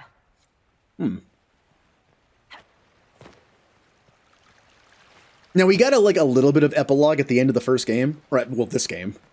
I'm kind of wondering. It said that the Night Enchanter, Fiona, was offered to was given an offer to rejoin the Circle that was newly created, and she said no and made her own. It's been 2 years. So I wonder if all that stuff we heard about in the epilogue has come true already. That would mean that there is an entirely new mage thing out there, like a college of mages that is self-governed. I can't believe it's been so long. Around 2 years. That's it? 2 years? Sweet merciful maker, it felt like 10. That could have been all the wine. Only thing back home I really missed. So you're an ambassador now. What is this ambassadorship about exactly? I believe my father set it up, but the Imperium certainly didn't object. They'd love for the Inquisition to fall apart, so they're happy if it seems they consider this council a waste of time. That makes no sense. No? If Dread Tevinter actually pushed for the Inquisition's end, everyone else would disagree on principle. So they send a nobody pariah and hope for the best. Makes perfect sense to me. That's a good point. If Tevinter said they want the Inquisition gone, Ferelden and Orlais would say, oh no, they're staying around, because you don't want them. I see that logic. What did you do in Tevinter while you were away? I went home. Twice. Father was only there once. Mother was drunk both times. I also went to Carinus to see my good friend Maeveris. Then I settled some of Alexis's affairs. That wasn't fun. Any thoughts about the Exalted Council? A few. Divine Victoria needs a new tailor for one. Cassandra in a flowy dress just seems wrong. And that hat does her no favors. As for this whole Exalted Council business, well... I warned you once that no one would thank you for saving the world. Sadly, I'm always right. So long as the Inquisition's around to remind them they're not really in charge, they'll never sleep comfortably. Whether they have the guts to take action, I suppose we'll see. Another time. I look forward to it. Okay. So, I think we're ready for, I think we're ready for some more story.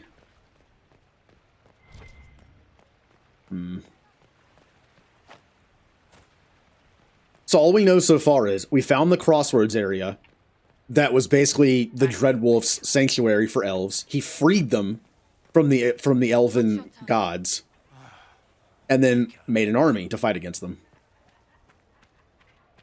And we know the Qunari are planning an invasion through them. No idea if that's connected, though. Like, how did the Qunari find the Alluvians to begin with? There must be something here.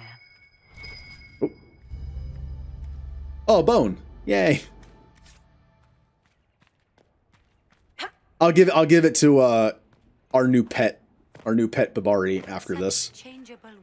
When we come back.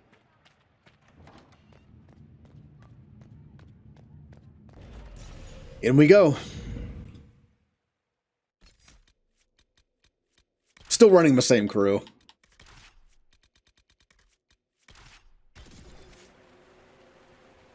Oh. Hey. Hey, Ben Abasto Hasot. Guess they didn't feel like talking. That path wasn't there before. Well, this is a very magical place. It does seem to shift and change. I mean, it's floating. I would imagine it can shift shape. So we can go that way.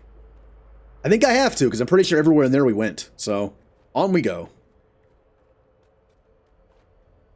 Also, again, I can't do combat stuff in this area, so I can't do my dash to go a little faster. Oh. An egg. What could that be? Could I touch it? It has a handprint. Let me... Okay, fine. All right. Let's see where they were going. Well, what's up here?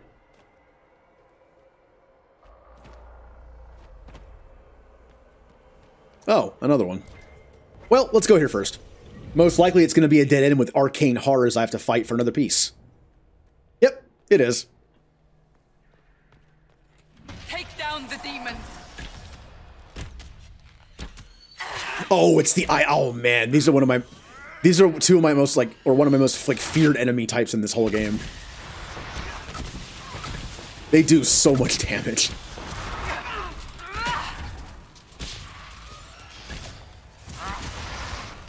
It's mostly because when you go to the hinterlands for the first time and you spend like the first 50 hours of the game there, like I do all the time. I tried to take out all the rifts way too early, and the one that I struggled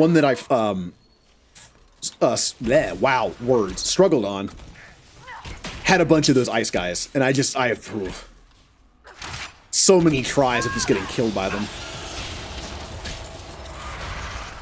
Also, their barriers are ridiculously powerful.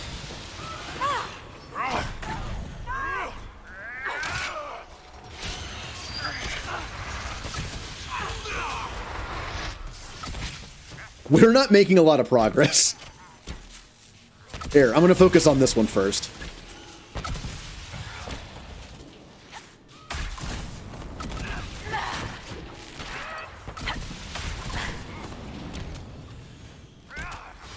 There we go. You let Cassandra finish your line. No. I think I have an item that does extra barrier damage. I might give it to somebody. Look at what little damage Iron Bull is doing to that thing's shields. He's doing nothing. Are they immune to fire damage? But it still does physical damage too. He's doing nothing.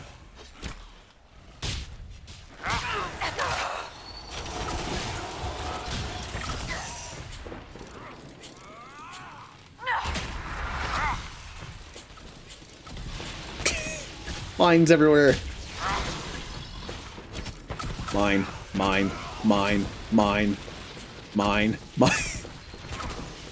Well, hey, it's a dumb way to fight, but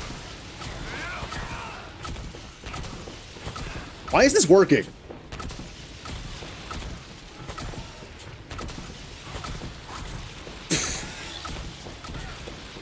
So I could just stun lock this thing forever.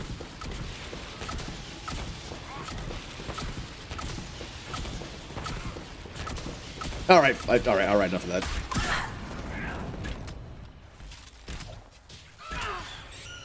Finding Emo. Mine?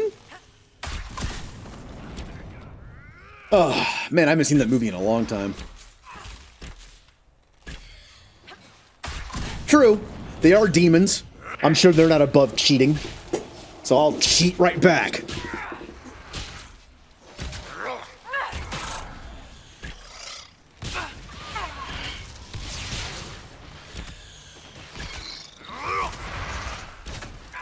Mine.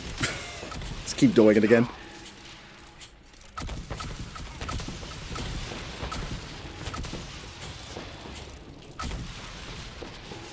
Wow. Thing's barriers are no joke, but once it goes down, we should kill it pretty quickly.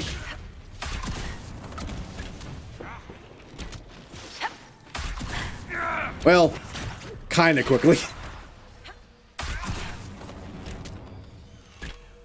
Mines. Mines that I can't do over and over again, unfortunately. Mine.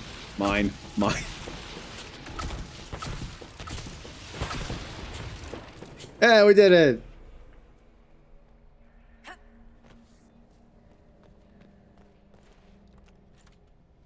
We got the Eye That Weeps, plus 10% attack. And with 2 pieces, I get plus 10% attack speed. Elegance eludes me. The aim is to improve the coordination of the body and sharpen the perception of the heart, but graphs do not live long enough to plumb their worth. The current process is ruin. This batch is lost, begin again. So it's like some kind of like experimental stuff. That sounds like something I want to wrap around my neck. I do lose my stamina regen, which is kind of a thing, but that's okay.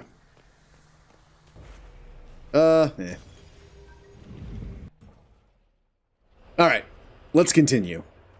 Find out where the Canary are going. Maybe see who's doing this. I mean, look, we know who's doing this.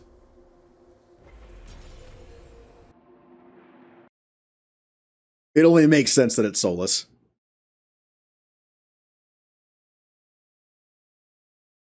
I'm more curious about what he did to Mythal.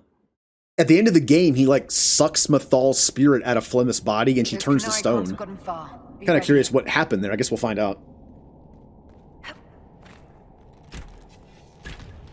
Like, you could think of that as 2 ways. It could go both. It could go 2 different ways.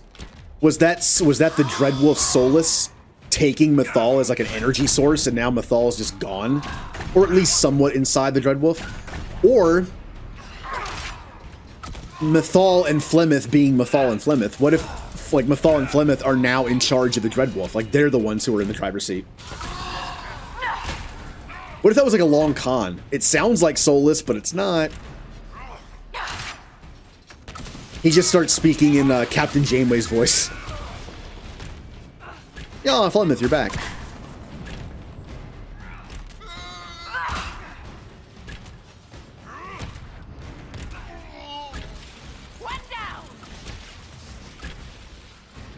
Alright. We need to find out what these Kunari were up to. So let's go see, shall we? Looks like there was a bad cave-in. Ooh, Veil Cords. That's some good stuff. Also looks pretty good. Ooh, oh Look at look. all that. The Kunari have a huge operation here. Yeah, but for what?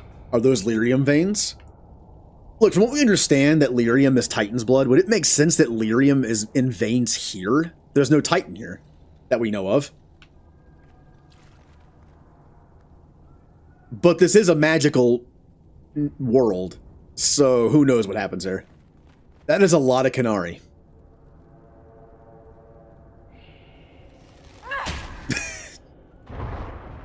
Oh, it didn't work. Where did they get all that gutlock? Once again, your mark is glowing. Are you all right?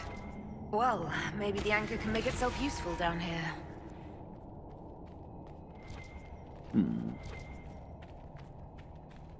Don't go down there yet. What is happening down there? The Kunari were definitely up to something. Excavating that cave-in, maybe. Oh, Deep Stalkers. Watch out! So they're here too.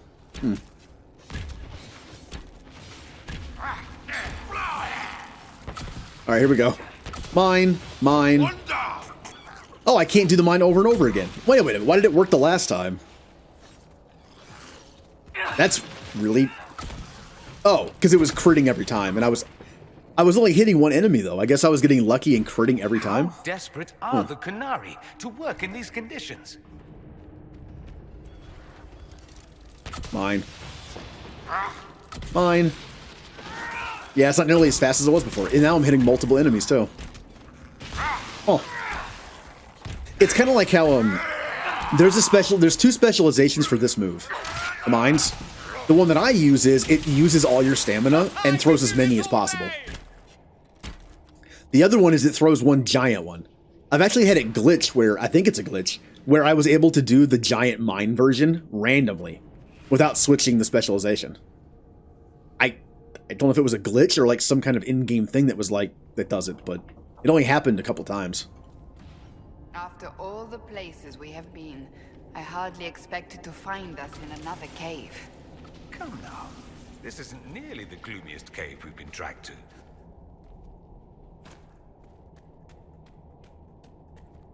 Oh.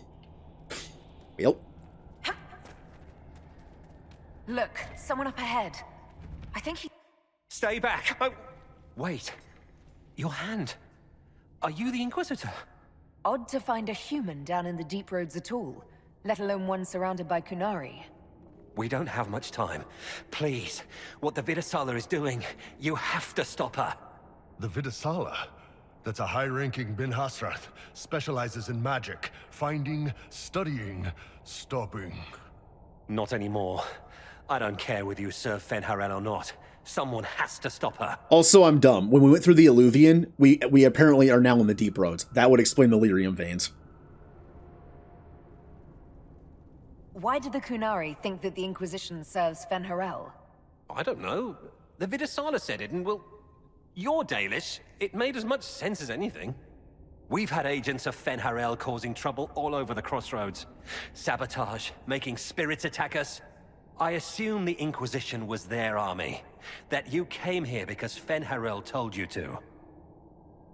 Who are you exactly? My name is Jeren. Sir Jeren, once. I was a Templar in Kirkwall. Until I joined the Qun. You're Kunari? Kirkwall was... madness. Chaos. The Kunari were like the eye of a storm. I stand for order and discipline. Protecting the innocent from magic. but this plan. It's as mad as Meredith ever was. Yeah, Meredith was pretty crazy. Also, do we ever see him in Dragon Age 2? Sir Jaren. There's a character in Origins that has a similar name in the beginning, but he didn't make it. Huh.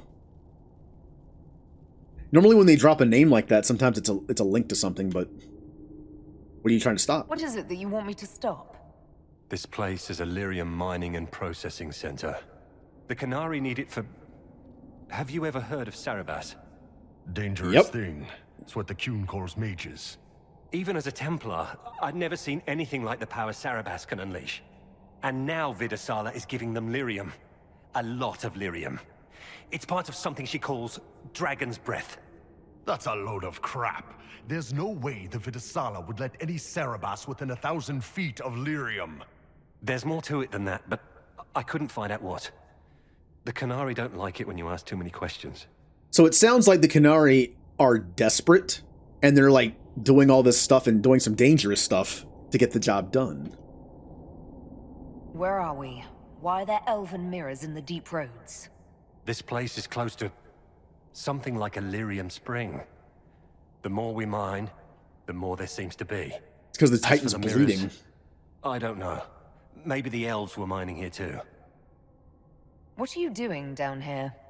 The Canary wanted me to teach them everything I knew about Lyrium. Where it comes from, everything it can do, how we put it to use. I knew enough from my time in the Order. They figured out more. I'm not sure how. Maybe they got to the Carter. The Canary can't be mining their own Lyrium. It kills anyone who tries, other than dwarves. It killed the Canary at first. But Canary workers have a discipline only Tranquil can match. And they're quick learners. They figured it out. Really? That's not seriously the name of the plan, is it? Dragon's Breath. You know that most Dragon's Breath destroys everything in its path, right? She said it would save the South. That can mean only one thing. An invasion. This mine is the only source of Lyrium the Canary have. They're using Gatlock, the explosive powder in the round casks, to mine, so they don't have to touch raw Lyrium. If you get the primers from Central Supply, you can prime the Gatlock and detonate it. The mines will go up in flames. Convenient. A few humans that escape punishment by joining the Cune. Yeah, it's mentioned in 2 that sometimes, like, it is nice that, like, you know, like, elves and the alienage and, like, slaves and, like, they could join the Cune to escape all that. But, at the same time, I think you had this conversation with the Arishok. Who's to stop criminals joining the Cune so they can be protected? They don't believe in the Cune. They're just doing it for their own selfish reasons. And the Arishok was just kind of like, who cares? I think to the Canary, the idea of that kind of deception just wasn't a thing, maybe. Or they really didn't care. All right, I'll try to stop them here. I doubt my blessing counts for much now, but make her watch over you. Deep Stalkers and Cave-ins will cut off reinforcements, but they'll still come when they hear trouble. You've got to find the Vidasala to end this war before it begins. Oh, wow! You can just kill them. You can go. There's no telling how bad things will get when I destroy the mine. You'd better get moving. I will. Good luck, Inquisitor. Let's go. We have a Lyrium mine to ruin. Come on, Bull. I'm not just gonna kill an unarmed guy just sitting there. He is kind of helping us now. He realized he made a mistake, and he's trying to help us. They just want, yeah, they want bodies.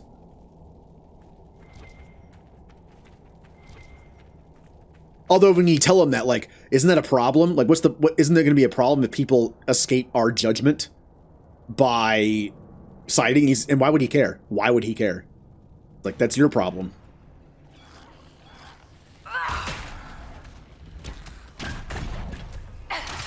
Kaboom! I think I went past all of them. Mine. And mine.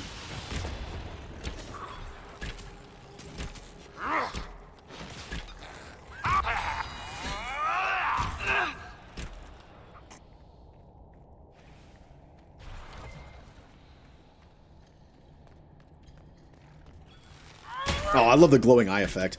Did they always have glowing eyes? Or did they add that in this game? I don't remember their eyes ever... Or are these, like, not normal versions of them? Hmm.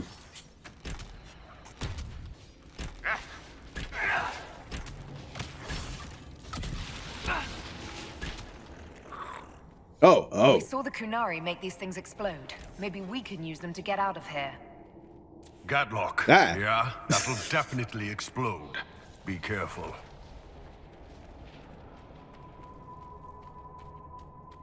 My clothes are made of dragons, so they're not going to burn. It shouldn't be this dark. Dwarven buildings are lit by molten rock. That doesn't just go out. Keep feeling like I'm gonna bang my horns on this crap. Would you like me to go first? I wouldn't mind the view. Yep. Wait, yep. I probably shouldn't do that, now that you're Divine Victoria. Don't stop. I've missed being Cassandra. You know what it's like to be two different people. Are you comfortable fighting Kunari, knowing they are hostile to the Inquisition? I'm not Kunari anymore. Whatever they're doing, I'm ready to stop. You just focus on keeping your guard up, your worshipfulness. Rough seeing you so out of practice. Oh, you will pay for that. I love their interactions. I kind of thought they wouldn't get along at first, but I guess they do. Kind of like how I thought Dorian and Blackwall would get along pretty easily, but they were not friendly towards each other for the longest time. Fire electricity damage instantly detonates. Oh, well. Can I aim at the... Hold on. No, stop. I want to aim at the... Here they come. Whatever. It's fine. I'll just kill them. Eep. There was no point in doing that except just to see it explode.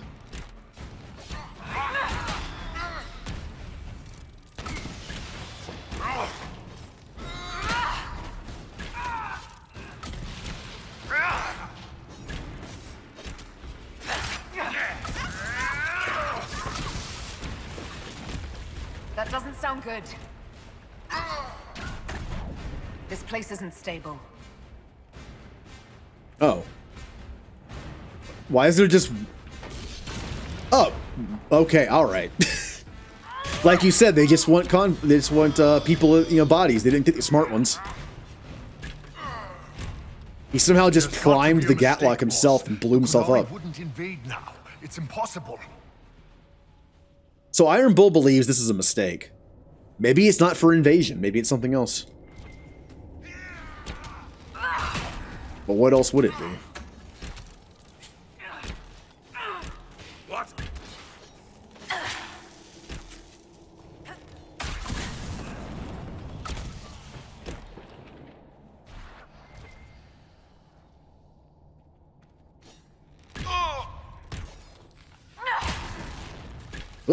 Come on, jump over. Come on. No! Cassandra! Well, that wasn't very nice. Effective, though.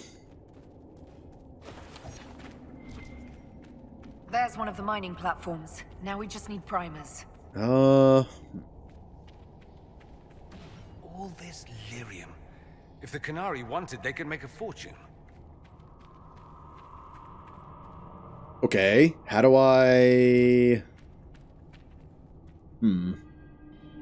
Gotta get over there somehow. I can't make that jump. Hey, what?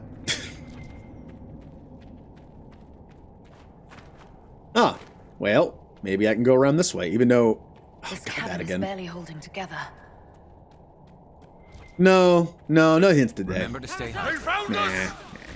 This hurts you. Come closer.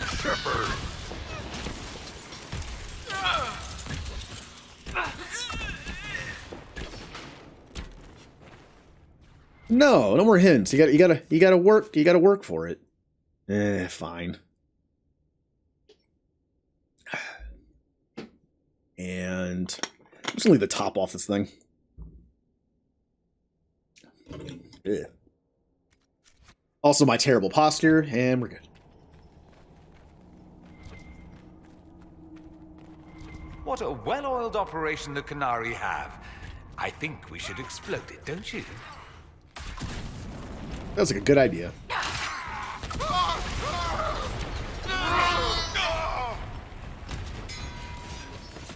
Back me up!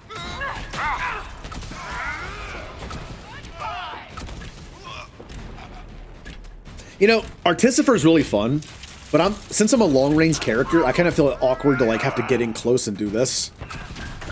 But it kind of works because you have dodge, you can back off. You have the leaping shot, you can get some distance on. I have the hook thing where I can get up close. I like this build.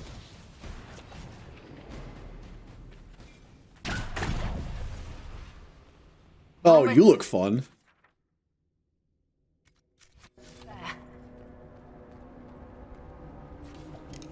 What are you? Why are you such a big person?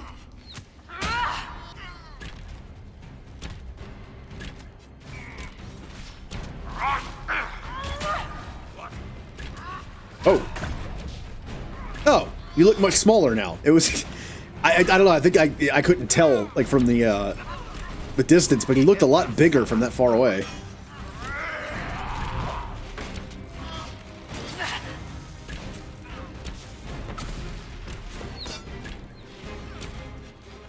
You can't really do rogue stuff when you keep getting bumped up in the air, can you? Are we fighting Cerebos?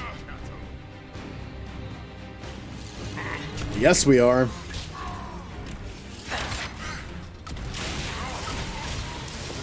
I wonder how Iron Bull feels about them. You know he fears them. I mean, Iron Bull would never probably admit he fears anything, but he's got to fear Cerebos. He doesn't like magic and demon stuff as it is, but I'm sure growing up in the Qun, he was told that Cerebos are just, like, extremely powerful and dangerous things.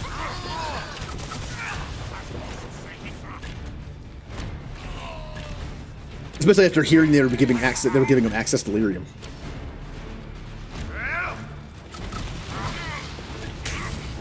Oh. Okay, Hulk.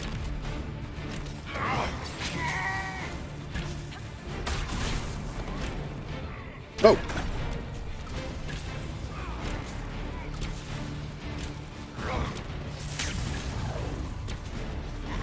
This is an interesting moveset.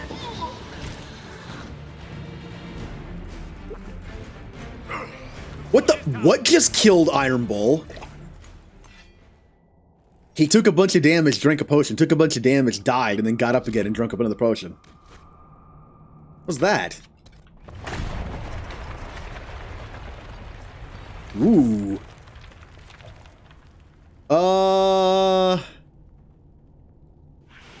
It's a fire staff. That's kind of more Dorian style, isn't it? Let's see how it is. DPS is the same. Wait, that's the same thing. I'm looking at the same thing. What am I doing? Okay, DPS is much worse. Attack is up. Crit chance is up.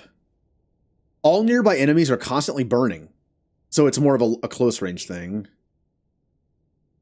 No, I like the current one better. Maybe the Cerebos, when it dies, it leaves some kind of thing that was just killing him. Maybe he was standing on top of the body. Alright, I mean...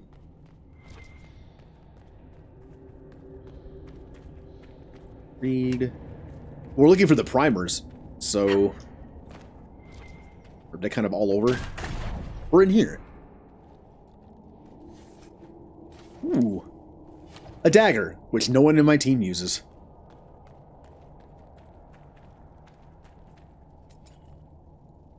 We've got the primers. Let's go explode some Gatlock.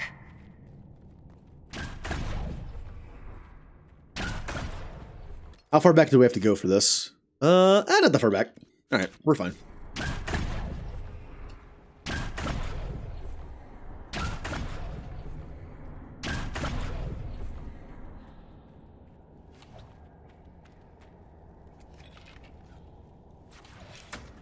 Run. Yeah, I don't remember fighting Qunari in this DLC, and it's literally all we fought pretty, like, for the most part, this entire time so far. And I don't remember it. Oh. Odd that I would forget that. Iron Bull is dying? What a surprise. I know I built him to take more damage, and then I tried to compensate for, like, con and stuff, but I just find it funny that he dies so much. That's why I never used him in my first playthrough, because he just kept dying. I'd take him into a fight, and he would just drink half my potions. I know that's probably more my fault for the build, but... It's a shame when an awesome character in an RPG like this is a good character, but is not great in combat, at least because of the build. Best example I can think of that is KOTOR. There's a character in KOTOR. Again, I'm trying not to spoil stuff in games. I know it's an old game, but I won't mention names from it. But there's a character in KOTOR that is not too great in combat. Honestly, he's probably I'd say he's the second worst in combat, but the worst is kind of obvious they're the worst, to be honest. But I love him as a character. But in combat, he's just not good. They're worth bringing around. They're worth bringing along for potential dialogue.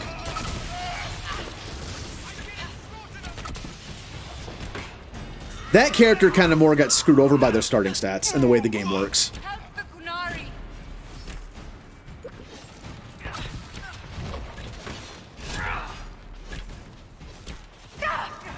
Ow, ow, ow. Too many stabbies.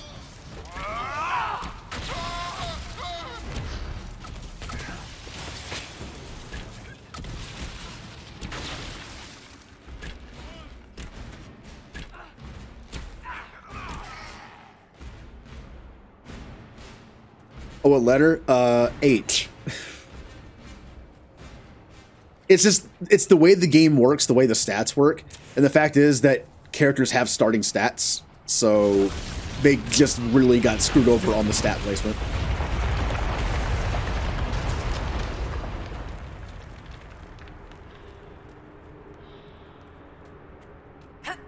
I mean, I wouldn't say it's a spoiler just to mention their name, I guess. I mean, everyone knows the character who knows that game.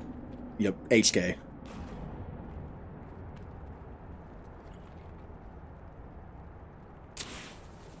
Honestly, he's not good in both, but Let's get out of he's here better in and tell the others two. about this dragon's breath plan. Good. Let's move before this place fills entirely with water. There's a weird, there's a few weird oversights in KOTOR 1 that I can't really explain why they're like that, except that it's just a glitch or it's just a mistake. Like, the class that HK is gets very, very, very few feats when you level up. But the fact is, he's a combat class. Like, he only gets like 4 or 5 feats up to level 20. That can't be right. And there's another character in the party who's a similar character, but not a combat build. But they actually get more feats. There's actually a mod that flips them, which to me makes perfect sense. Also in that game, there are skills in that game, and you can have class skills and cross-class skills. Class skills, you can level up more and they cost less. In that game, the Sentinel class is supposed to be the skill class, and the Consular class is like a casting class. But for some reason, the Consular class gets a bunch of class skills, while the Sentinel class gets just as many as the Fighter class. That makes no sense to me. The Sentinel has better class progression, skill point wise per level up, but the Consular gets all the actual skills to be class skills. There's also a mod for that to switch them.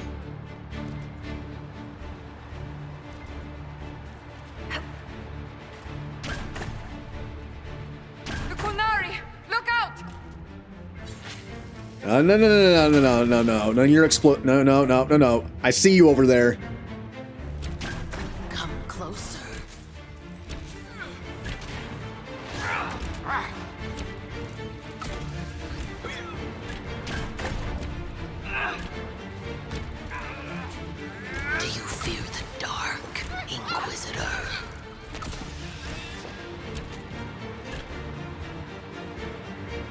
I didn't know Canary trash talked in combat. That doesn't seem like the Cune way of doing things.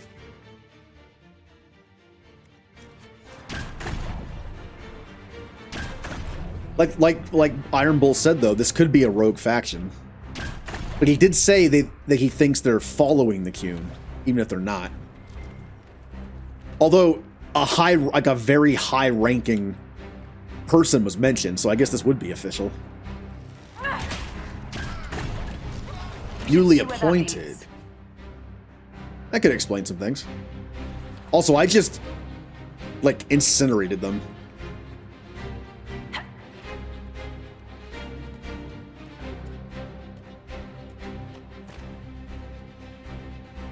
So either one, this is not an invasion and it's something else. Or two, it is an invasion and we gotta stop it. Like, there's multiple things that could be happening here. And if it isn't an invasion, what is it?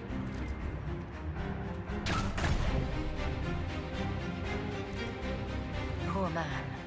He didn't make it far. Well, he died. The wearer of this amulet gains a large amount of stamina after killing an enemy. I prefer permanent passive stuff, not stuff that only procs certain times, so I'll go with what I have. Not bad, though. Like, a great example is, like, if I could have 50%, like, fire or ice resist or electricity resist or spirit resist, So, or... who gets to tell Cullen and Josephine we're probably at war with the Cune? Anyone? Not it. Don't look at me. Ugh, they're going to kill me. I mean, we didn't start it. Maybe. But if you could have 50% reduction in a single element, or 10% reduction in all of them, I pick 10%. Because it works all the time.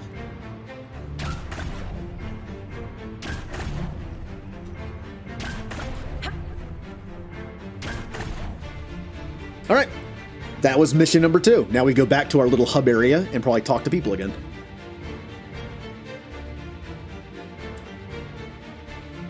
Wow, I've been streaming almost 5 hours today. Not bad. We're close to finishing this? I have no idea. Dragon's breath. The Canary always enjoy their metaphors. But what does it mean? Who knows? Canary agents moving through Illuvians to attack the south is bad enough already. I still do not understand why they accused the Inquisition of serving Fenarel. Take a guess. I mean, maybe through their spy stuff, they found out that Solus is the Dreadwolf. So, that's the thing. As the player, we don't know that. This is an interesting situation. As the player of the game, we know he's the Dreadwolf. But we never saw that. So maybe the Canary know that and we don't. That's why we're confused. That's why as like the character in the game, we don't know why. In fact, we don't know that the whole time we kept seeing the Dreadwolf mentioned at that place we were at, we don't know that's Solus. So we would have no idea it's him. Could be real. We know that Mythal actually exists. It's possible Fenharel is still here in some form, too. What you describe in the ruins certainly implies that the Dreadwolf of Elven legend is a real person. But how does that implicate us? What made them decide that the Inquisition serves this Fenharel? Hopefully we will learn more after we have stopped them. Let's see the Exalted Council try to disband the Inquisition after we've saved them from this dragon's breath. We must find out what Dragon's Breath is first. For now, our only lead is the Canary leader, the Vidusala. Gentlemen! My apologies, Lady Josephine. There has been an incident with one of your soldiers. How dare you? It was bad enough that the Inquisition chose not to inform the Exalted Council of the Kunari corpse. Orlais would have been happy to help with the matter. But now your own guards are attacking servants? You have overstepped your bounds. Thank you for bringing this to my attention, gentlemen. I'll see to this personally. Thank you, Inquisitor. Orlais stands ready to assist the Inquisition, as always. Secrets and lies. Do you understand why we fear your Inquisition? You act as if you're the solution to every problem. How long before you drag us into another war? Well, that could have gone better. But hey, maybe when we fix the situation, everything will be fine. What's going on here? The Orlesians tried to take one of our people, Inquisitor. We've secured the area. This is the Winter Palace. You cannot simply seize control when one of your guards attacks a servant. The Inquisition is handling this. When some noble commits a crime of fashion, you can take over. I only asked what he was doing. And when I refused to bow to the Inquisition's dogs, you attacked me! How would you like us to handle the situation, Inquisitor? Well, what about that barrel right there? That barrel there, where did it come from? I was ordered to bring wine for the guests. You're lying. Your Inquisition soldiers are completely out of control. No, we're in control. Keep talking and you'll find yourself in chains. Oh. Do we arrest the servant or take guard into custody? I trust my people. Plus, it could be an explosive barrel. We literally just dealt with this. And we do know that Qunari have a bunch of elves in their ranks.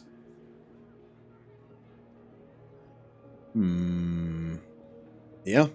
Please take the servant into custody. Right away, Your Worship. Inquisitor? Ambassador Montillier will explain later. For now, please hold the servant for questioning. As you say, Inquisitor. Lord Cyril will hear about this. Might not look that good to do, Inquisitor, but... I also found this by the barrel. I can't read the language.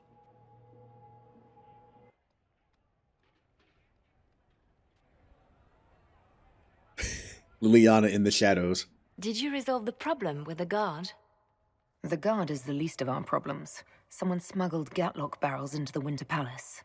Smile, Inquisitor. There are many eyes upon us. At least now we know the true extent of the dragon's breath. How are you still smiling? Years of training as a bard, Inquisitor. We cannot show weakness now. Enemies could be watching, or we can let them seize idle conversation between two friends. Huh. You think the dragon's breath is these Gatlock barrels? Of course. A surprise attack, even through the Illuvians, would have met fierce resistance.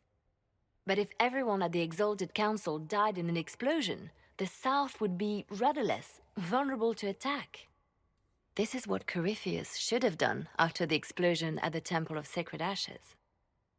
An attack as swift and unstoppable as the breath of a dragon. I was going to mention that. The explosion at the Conclave took out a lot of Chantry leadership and mages and Templars. This is kind of similar. Maybe they even learned from it. And like she said, imagine if he had done that. I mean, he tried. He tried to assassinate everyone in Orlais, like Gaspar and Empress Celine and the Elven Spy Master person. I can't remember her name. But he failed. We stopped him. But if the thing is, Corypheus didn't have access to the Illuvian network. What if he did, though? Ooh. Probably wouldn't have won. The guard who confronted the servant said she found this note near one of the barrels. It looks like Qunari writing. Let me see. I picked some up from the Iron Bull, though I'm told my accent is atrocious. These are orders for positioning the Gatlock in the palace. When duty has been performed, report to the Vidusala through the mirror marked by a bookcase. If we're going to find the Vidusala and stop this dragon's breath, this is our chance. Good. While you do that, I will have agents locate the Gatlock barrels and remove them safely. I will also send word to my foreign contacts. We must see where else this dragon could strike. Okay, it's hub time. We're going to do a nice round of... Oh, there's the golden nug. I should look around. We're going to do a nice round of talking to our teammates. I'll start on this side of the map this time. If there's nothing new, we'll simply move on to the story. Eventually, there's going to be probably no more new dialogue, I'm assuming. It's kind of like Mass Effect, where not after every mission do you get new dialogue. And if you actually talk to your teammates after doing every mission, you will eventually run out of dialogue. And at like the last third of the game, there's nothing new because you already got through it. It is good to see you, my friend. Yep, that's what I thought. I'll see Okay. you. Just in case, I'll try a few more people, but we might have already gotten through it all. From a cinematic standpoint, like streaming it, I should probably space things out more, but it's just how I play games. I do all the side stuff as soon as possible so it's not missed. Same thing with dialogue. It always had a soul. The question is the answer. Thank you, Cole. You're always so... I don't know what to, I don't even know what to say to that. Like, you always make so much sense when I hear you talk. Hey, boss. Oh. What can you tell me about the Kunari we're dealing with? These aren't Ben Hasrath. They're specialists working for a Vidasala. Ben Hasrath handle normal security. The Vidasala's people focus entirely on magic. They find it, they study it, they neutralize it. And they must be desperate if they're using Alluvians. I'd expect them to shatter any mirror they find. So they're kind of being hypocritical right now, huh? I'll talk to you later. Although I guess if it's for the greater good and an end result of getting rid of it, I guess they're okay with it. Kunari first, mix with elves, add dwarfs. Ugh, doesn't anyone drink their booze one at a time anymore? And the elves here are still squirrely. We'll talk later. Count on seeing Right. you, yeah? It's probably worth talking to everyone, maybe for just like a couple extra lines. But Josephine's up there. I think I missed talking to Josephine again when I came back, so she'll probably have something. Need me for anything? Nope. I guess Blackwell wouldn't have anything new to say. Everything going all right so far? Okay. Josephine, who I forgot to talk to last time. You probably have something for me.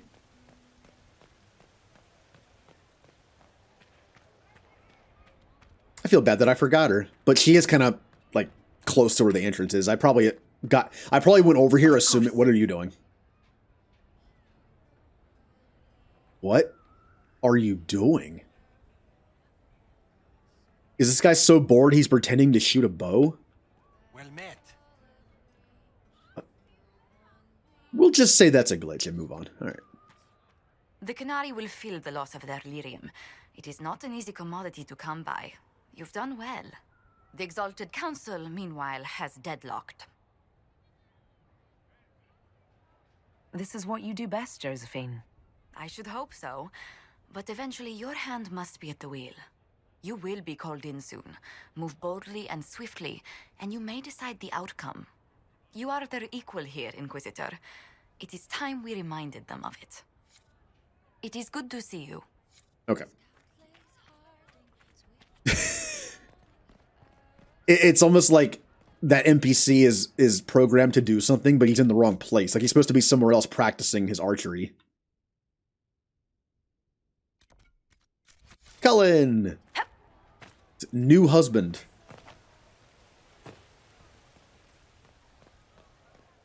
I wonder how many characters in this game you can marry. Because I definitely didn't have the option of marrying Cassandra or Josephine. At least if I did, I didn't see it or hear it. It's good to see you. Ah, that's it. All right. Liliana might have something new for me. I knew it was foolish to hope the Exalted Council would go smoothly. I mean... At least the sky hasn't torn open again. Give it time. The day's still young. Perhaps later. And if it did, it might actually keep us I'd be together right here if you need anything. longer. I should look around. Maybe this Canary stuff is the best thing that could have happened. It gives us another purpose.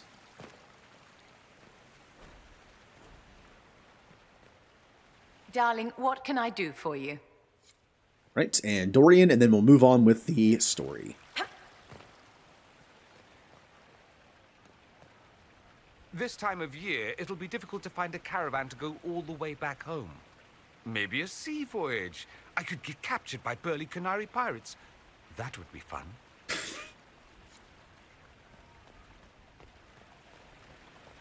And what did they need? Maybe one day I'll see Iron Bull and Dorian's romance. Maybe one day.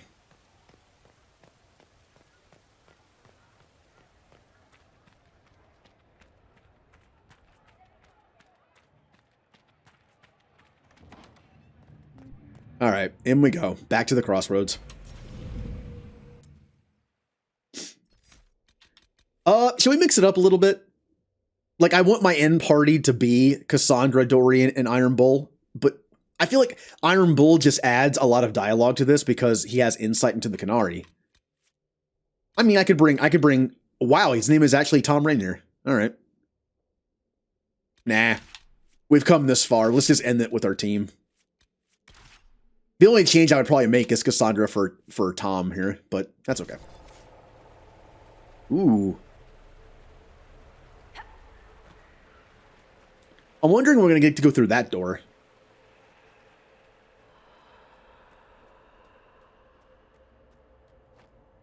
So we have 2 pieces of that set. I'm probably not going to find all of them. Just knowing me, I'm going to miss something. That is okay. Hello, Qunari. Can I? What could that be? Still don't know what that does. Also, I know I've had level ups this whole time. Once again, I'm sure it annoys people.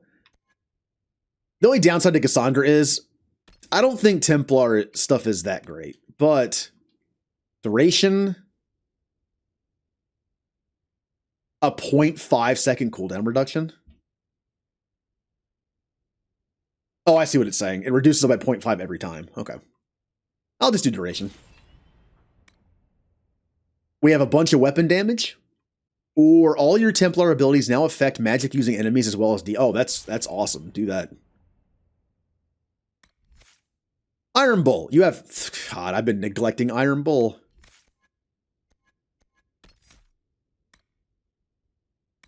Stamina restored. Strength. Oh, yeah. I mean, if anything, that's just a free strength up. Let's improve his stupid tornado move, because it's dumb, but in a good way. Whirlwind strikes pull nearby enemies towards you, or Whirlwind becomes more effective the longer you sustain it. I don't trust the AI to do that properly, so we'll do that. Shepherd.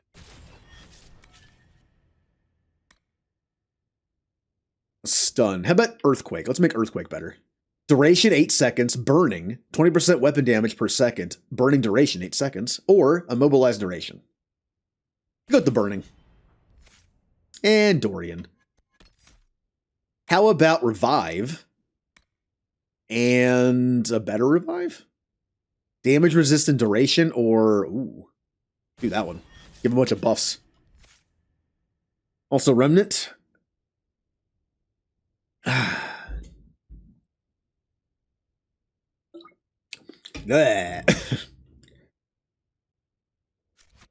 Drinky's no good for that. It's gonna be fun when I get off keto and I turn the Renegade Hydrate into one of the most, like, again, I'm gonna Google, like, healthiest but nastiest smoothie recipes and just see what happens.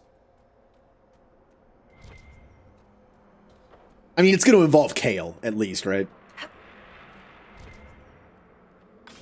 So that's how the Qunari moved the paths. Ooh.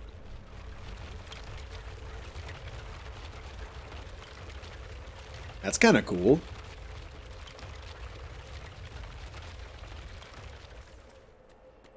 Is this going to be one of the other pieces where we have to fight arcane horror things and demons? And it looks like it at first glance.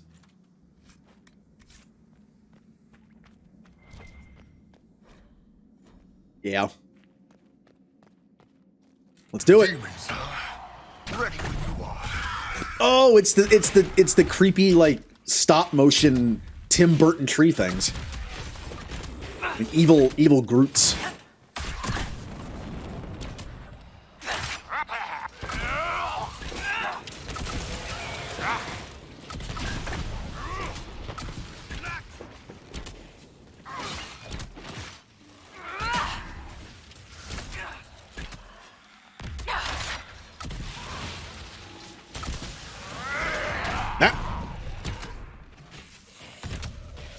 Mine. One down. Wow, this fight was a lot easier than the other two. I'm kind of expecting something else to appear, but it didn't. The skin that stalks. Medium armor, because I'm a rogue, I'm guessing. Plus 6% attack, plus 6% crit chance, plus 11% crit damage. 78 health. The following stacking bonus is granted. I get plus 10 movement speed on top of the other stuff. That's kind of fun. It's probably worse than what I have, but I kind of want to go with this new stuff. Ooh, that's where that comes from. Okay. Armor is not much worse. I lose 9 cunning. I lose a bunch of defense. But I gain crit chance and crit damage. This is actually probably better for my build. I'm just going to be more of a glass cannon. That's okay. I'll do that. I also get 10% movement speed, which means we can walk a little faster.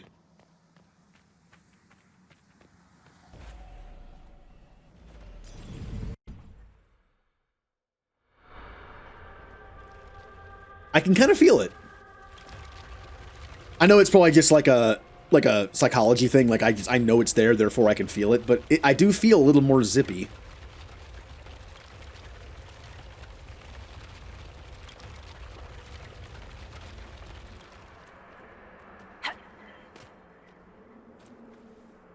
All right, up we go. So I'm not sure how many more levels there are to this. I do remember spending a lot of time in this place trying to unlock areas. I do remember that. This place gets a little more puzzly at some point. An alluvion marked by a bookshelf. This should be it. Here we go. Good. Time to get some answers. Mission number 3.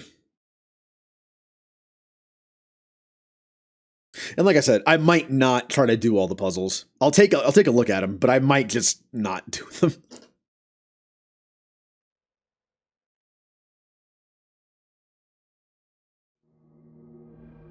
Oh, I remember this place. It definitely saw a massive magical backlash some time ago.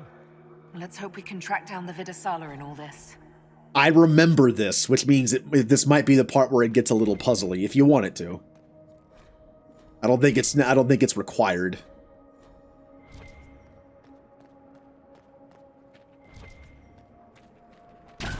Oh, I can fight here. Okay. Just making sure. Ooh. Happened to you.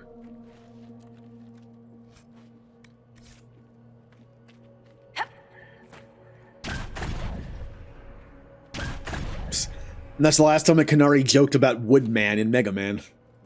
Like, aha, he's made of wood. Yeah.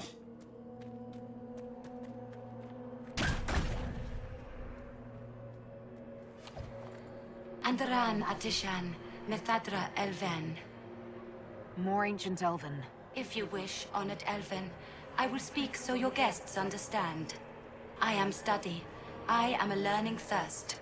Come, know what has not been lost. New words, new stories. The Kunari would not approach, but we learned their words as well. If you wish to exchange knowledge, they congregate by the lower gate. What did the old elves use this place for? This is the Virdithara, the living knowledge of the Empire. The libraries of every city, the wisdom of every court. A connecting place whose paths are in disarray. What put this place into disarray? The Virdithara was made with world and fade. When they sundered, so did we. Paths broke, knowledge fragmented, many were trapped. I preserved their last words. What were these old elves' last words? What happened? Where are the paths? Where are the paths? God save me, the floor is gone. Do not let me fall. Do not let me... On this spot, that is all. Thanks. Really paints a picture. So the spirit said that this place was built by the real world and the Fade. And when they were split by the Veil, bad things happened. I'm looking for a Kunari named Vidasala. Do you know what she wants here? Vidasala, yes. She uses scholars and mages for study. They fear this place, but they seek to know the Veil. What does Vidasala want to know about the Veil? I regret I do not have more information. I am sundered from myself. If you discover another one of me nearer the Kunari, I may know more. Kindly give it my greetings. I have not thought with myself for some time. Huh. So spirits were also kind of split. Interesting. I could learn so much about my people. What were they like? How long is our history? I will try to recall Honored Patron, but there are gaps, breaks. Greetings, laughter, Ema and Nasal, forms out of air, light, memories. And yet there are so many broken paths at every missing. I cannot. There is no more. Apologies. I knew all once. We knew. With the break, only fragments or knowledge new since the fall. We'll be going now. So unfortunately, An unknown the game is not going to give us not like of a the nice... Kunari, recently woke the librarians. An unknown person. Could this be our agent of Fen'Harel? The librarians facilitated learning before the fracture, before the fall. Now, beware them. They are unwell. Oh, we have to fight librarians. Okay. I don't know. This might not be fixable. But instead of the game giving us a nice bundled package of like all the elven lore, it's in bits and pieces. Oh, that's so annoying, like for the player and for the character. Upside down island. Oh, hello. I didn't even see that.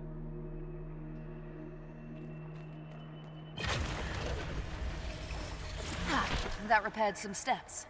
Let's look around for more. The inverted alluvion must lead to the Kunari. Look at me using magic, kind of. Yep, I remember this place. I remember this place specifically. Dorian, why did you just jump off?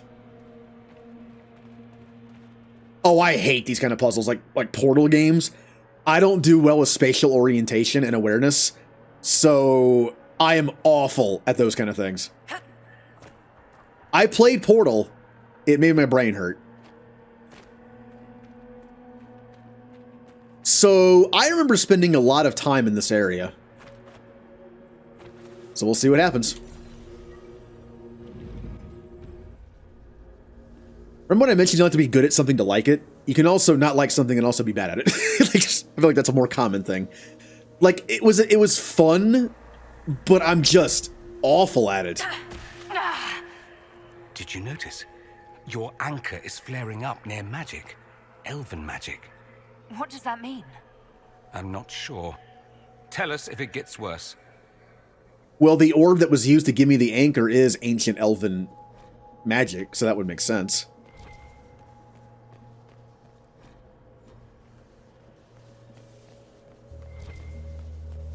Oh boy. Okay, we have one alluvion here. And one, oh, we have two. Okay. Meeny, miny, mo. Catch a dragon by its... I'll go this one first. Please tell me this one is the is a dead end. I love dead ends in games like this where I don't know where I'm going. Oh, what is happening here? I believe I remember this too, and not in a good way. These Kunari are dead, but there's not a mark on them. Look at their eyes. They died in fear. Well, Kunari do fear magic, so this place is awful for them. Oh, look at that. Welcome, welcome. Listen to the last words of those who lived past the fall. How could the dread wolf cast a veil between the world that wakes and the world that dreams? The Evenuris will send people. They will save us. When have you last heard from the gods? When the veil came down, they went silent. What is this veil? What has Fen'Harel done? Are these records saying Fen'Harel created the veil between our world and the Fade? They're saying some guy just made the veil? We must have been ass deep in demons before then. If it's true, that means the Fade and the waking world were once one in the same. Yep. But why would the Dreadwolf create the veil? I mean, I think we already know to trap the gods on the other side, but here's a question. We know that when the veil came up, this place just got destroyed because it was built by, like, you know, it was built in a world that had both the Fade and the real world. Did he know that was going to happen? Or was this an unfortunate side effect that he didn't see coming? If he knew this was going to happen, that means he felt he had no choice.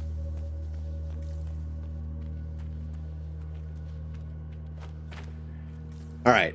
I vaguely remember doing some stuff here. I think we have to light those things, but I don't remember how.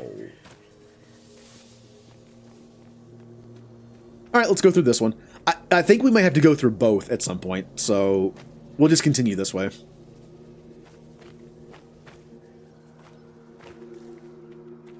In we go.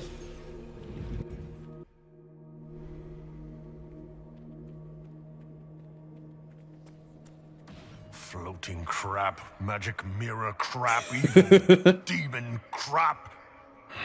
When this is over, I'm gonna need somebody to hit me with a stick again. Cassandra? No. Yep. I'm not sure whether I want that to be a metaphor or not. Next time we get the gang back together, let's do a dragon instead. Dragons are fun. I love his arguments. Like, he's just like mumbling to himself. Like that one time where he was just kind of like, blah, blah, blah, blah.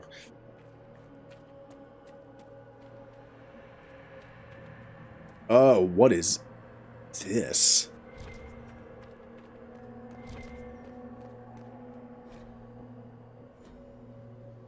This looks like technical notes.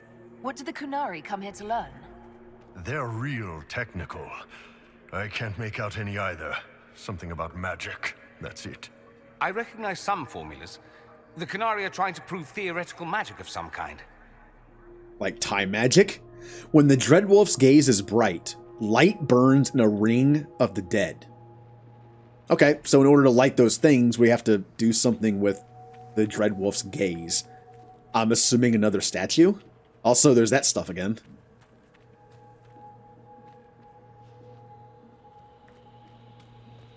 Oh. It is another mural, although I can't tell what's happening. Is that a marking? Is this the elven gods giving the markings to people? I can't tell what it's supposed to be. No, that's Solus. Yeah, that's Solus. Then what is he doing? Is this him building the veil, I wonder, and trapping the gods on the other side? Up to interpretation. Can't go that way either. Come on. Come on, let me climb. So I don't think there's anything I can do here, but it's purple, though. It's purple. That means I can do something. But I can't go anywhere. The purple death is everywhere.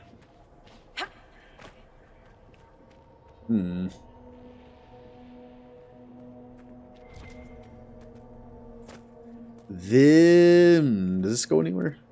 Or this just goes back to the Alluvian, you know? Wait a minute. There's like a whole other area over there. Oh! Oh. I see it now. I missed this.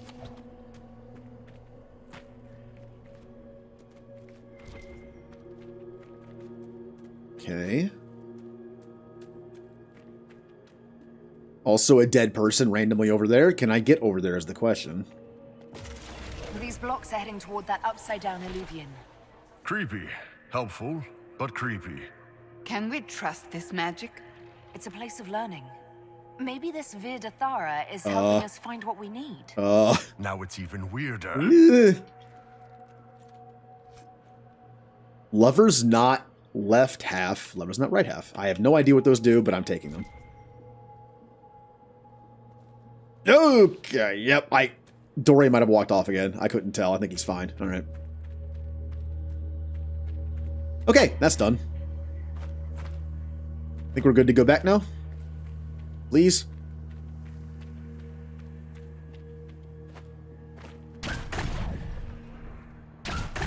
Oh, do not catapult myself into magical oblivion, please. If you fell from there, I wonder how far you'd fall. Like, is there just no bottom, or... Alright, I'm back here again. Those are not lit. But there are enemies here now.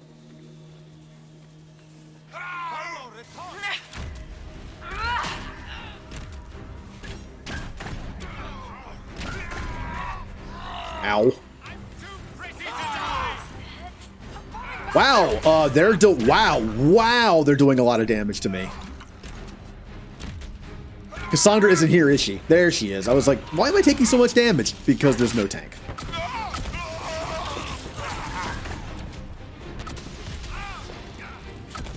Come and fight me. Cassandra, please, please, please get them off me. Do your challenge thing, whatever it is.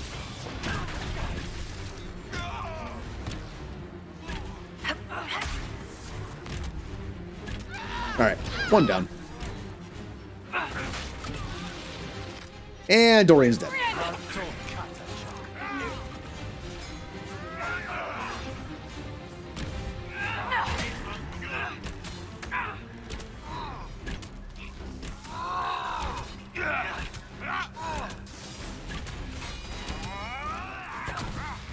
Come and fight me. Nope, that was the wrong move. I hit the wrong button. Didn't mean to do that. Because I knew there was a endless pit behind me.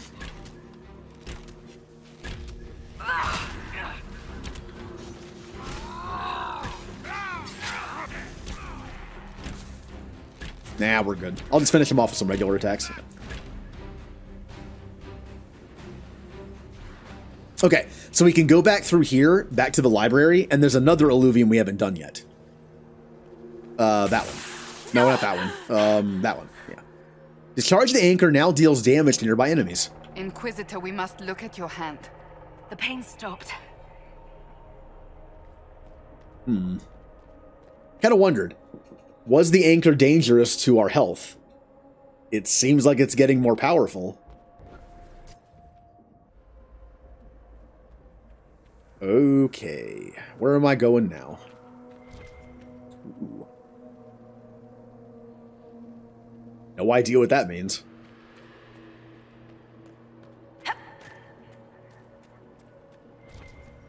I'm not the best to try to interpret stuff like that.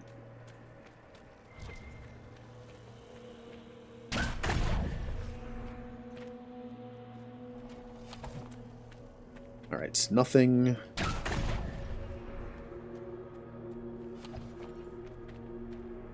More dead Kunari with terrified expressions. Oh, more information. Welcome, and listen to the last words of those who walked this place. If we get out of here, I will end Fen'Harel. After he held back the sky to imprison the gods, the dread wolf disappeared. Lies. We must tear down the veil, the cities, the pathways. Without magic, they're crumbling. You're wasting your time. Fen'Harel's veil has turned our empire to ruins. So, the ancient Elven Empire collapsed because the veil weakened magic. If what we're hearing is true, this would have been a disaster beyond measure. Do you realize what this means? What this place is? The actual history of the elves could change everything. I'm sure Bull doesn't care. But yeah, the reason why the Elven Empire came crashing down, the veil. When half your technology is basically magic, when your magic is so like woven into your world, when it's cut like that, I guess things would start to mess up. Like castles and cities crashing to the from the sky. Also, it mentioned he disappeared after it happened. Maybe No. You can only do this DLC after the game is over. This is literally endgame DLC. It takes place 2 years after the events of, like, Corypheus stuff. Always. It's like a set thing.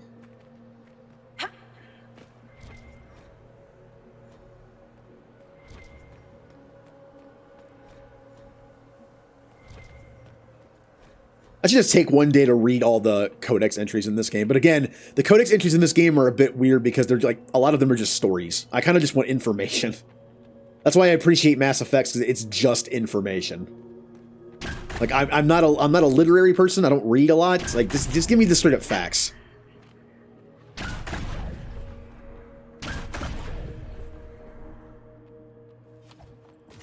That should be enough stairs.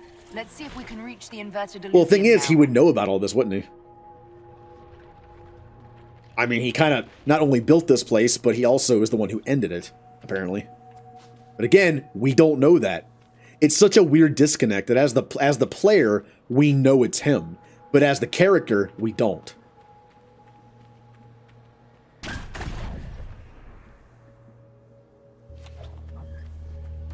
Look at this place. Now that we have so many samples, how hard would it be to build Illuviens of our own? No. But think of the... Nope. After these past few years, it would just be good to create something magical that is also helpful for a change. Is that wise? If I get around to it, I'll send you an Illuvien, Cassandra. Striking women can never be flattered by too many reflections. If you get around to it, shall I be forced to accept? If they're gonna stuff me into politics, I've got to have some fun on the side. See, I like my team. The only downside to this team is, Iron Bull and Cassandra are very no-no when it comes to magic stuff, so I get a lot of, disapprovals. This team would be better, minus Dorian, of course, if I was more of like a Templar supporter.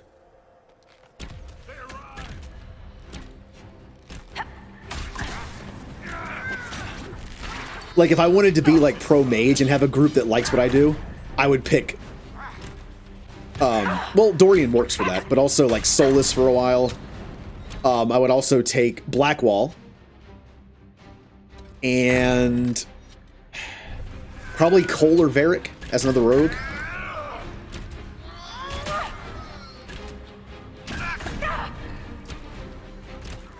I think Varric just doesn't care about a lot of stuff. He's... Oh, you're pro-mage? Okay. It'd be cool if the game was affected by what you were as a Hawk in the second game. Because my Hawk was a mage, it'd be cool if Varric was now, like, anytime you saw with mages, Varric had approval. But if your Hawk was not a mage and sided with Templars, he would approve if you did Templar stuff. Oh, that kinda takes away Varric's own free will, I guess. But it could be a game mechanic. Alright, where are we going now?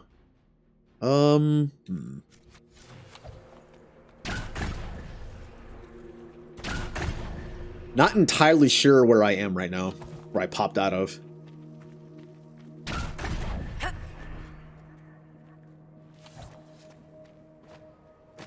See, I get turned around so easily in areas where you just kind of warp between places. I lose my bearings.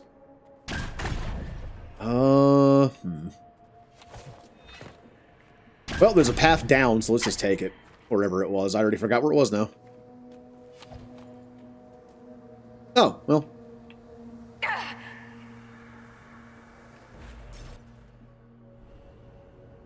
And we're back here.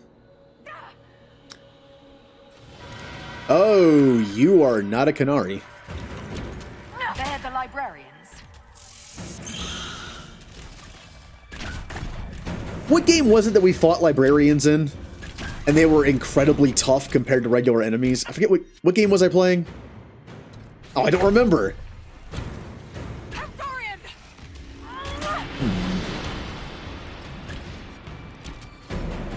Oh, it was SWTOR. We went to a library as our Inquisitor, and the librarians in that area, like the librarian guard people, were really tough. And then I fought soldiers after that, and they weren't. Also, we are doing horrible. Wow. I'm doing barely any damage, and I'm getting beat up.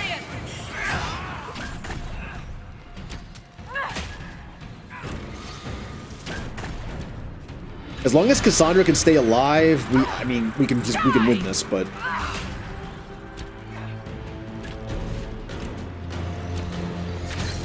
oh right, that almost killed me.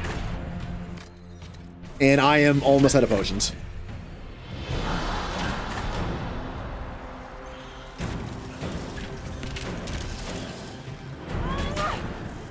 This doesn't go, I'm dead.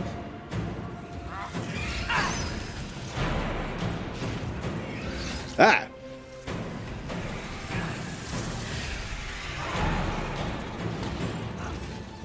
I don't know how this is going to play out, because we're not doing well.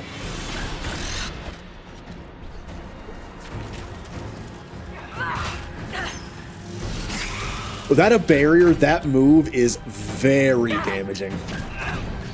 Ow, like right now. They're all on me! Cassandra, could you... Cassandra did not have a single one of them. They all just killed me. Can I use this? I can. Okay.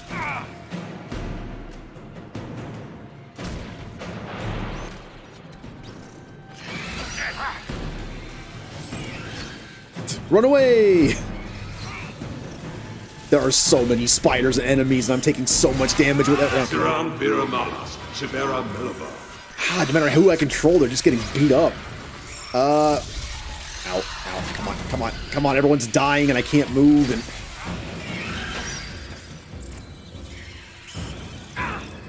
Well, this is a fun fight! Spider librarians! We're already down to half potions again. I gotta kill something. Something's gotta die. I tried to dodge, but I couldn't.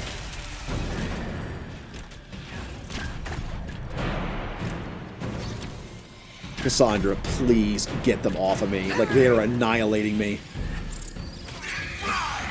There's so many enemies. I haven't killed a single one of them yet.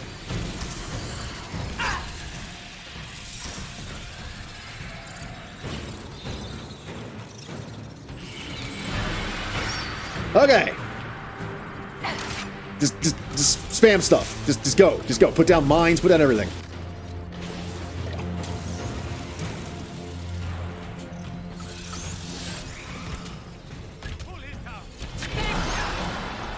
Even the regular spiders are doing a ton of damage to me.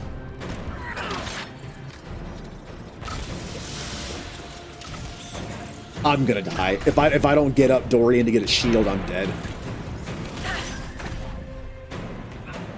Dorian, ow. Please stop hitting me. Wow.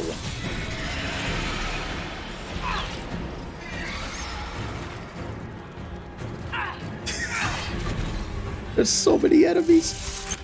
And I have no potions left. I'm dead. Yeah. Get the potions. Ow.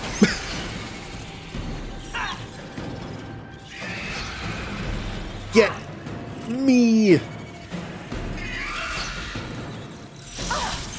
I'm gonna die so fast. It's gonna be bad. Iron Bull.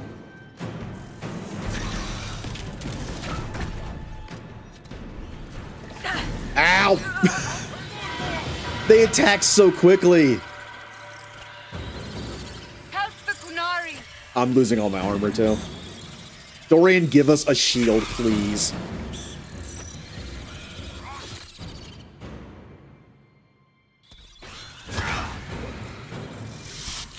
I have to let Cassandra do her own thing to get her armor back.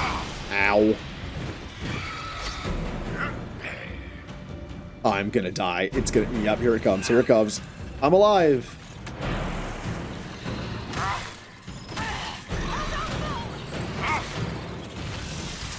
Ah, this is practice for my next character. Ah.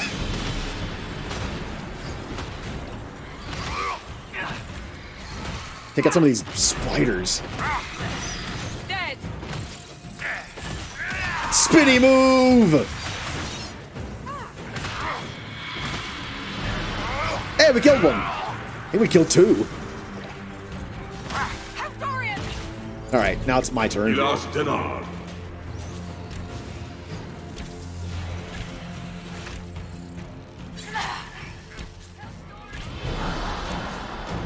Well, that was a fun fight. I'm lucky I had two things of potions here. They knew what they were doing. Pain fits why they were there.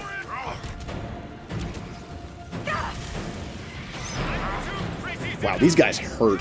It doesn't help I took off all that defensive stuff for more attack.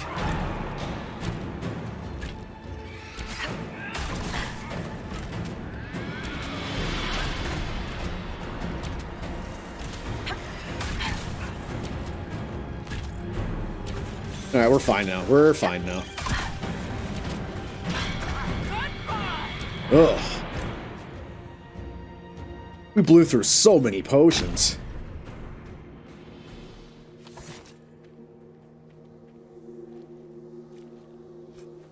Just spiders. That's all that's left.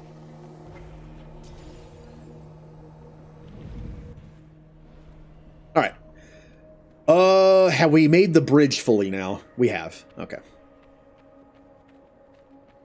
Get me out of here. I didn't see a thing to restock. I think I used them up. I'll double check because I need more potions, but I think there were only 2 in that area, and I used all of it.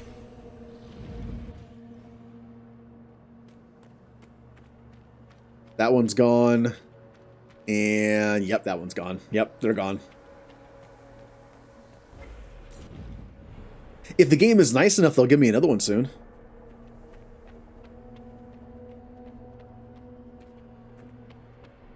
Or maybe that was the boss fight of the DLC. Maybe we're done. We don't have to fight a boss anymore.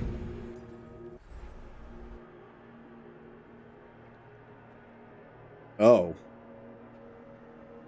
Survivor of the Breach, Herald of Change, Hero of the South. The Vidasala, I presume. After fulfilling your purpose at the Breach, it is astonishing to hear you still walked free among your people. Your duty is done, Inquisitor. It is time to end your magic. It's not too late to put our weapons down and talk. There's no need to pretend that you're blind to what you've begun. I am no stranger to catastrophe, but this chaos in the South defies comprehension. The Qun left your people to curb your own magic. You've amply proven we should have stepped in long ago. Then enlighten me about the Qun's plans for us. Do you believe closing the Breach solved everything? That its consequences stopped there? The day we saw the Breach, the Qun decided its action. We would remove your leaders and spare those who toil. This agent of Fenharel has disrupted everything. Lives that were to be spared, lost for him. Who is this agent? Why do you think they work for the Inquisition? Kill the Inquisitor, then follow me to the Dargarad. They think Solus is simply an agent of the Dreadwolf. So they know more than we do. Well, as the player. Like, as the character, they know more than we do. Mines! There's so many enemies here. Mines everywhere! Yeah!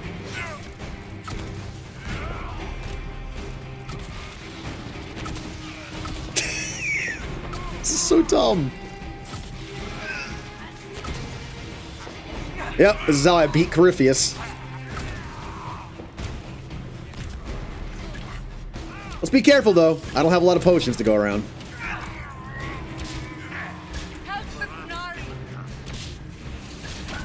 Now we gotta watch out for these Cerebos.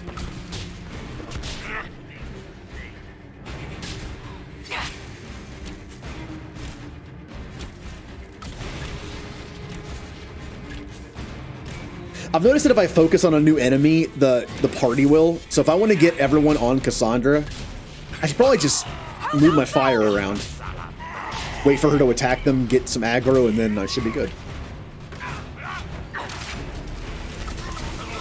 And yes, I'm trying to learn how to play the game when I'm already on the last DLC, after putting like over 100 hours in this game. It took me about 200 hours to beat the game the first time.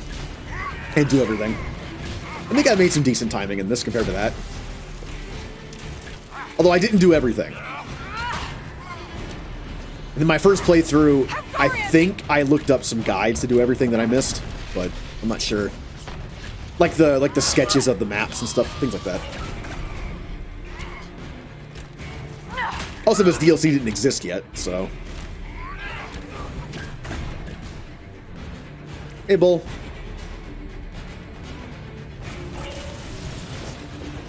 Dorian's dead now.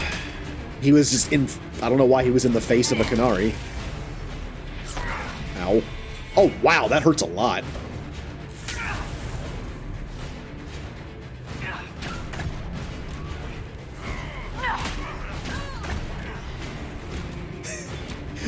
See what I mean about Bull? God, he dies. He dies so fast. We're fine, though. This is the last enemy. We're good. We're good.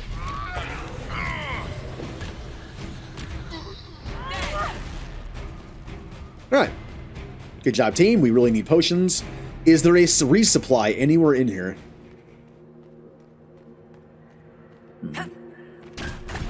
Oh, a camp. Well, this has a resupply, right? These are Vidisala's papers. She brought mages here to research strengthening the Veil. A way to clamp down magic. No wonder she's here. It explains why the Qunari thought it was worth camping here. Demons, dragons, and even darkspawn. Now Qunari.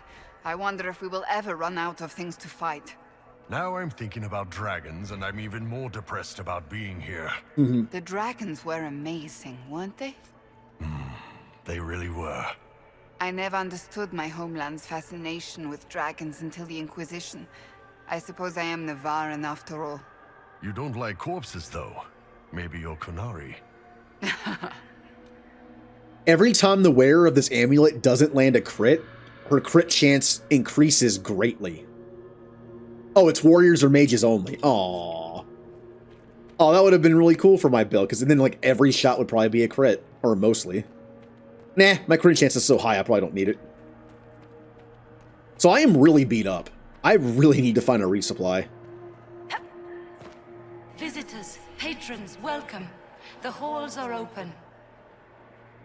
Can you tell me where a Qunari called Vidisala went? Yes, we heard much, although she fooled herself into thinking we could not hear. Take a keystone to the Davarad. I will join you there soon and take stock of our remaining Gatlock powder. If it is something you would like to see, I sense a key nearby. I have words to open it. Cool. We have a broken alluvion up there.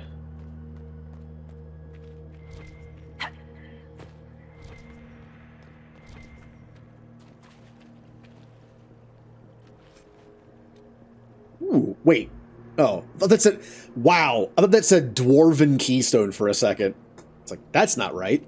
Stinking cheater. It's shield. Decent one. Hold on, Cassandra, what shield do you have?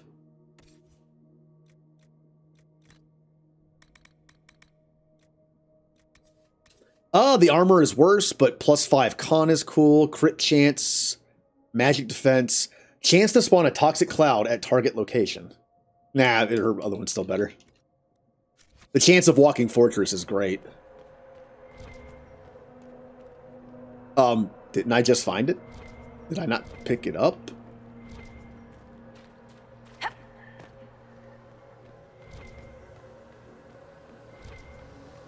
Nope, you're turned off.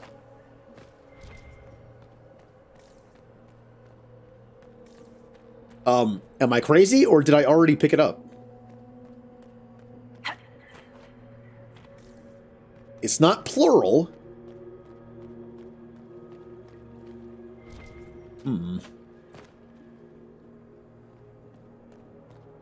Interesting. Maybe if I talk to the person now?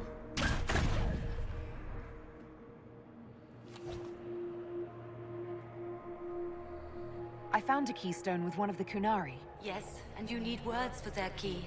Maras Nira. It glows. It will open the way to the Davarad. May you find what you seek. In coming here, you strengthened the paths. I can now raise one, if you wish to go.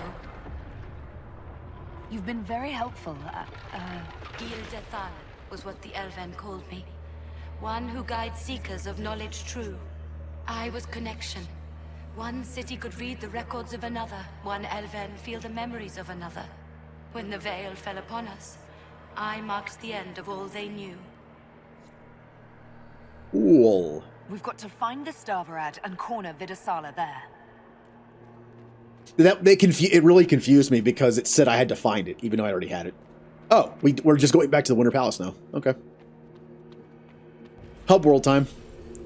Yay, potions. Good. I am almost dead. So what is the fastest way to get back home?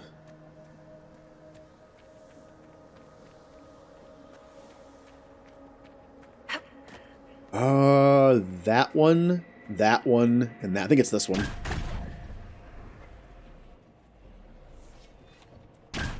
And then... Wait. Oh, it's just death. Okay.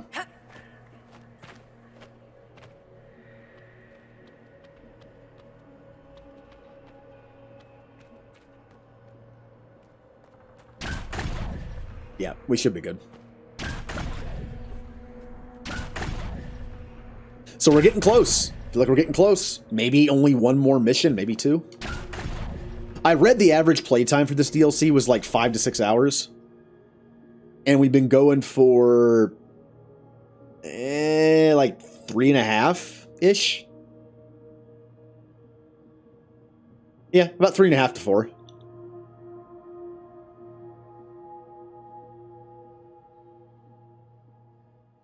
Your agents confirm there are Gatlock battles in Denerim's palace? Yes, and in Valrayo and across the Free Marches. The Winter Palace is not the only target. The Canari are one order from destroying every noble house in the known world. Oh, there is a bright side. Warning the ambassadors will remind them of the Inquisition's value. Not when the Inquisition is responsible for that threat. Oh, good. Good options. We're the leak, or we're the leak. They came in through us? Yes. How, damn it? The elven servant handling the barrels confessed to working for the Canari. But the servant was Orlesian. That implicates Orlais, not us. But the barrels arrived at the Winter Palace on the Inquisition supply manifest. How are we supposed to fight a war when we can't even trust our own people? Do you know who got the barrels onto the Inquisition manifest? Yes, several of the Inquisition's elven workers have gone missing. I had their backgrounds checked. They joined the Inquisition after fleeing the chaos in Kirkwall. I remember when Kirkwall was at its worst. Many of the city's elves converted to the Qun, trying to find a better life. And the Canari turned them into spies. Well, we can still do good. It's still good. The Inquisition stopped Corypheus and saved the world. We can't let an outside threat change who we are. I fought to protect the Inquisition in this Exalted Council. And for what? So we could deceive and threaten those we claimed to protect? Once we locate the spies... This isn't about the spies. You hid the Canari body. You've all but seized control of the Winter Palace. We did what was right, not what was politically convenient. Do you know what this has cost us with Orlais and Ferelden? They are planning to dismantle us as we speak. And perhaps they are right.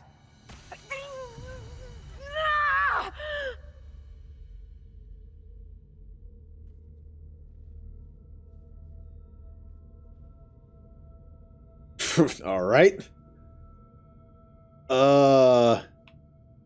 So, it's been getting worse. I don't know why. I don't know how to stop it. I don't know how much time I've got left. What I do know is that the Kunari need to be stopped. So I need to get to the Davarad while I can still fight.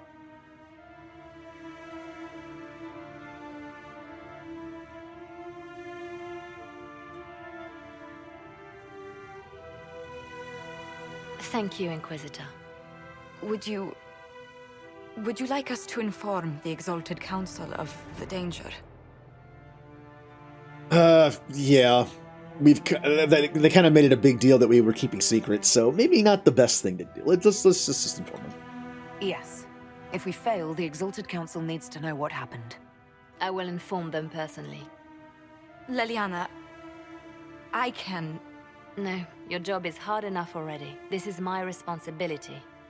I'll have guards ready at the Alluvion, in case the Qunari attack the palace. Make her watch over you. That was an awkward cut. Make her watch over you outside. Okay, let's talk to everybody. There is literally nobody to talk to. I'm guessing that means maybe we're at the end?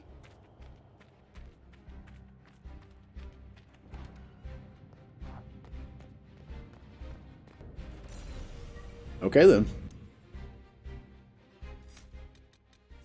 Same team.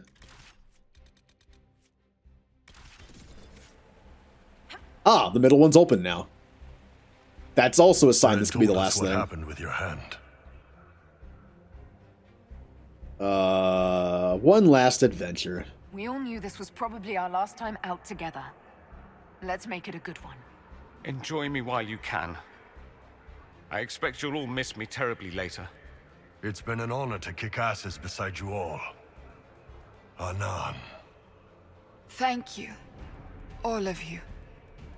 Oh, yeah, this definitely feels like it's going to be the last mission of the DLC. The Darvarad. All right, everyone, get ready. Oh, it's all sad. Everyone's saying goodbye. But I'm sure we'll all come together again in the fourth one, right? Right?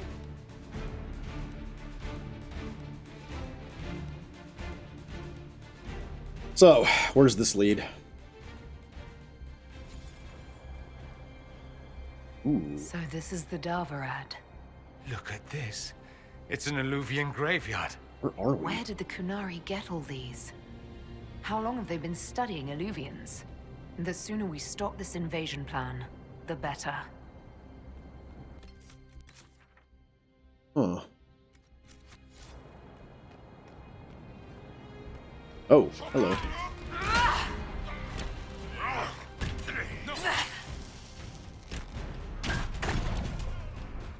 No. Oh, do not leave the Cerebas for last. They hurt. Didn't mean to do that.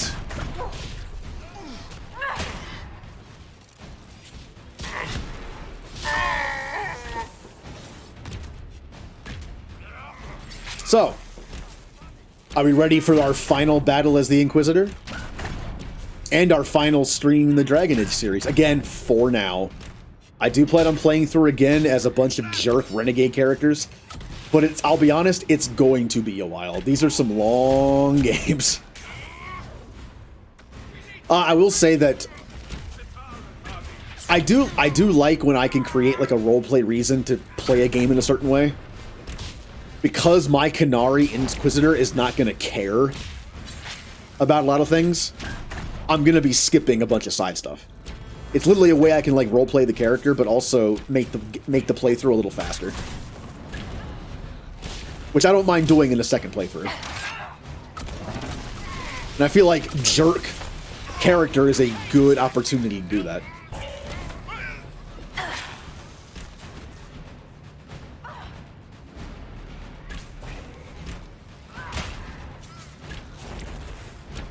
What keeps doing that? Oh, there you are.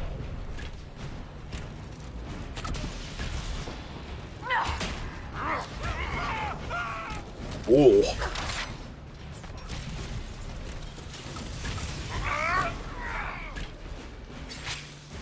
Come on, Bull.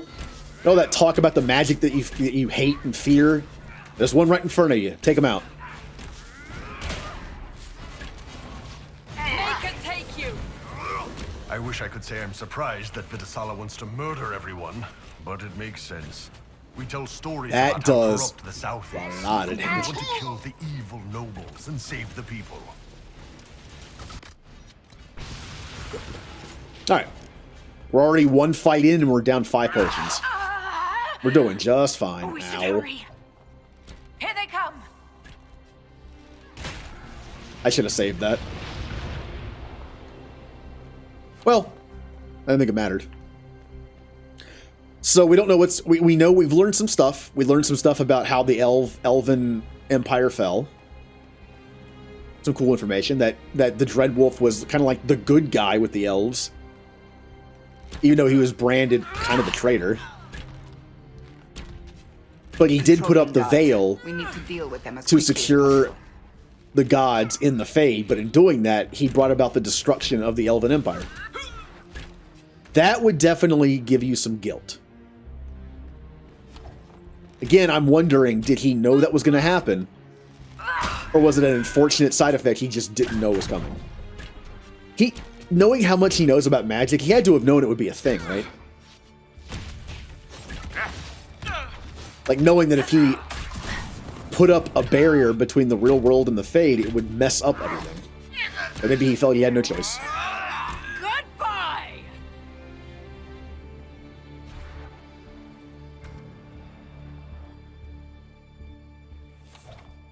Oh, locked. All right.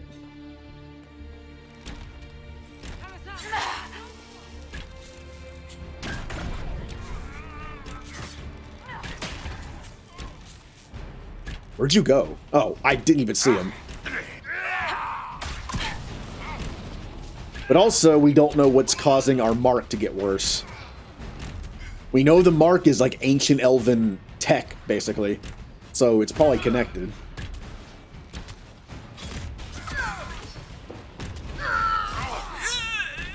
We need answers.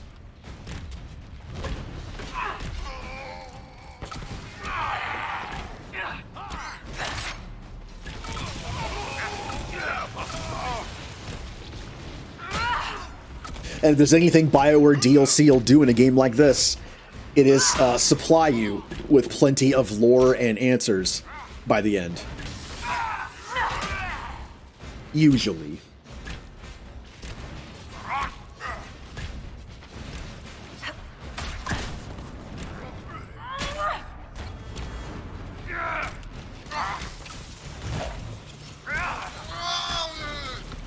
Blech. Oh. That's kind of a cool looking door. We're gonna need like 3 different switches, aren't we?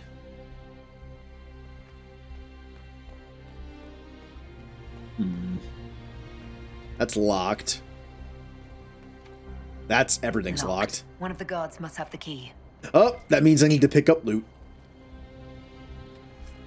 I'm glad the game does that, where it's just like, one of the guards had the key. That means I'm missing something. It's something that dropped.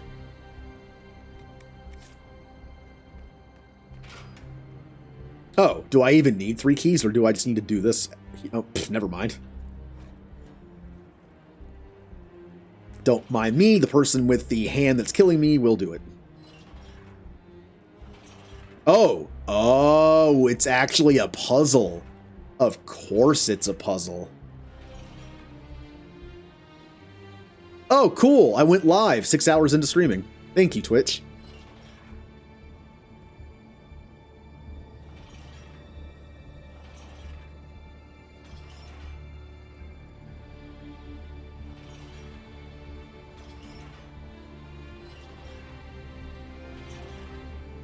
Well, this is a pretty simple puzzle. Although, is that all the way up? No, it's not. Okay. There we go. It's open. Let's go.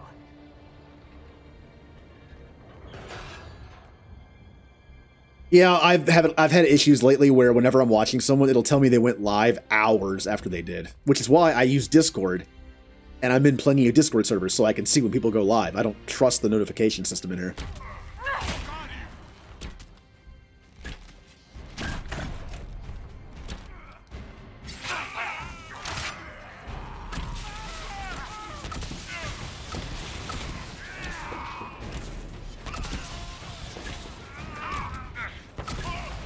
And it isn't just you. Like, if anyone just got that message I went live, it's not just you. There have been plenty of times I was in someone's stream and it popped like 6 hours in, and several people in the chat were like, hey, they're live! Like, everyone gets it at the same time, apparently. At least a lot of people do.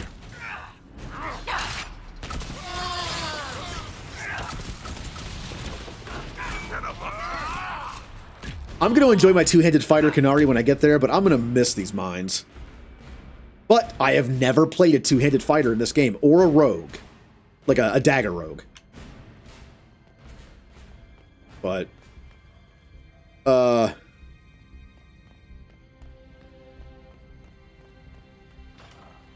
it's a reminder. I mean, I don't mind, like, I just mean, like, it's supposed to let you know when someone goes live, like, when they do. Maybe after a certain amount of time it sends out a second one, but a lot of the time I never get the first one if that's the case. Alright. Nope, key required. What is that? Oh, it's like the shape of it from that distance, I couldn't tell what it was. Also the angle.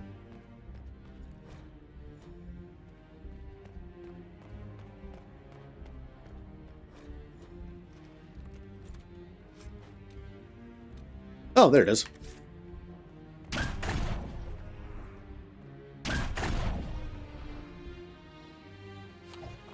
Oh, no, where am I going? Oh, that's a big chest. Wow, what a big chest for a single amulet.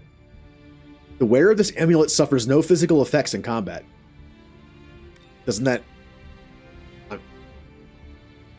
I'm not entirely sure what that means. It sounds like it's really good. But I don't quite know what it means by that. Maybe status effects of some kind? What if it just means you're invincible? Really? That's kind of... I mean, you're still taking magic damage, I suppose. Hey, Iron Bull! You want that since you die constantly? There you go.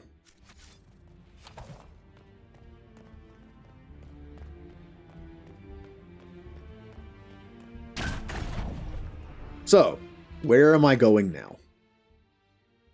Back the way I came, apparently.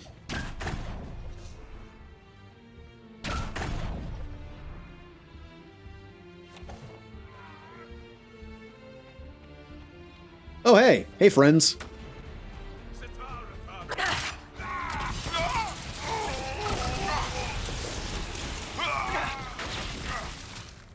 Wow, those mines are really good in a close quarters area like this. Oof.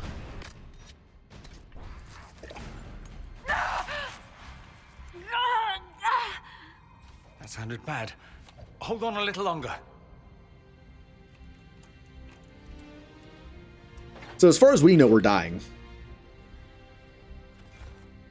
Maybe we are.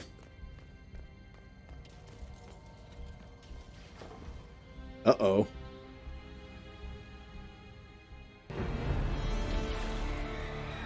Wow, they have a dragon. Dragon's breath is an actual dragon? Tethar! Bars! Inquisition! Nira Atasia Sara! Mirava Sadim Kata! Hisrat, now! Please! Vinekatas! Not a chance, ma'am. Huh. She tried to turn him against us, and he just said nope.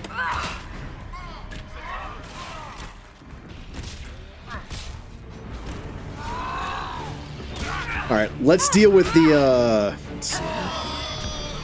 Probably the Cerebos, just because, again, they're kind of deadly.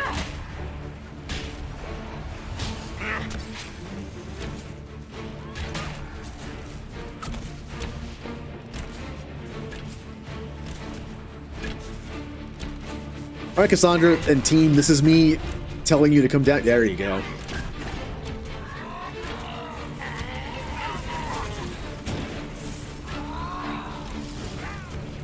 That was the... I can't believe I'm still... also, well, Cerebos does do magical damage. That makes sense that he's still taking damage, but...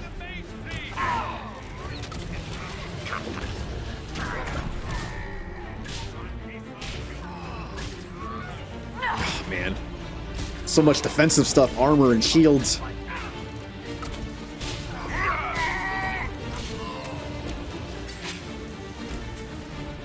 Well...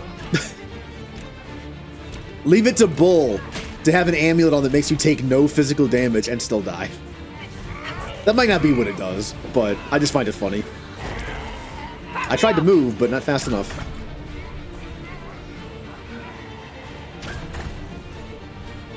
Let me get him up. Come on.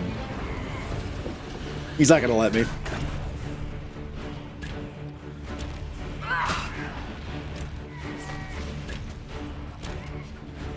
What about now? Now that he's busy. What is... Wow, what is happening? He really doesn't want me to get Iron Bull up.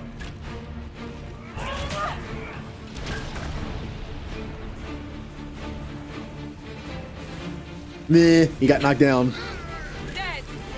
Are you all right, Bull? The Iron Bull is just fine. When this is over, drinks are on me. Probably a lot of them. All right, break time's over. Let's do this. I mean, there was a magic user in that fight, so it's very possible. Oh, there's more. Let's see what happens now. There are only physical attackers in here now. Let's see what happens.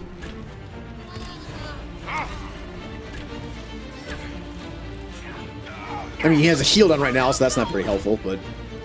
Alright. Oh, whoa, okay. Yeah, he's taking damage. Maybe it just means status effects. In which case, I miss his Death Siphon one.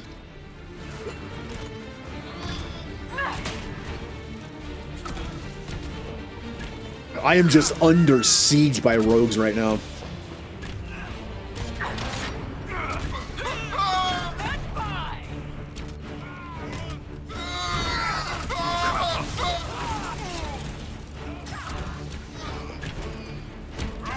We're gonna need a resupply.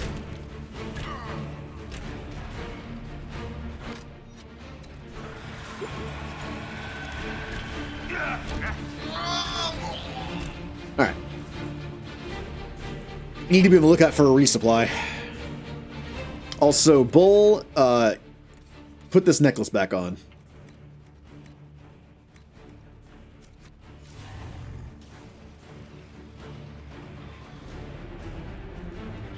Oh, there it is. I should have healed my two characters that are hurt and then picked it up. Because that just caps it out, you know. Ooh. Optional. Free the dragon instead? Oh, hell yeah. What? Her captors have already mutilated How do I... her. It seems needlessly cruel to kill her. How do I free her, though?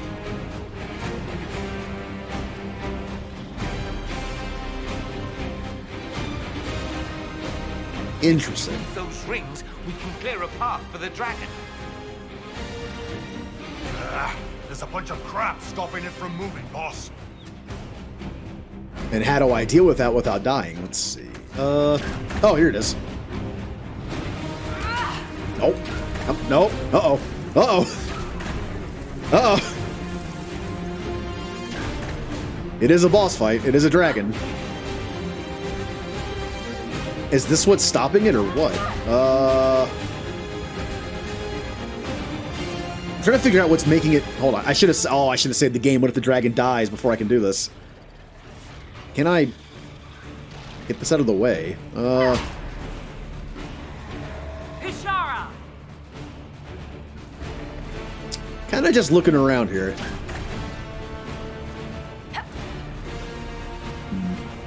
Out of the way, please. Nope, I can't do anything. Mine? Don't kill the dragon, please. I want to do the optional thing.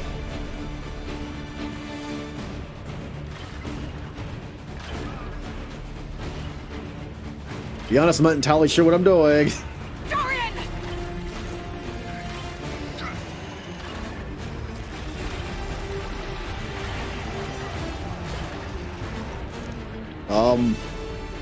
Not entirely sure what I'm doing with this turning stuff. I don't know if I'm supposed to, like, where I'm trying to leave a path to. Device is blocked. But I don't know how to unblock it. Maybe I just keep going until it tells me it's stuck. I don't think I can.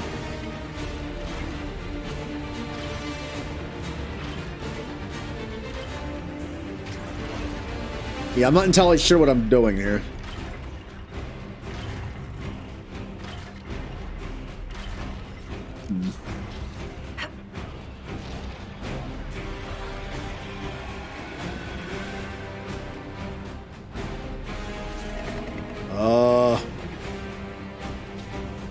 I mean, it looks like this would be it, right? This is what it's stuck on, but I don't know what to do with it. Also, we're just getting annihilated down here.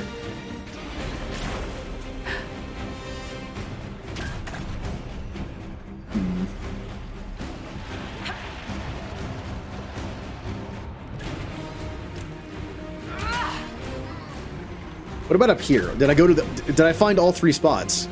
Or 4 spots even. Is there one up? Yeah, there's one up here. Okay.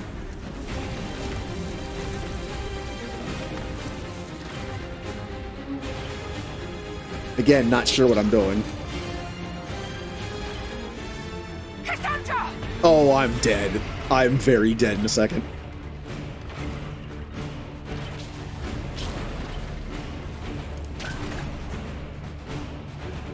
Well, I don't think I have to worry about accidentally killing it.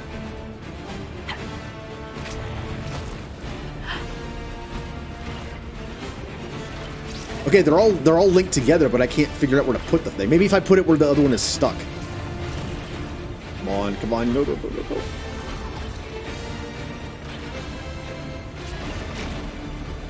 Nope, that doesn't do it. Let's consult the journal, maybe. That's all it says. Okay. And this one's going to say it's stuck. Yep. Uh-oh.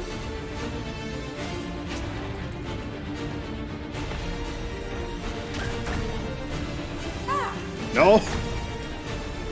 I'm trying to free you! Stop killing me!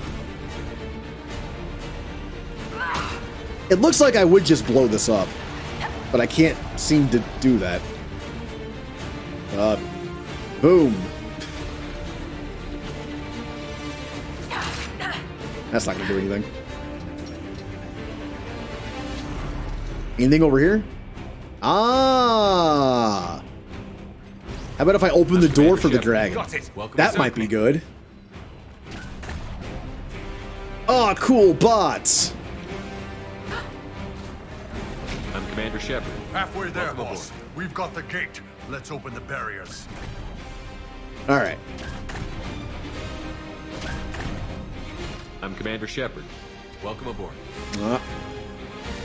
Okay. Oh, wait, what? The gate's... Oh, the gate's closed. Okay. The question is, where do I move these things?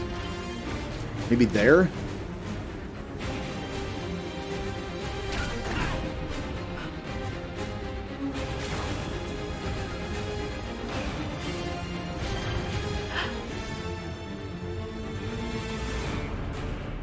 I don't know. With this one being stuck, I don't know what to do.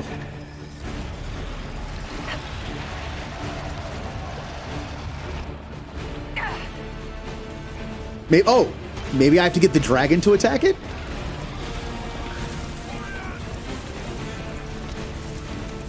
Don't know if that's gonna work, but... over here.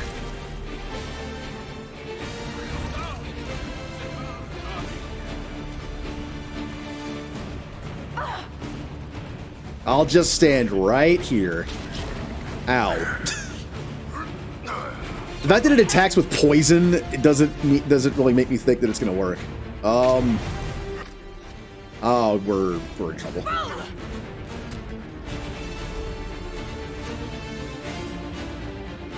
Because this is blocking the dragon's escape. I need to move it, which means I need to blow that up so I can move it more.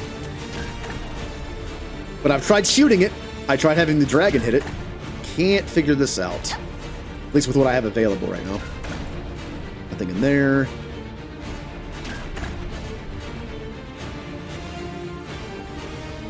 Oh, hey Cassandra, how you doing?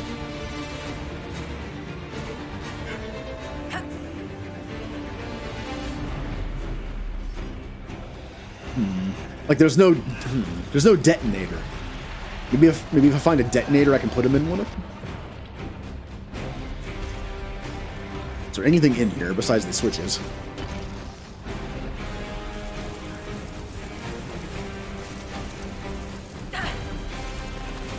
Can I just leave? Oh, come on, I can't just leave.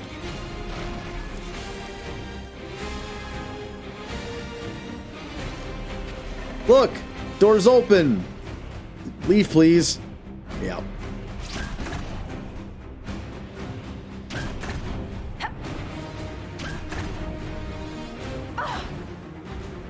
And the door closes, yep.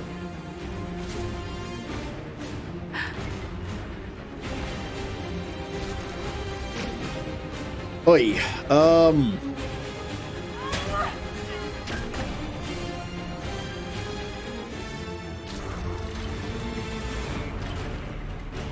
Alright, now I'm just trapping it even further.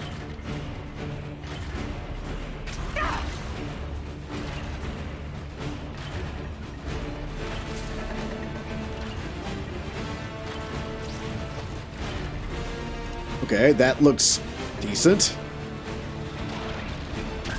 But there's gotta be a way to destroy the stuff that's in the way, or else it wouldn't have been brought up. But I don't know how. This is one of those things where I'm gonna feel dumb, right? What if I do this? Oh. I have no idea if that was me or the dragon, but...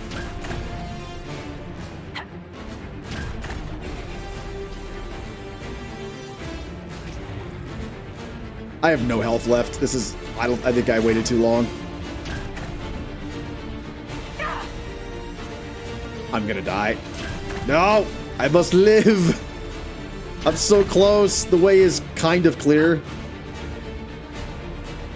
Well, I'm dead. I died as I was flipping the switch.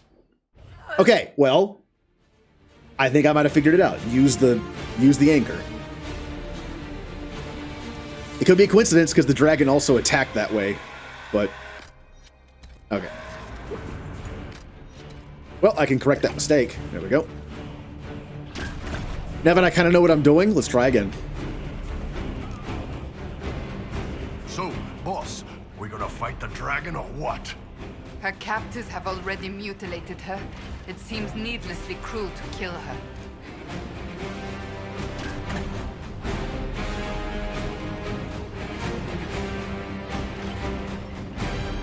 Should have moved this first. This moves all of them. If I get that out of the way and then move it all the way around, it should work, right? Like 180 degrees should be fine. Okay, let's try this now. Yep. Okay, got it. We will not let you cut down the Atashi.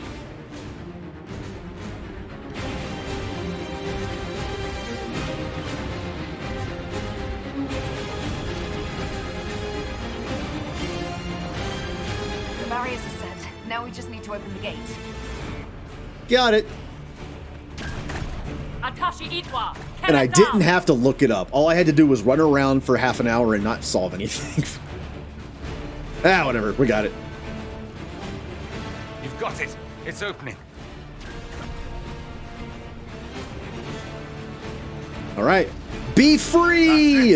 There goes our dragon.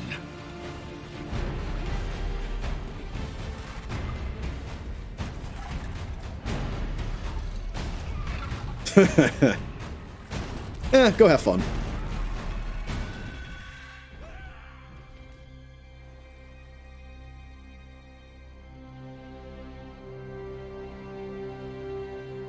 Pashara.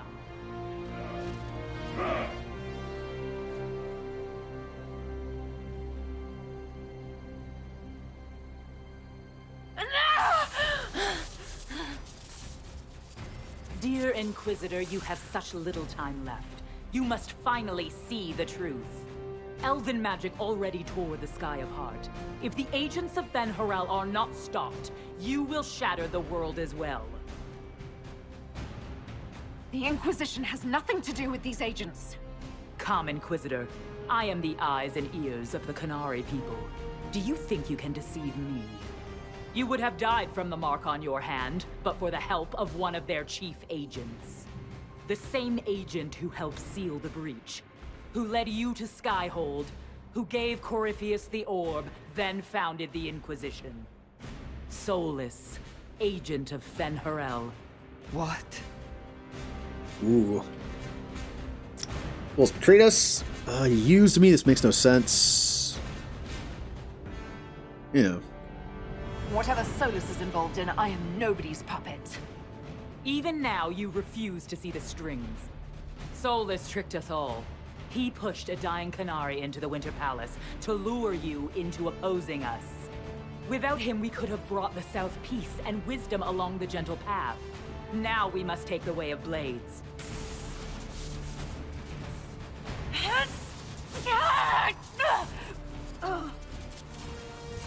Hanahadan, Inquisitor. If it is any consolation, Solus will not outlive you. Do you honestly think you can beat him?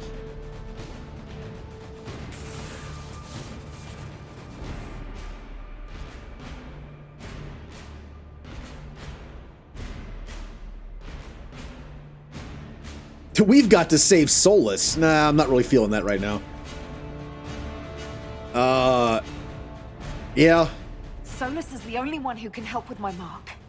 We find him before Vidasala does. Self-preservation it is.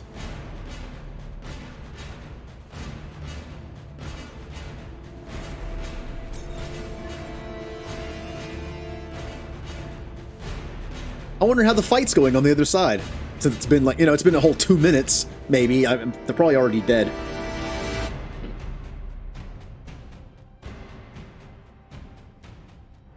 The Vidasala cannot have gotten far. Hmm.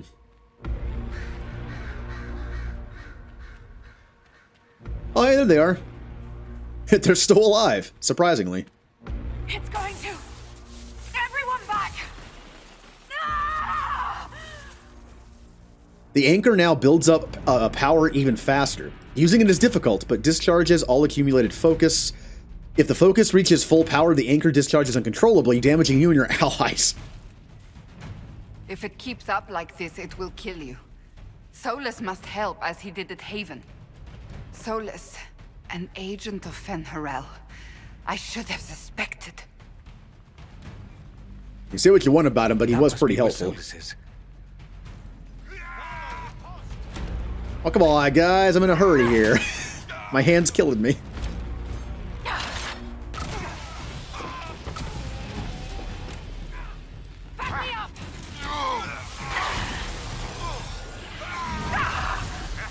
All right. There's some advantages to having it overpowered.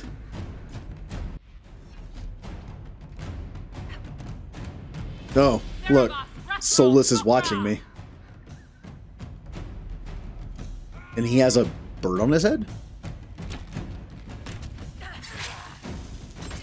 Oh, well. My hand didn't kill me. A Qunari did. I think Dorian missed his usual barrier, and that's why I died so fast.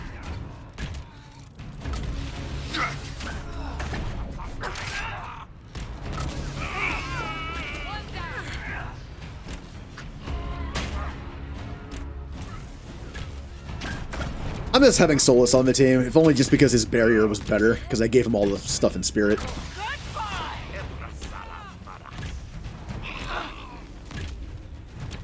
You know it's bad when there's a scripted part where one of your teammates leaves the team forever, and that ends up being like your #1 support character that you built him for. Like, oops. Oh, old JRPGs were notorious for that. If someone ever left the party due to a story event, like something happening you can't help, oh, I didn't do the thing. Yep. And then sometimes the game would just not give you their equipment either. You put like the best possible equipment on them, and then they would just leave the party. One way or another.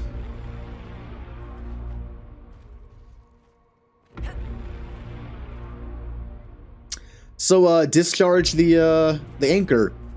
Like right now would be a good time.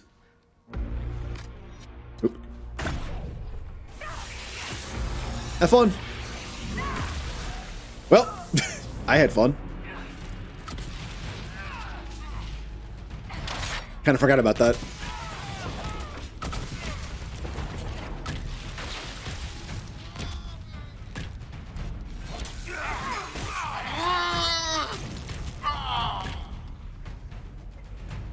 Let's go.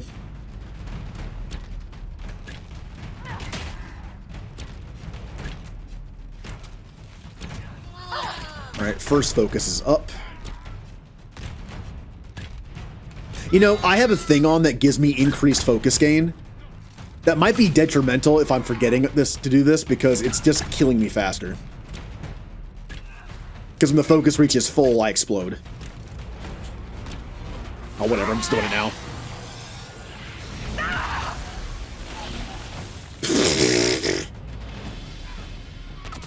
I exploded them. Can I keep this hand? Like, can Solus just stabilize it, please?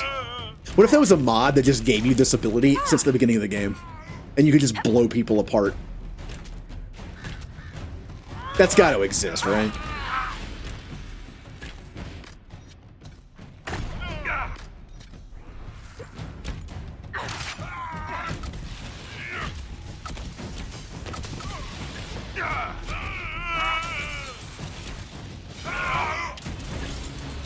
Oh, you have a shield, huh? Wow, actually lived.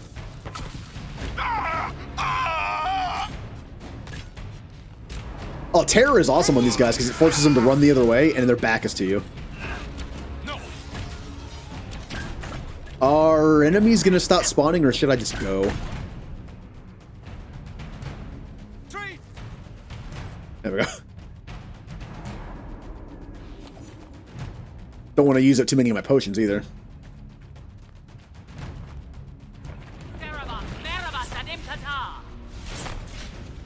Oh, oh, you're a big one.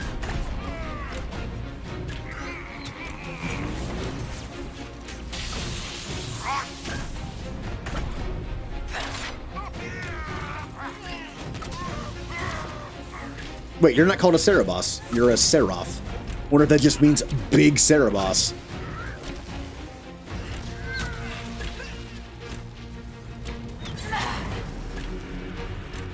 Guys, what is happening? Like, why are you dying so fast? What is... Okay, well, I think I just killed my entire team. Oh, nope, just me. And we have 2 potions.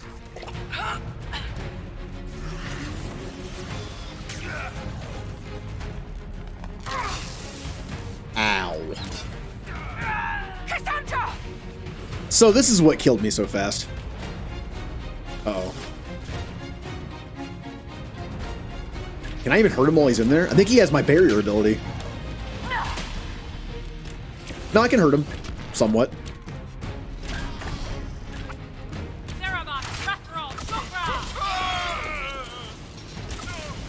Be ready. They have reinforcements.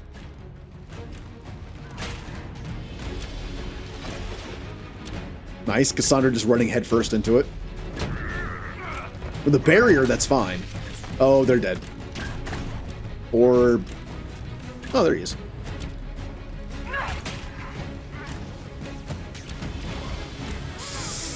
Ouch. Oh, this guy's got some health. Now, because my focus is coming back so quickly, technically that means I can use this move, right? I can use it more often. So...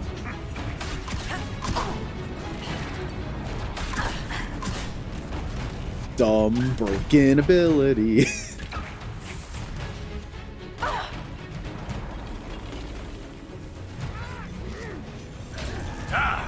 Looks like he's off the leash. I'm assuming there's something symbiotic or symbolic to that. I just shoot you. I have a bow.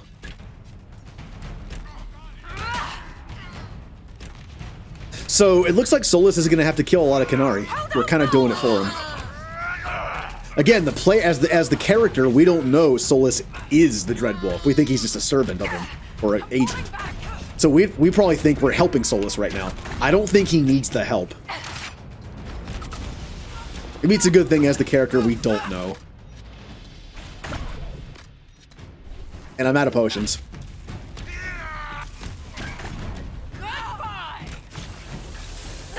Oh, I forgot to do it again. Please tell me there's some potions around here somewhere. I don't see any.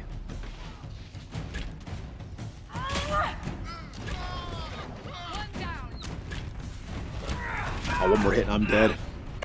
Yeah, there I go. There I go. Oh, come on. Tell me I'm not going to die from like a regular fight. Come on. Come on. Don't do that.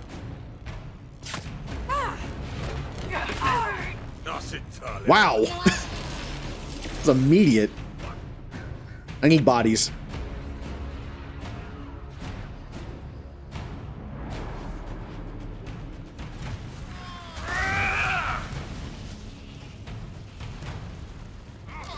Get in there, team. I'll get me up.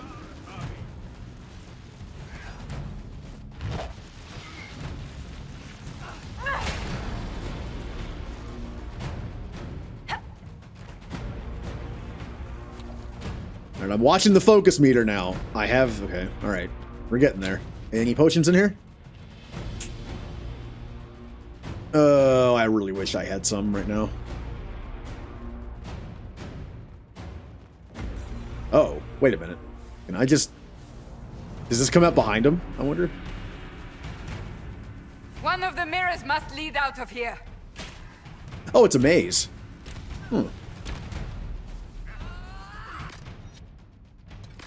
No. Stop. No. There we go. Boom! Hey, they're all dead.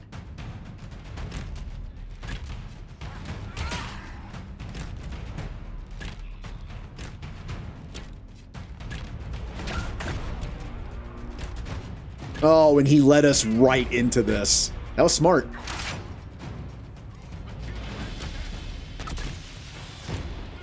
That's a lot of enemies for how low health we're on.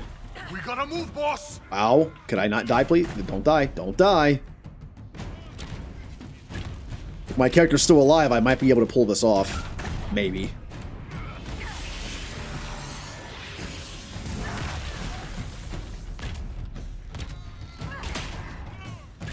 Alright, I need to get Iron Bull up. Just never mind.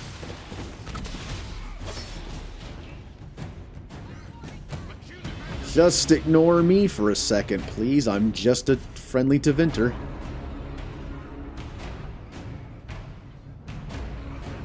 And Iron Bull's dead again. If I can get up there and if I can survive long enough for the anchor to charge up again, I'll just use it now. Yeah.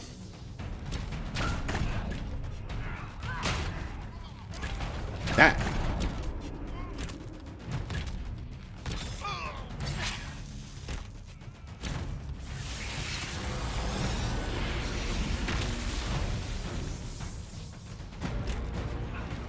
Gotta say, it might be killing me, but it is pretty handy.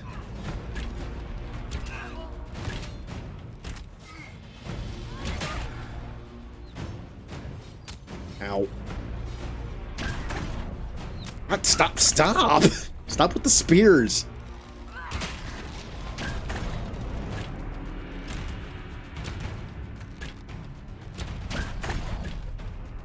Don't you hit me. Don't you hit me. Okay.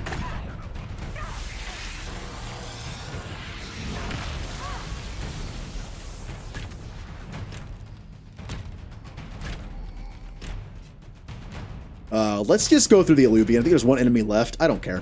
Let's go.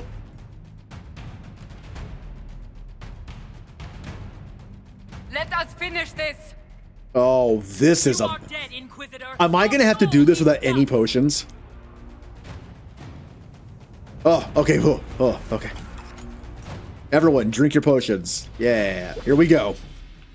Can't save the game. He's back.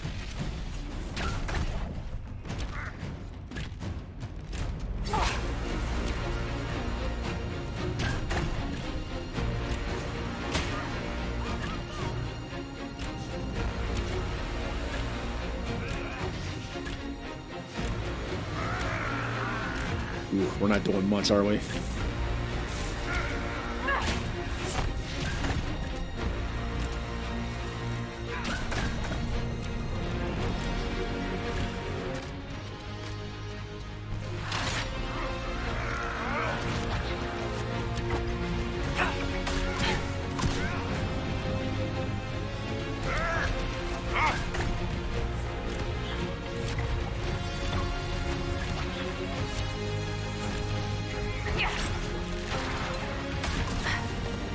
Oh, it's I only had tier 1 of it, didn't I? That's fine. That's fine. I'll save it up. Oh, demons. So they've resorted to that, huh?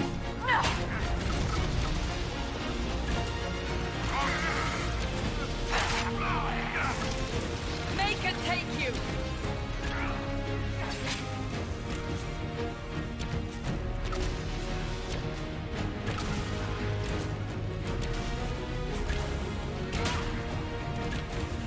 Right? Bigger demon. Just watching my focus gauge.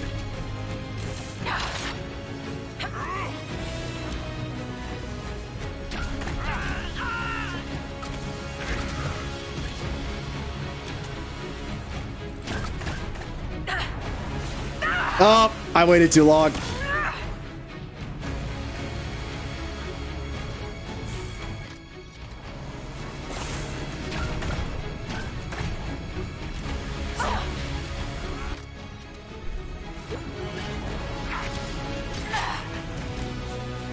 I wonder if the blowy uppy move would be better than my... it can't be better, right? The Hail of Arrows thing is so good. Guess I could try it. Yeah, that did nothing.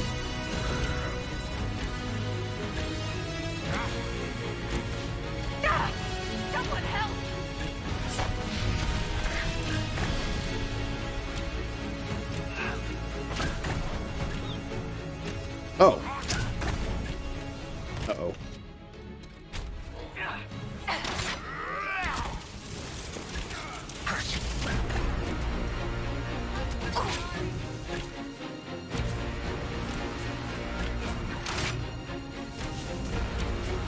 So is this the last boss fight?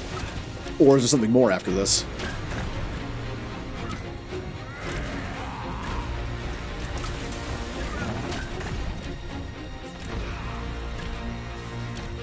That was... You know, one more. We're almost to the end of the game. Might as well do one more accidental mine.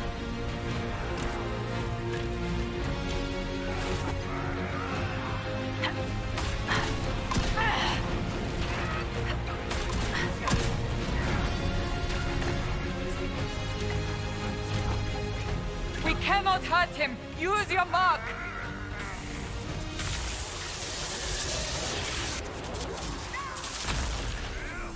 Got him. Hey, Sergeant. You're just in time. I think we're at the end of the DLC. This went faster than I thought. I started an hour early today, just so I'd make sure to get it done before midnight, but I think we're near the end.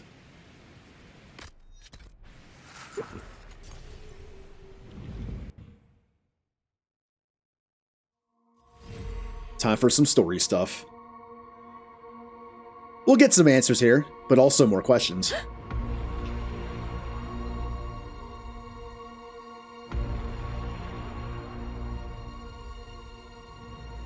Like I said, I don't think Solus needed the help.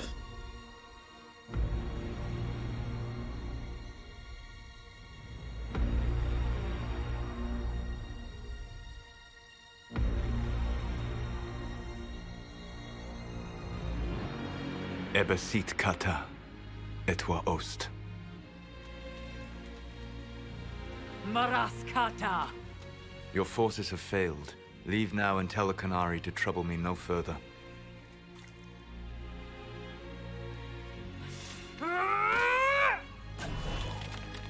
Yeah.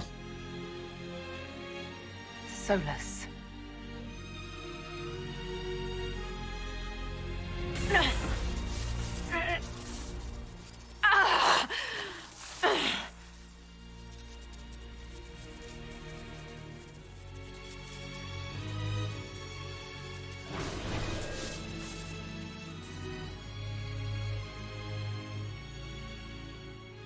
That should give us more time. I suspect you have questions. Football stuff? Ooh. Oh yeah, Sergeant, speaking of which, my number one pick was Christian McCaffrey. He's out for 4 weeks, and I have no one to replace him, so it's like, alright, well, I guess I'm just going to lose the next 4 weeks. But not playing for money, I really don't care that much. Okay, this is it. Like, everything's been leading up to this. In a typical BioWare fashion, what is the payoff to this? A bunch of lore and information. The Kunari believe you're an agent for someone who has taken the name Fen'Harel. The Kunari reject myth and legend. If you told them of your meeting with Mythal, they would attribute it to a demon. I am no one's agent but my own. I fear that the truth is much simpler and much worse than the Kunari believe. You're Fen'Harel. I was soulless first. Fen'Harel came later. An insult I took as a badge of pride. The Dread Wolf inspired hope in my friends, and fear in my enemies. Not unlike Inquisitor, I suppose. You also know the burden of a title that all but replaces your name. God, you can just attack him. Yeah, I think I'm going to. Because I'm going to lose this week, and I lost last week, I'm going to be 1 and 2. I should have decent waiver wire priority. I don't think he's evil. After all this, he doesn't seem evil. He just kind of has his own thing going on. Our legends about you are wrong. I saw the truth as we traveled the crossroads. You saw another story, written in desperation to give me more credit than I ever deserved. You were a hero, Solus. I sought to set my people free from slavery to would-be gods. I broke the chains of all who wished to join me. The false gods called me Fen'Harel, and when they finally went too far, I formed the Veil and banished them forever. Thus, I freed the Elven people, and in so doing, destroyed their world. Ooh, look at all the information. Why did you form the Veil? You love the Fade. Why would you create the Veil to hide it all away? Because every alternative was worse. Meaning? Had I not created the Veil, the Evanurus would have destroyed the entire world. Yeah, that's what I thought. He knew it was coming. When he put the Veil up, he knew he was ruining the Elven Empire, but he didn't have a choice. You banished the false gods. You didn't kill them. You met Mythal, did you not? The first of my people do not die so easily. The Evanurus are banished forever, paying the ultimate price for their misdeeds. Yeah. You said that the Elven gods went too far. What did they do that made you move against them? They killed Mythal. A crime for which an eternity of torment is the only fitting punishment. I thought Mythal was one of the Evanurus. She was the best of them. She cared for her people. She protected them. She was a voice of reason. And in their lust for power, they killed her. Yep, and the little piece that was left of her latched on to Flemeth, and that's how she was made. Almost similar in a way that, like, the old gods form an archdemon. I guess when you kill whatever Solus is, that they form, like, a soul, and then it can like, attach to other people. Which does make me think that the old gods and the elven gods might be either similar or the same.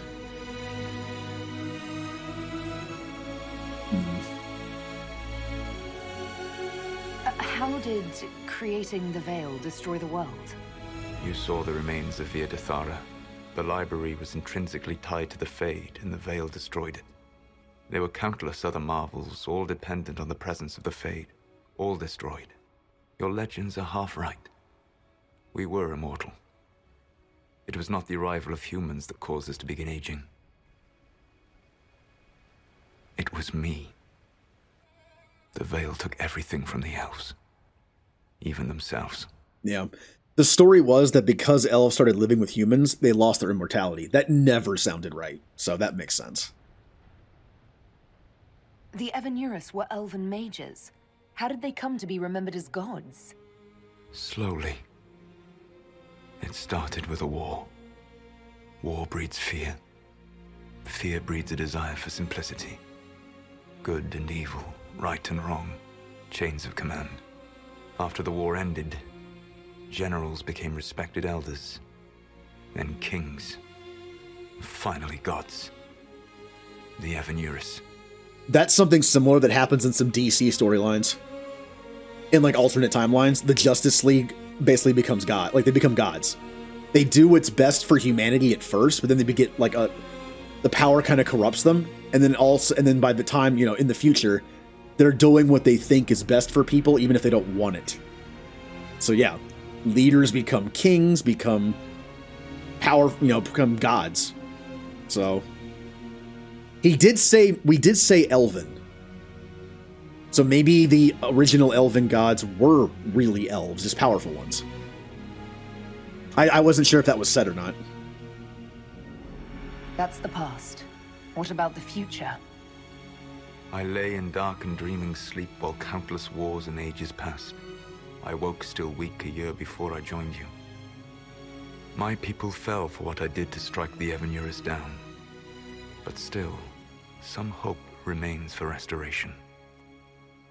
That is a big alluvian. I will save the elven people, even if it means this world must die. You can actually agree with his goal? Although I'm assuming I'm going to say, but except for the destroying part. Why does this world have to die for the elves to return? A good question, but not one I will answer. You have always shown a thoughtfulness I respected. It would be too easy to tell you too much. I am not Corypheus. I take no joy in this. But the return of my people means the end of yours. It is my fight. You should be more concerned about the Inquisition, your Inquisition. In stopping the Dragon's Breath, you have prevented an invasion by Qunari forces. With luck, they will return their focus to Tevinter. That should give you a few years of relative peace. Until you blow up the world, bringing the elven people back. Okay, well. The Qunari said the Inquisition was unknowingly working for agents of Fen'Harel. I gave no orders. You led us to Skyhold. Corypheus should have died unlocking my orb. When he survived, my plans were thrown into chaos. When you survived, I saw the Inquisition as the best hope this world had of stopping him. And you needed a home. Hence, Skyhold. Yeah, we didn't know this at first. He gave Corypheus the orb. You gave your orb to Corypheus? We knew, she didn't. Not directly. My agents allowed the Venatori to locate it. The orb had built up magical energy while I lay unconscious for millennia. I was not powerful enough to open it. The plan was for Corypheus to unlock it, and for the resulting explosion to kill him. Then I would claim the orb. I did not foresee a Tevinter Magister having learned the secret of effective immortality. Ah, he underestimated Corypheus. What would have happened if Corypheus had died, and you'd recovered the orb? I would have entered the Fade using the mark you now bear. Then I would have torn down the veil. As this world burned in the raw chaos, I would have restored the world of my time. The world of the elves.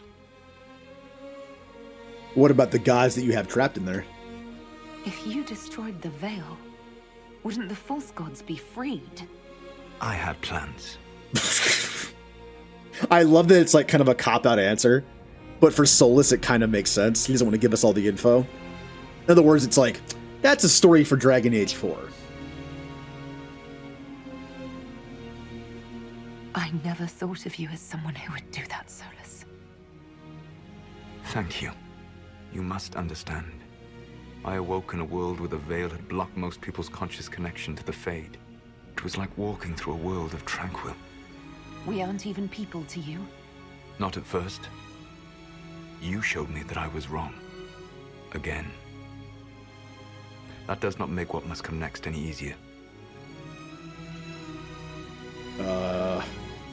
Whatever your reasons, we couldn't have defeated Corypheus without you.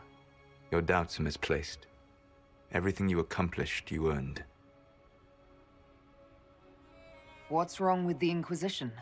You created a powerful organization. And now it suffers the inevitable fate of such. Betrayal and corruption.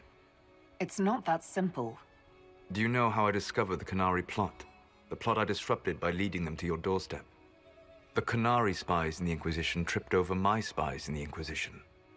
The Elven Guard who led you to the Canary body? Who intercepted the servant with the Gatlock barrel? Mine. Ah. Why bother disrupting the Kunari plot if you're going to destroy the world regardless? Good question. You have shown me that there is value in this world, Inquisitor. I take no joy in what I must do. Until that day comes, I would see those recovering from the breach free of the Qun. Why? Because I am not a monster. If they must die, I would rather they die in comfort. In any event, it is done. Okay. He wants to he wants to bring his people back, which is going to require this world to basically be destroyed. But he doesn't really want to. He just has to.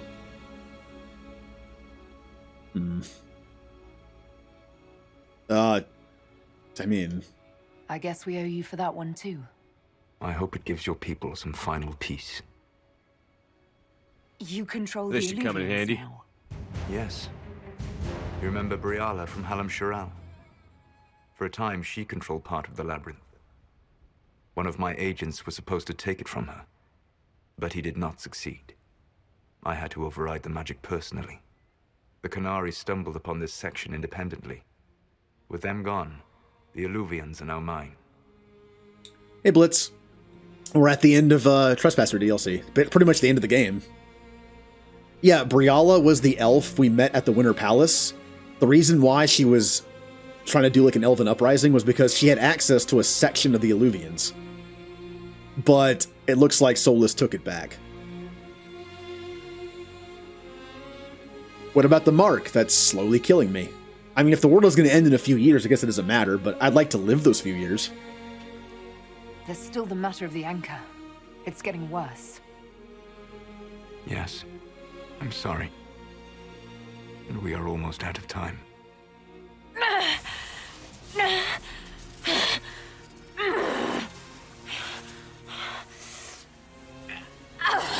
The mark will eventually kill you. Drawing you here gave me the chance to save you. At least for now. Another reason he did it. To get us here so he could save us from the mark, at least until he kills us all. The Inquisition will stop Solus even if it means killing him. The Inquisition will try to convince Solus to change his plans. I mean, that's the route we're kind of going right now, right? You don't need to destroy this world. I'll prove it to you. I would treasure the chance to be wrong once again, my friend. Take my hand. I'm sorry. Live well, while time remains.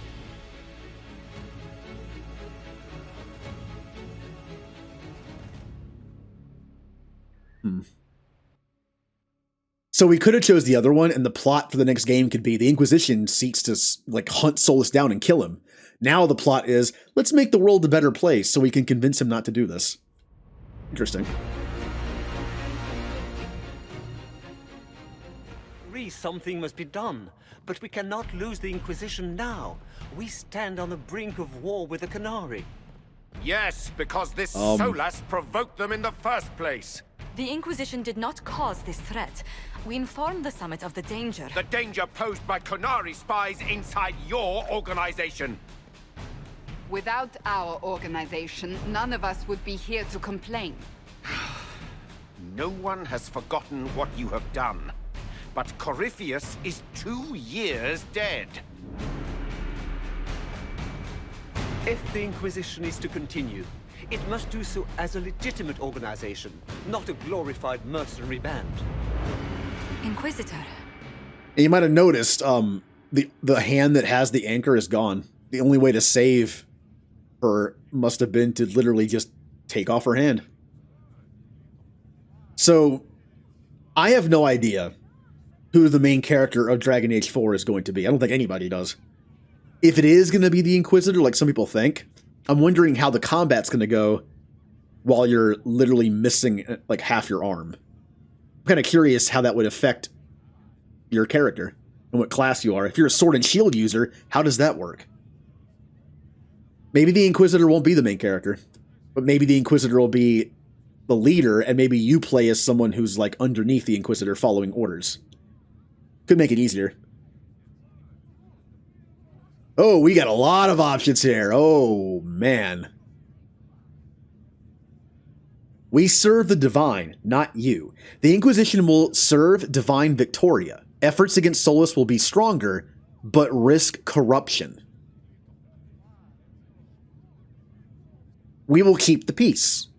We need more oversight. Or, we solve the problem ourselves. The Inquisition will be disbanded. Efforts against Solus will be weaker, but more secure.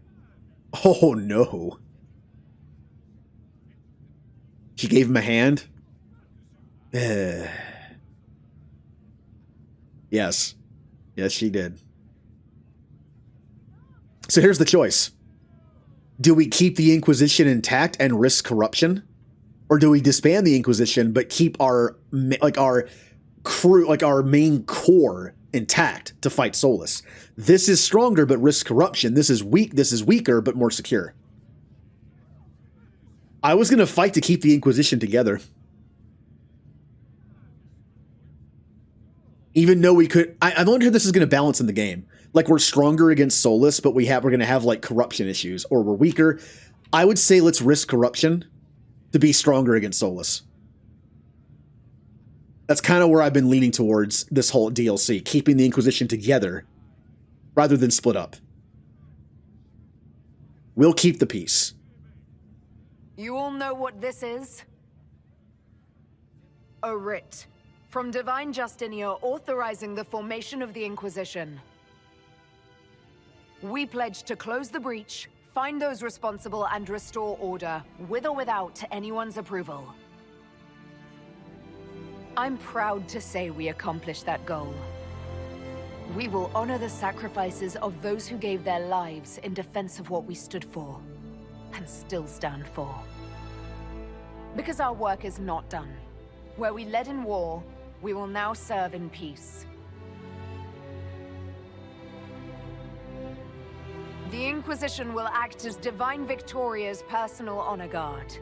Answering directly to her, we will transition from a military force into a peacekeeping organization. My own adventuring days may be done, but the Inquisition and its mission will continue.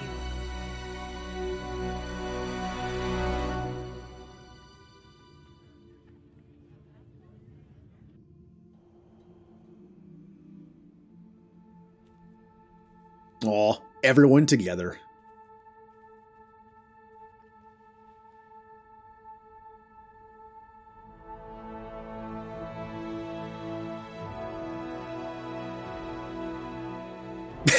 And Varric. Is that other issues of swords and shields, by the way?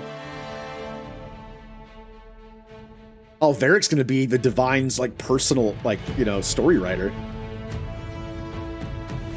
I think it's been some time. We didn't I don't think we just came back. I think we took some time to collect ourselves, so they all knew. Obviously my dress attire has been altered, so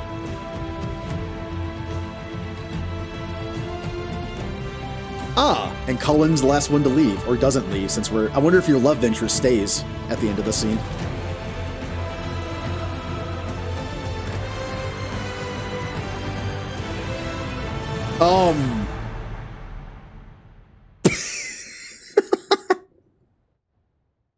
Oh, Cullen's a ghost.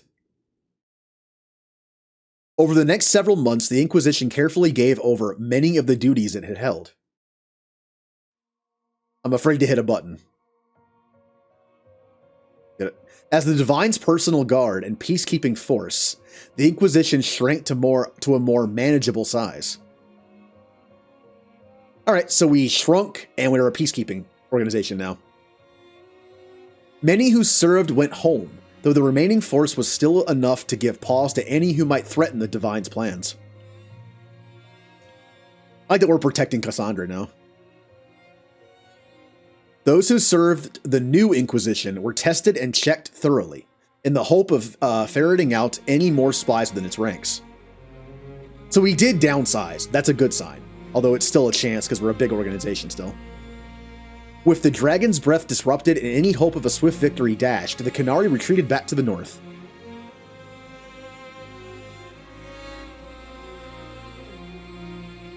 Maybe they'll be allies later.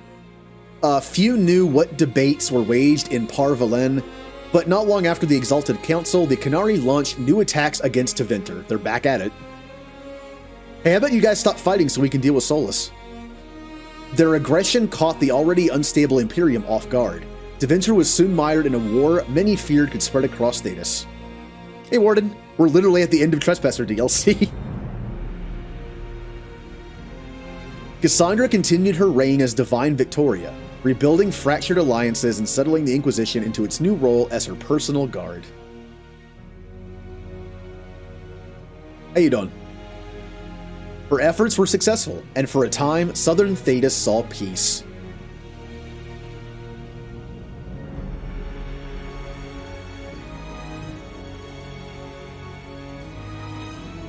Cassandra also spent time in the Hunterhorn Mountains north of Orlais, where she worked to rebuild the Seekers. She's a busy person. She's Divine Justinia, and she's rebuilding the Seekers. For a time, the new Seekers remained reclusive, showing no interest in worldly affairs and working to a purpose few outside their order could guess. I like how all these say for a time. For a time, there was peace. Some believe that the end of the Inquisition, as it had been, heralded the destruction of the fledgling College of Enchanters. Oh, there's Vivian. Having clashed with the Circle, the college now found itself without support against the newly elected Grand Enchanter, Vivian. Uh-oh. Fortunately, Grand Enchanter Vivian grudgingly agreed not to destroy its terrified leaders, as a personal favor to Divine Victoria. Well, that's nice. Two institutions settled into an uneasy coexistence across the South, vying for power. You know, this profile shot of Vivian reminds me of Rita Repulsa from Power Rangers, the hat and the scepter. The staff. Liliana continued to act as the Inquisition spy master in its final months as an independent organization. You know, I've never seen. Handy. Oh, thank you for the 200-bit tier, Warden. Yay! During this time, she shared many of her responsibilities with her most trusted agents, including Charter, Rector, and Harding. You know, I've never seen Vivian as Divine. Apparently, it's possible. Many believe that Liliana feared what lay on the horizon and was grooming successors in anticipation of the challenges ahead. Oh, is Harding going to come back next game? Yay. With the Inquisition now serving the Divine, Sarah returned to the singular and plural role of Red Jenny. In my first playthrough, I chose to become a Red Jenny, so in this scene, you see like one-armed Inquisitor doing that kind of stuff. Because nobility and grammar could both still eat it.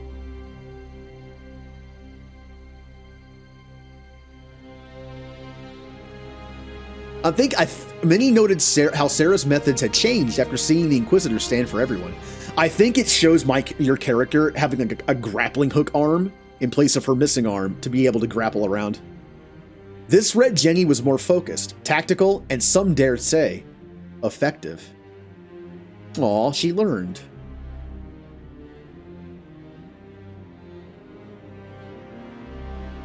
She and her network could also be counted on to act in the interest of the supposedly desk-bound Inquisitor. Supposedly.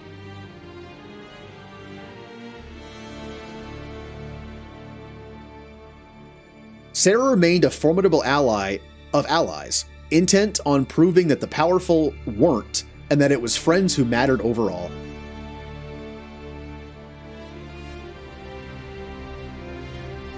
With frequent visits to her, Whittle, of course.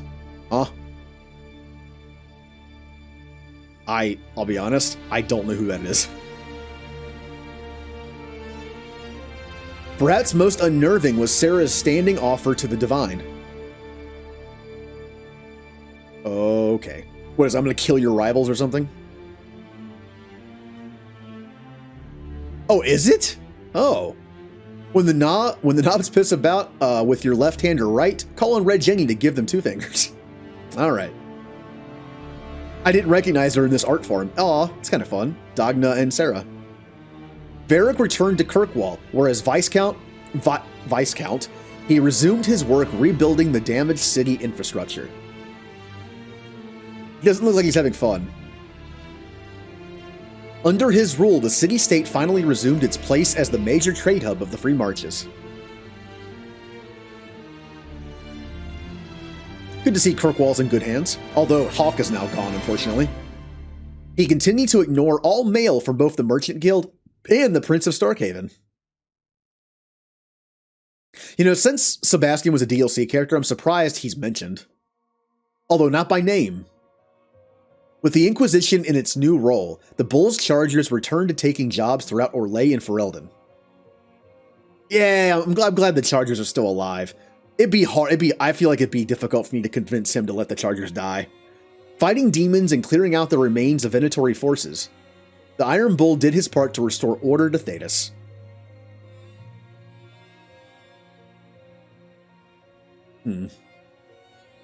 After the Inquisition transitioned to a peacekeeping role, Cullen and the Inquisitor were able to spend more time together. He has the dog. I was joking they had a new pet. He kept the dog. Cullen continued to serve as commander of the Inquisition forces, aiding the Inquisitor in service to Divine Victoria.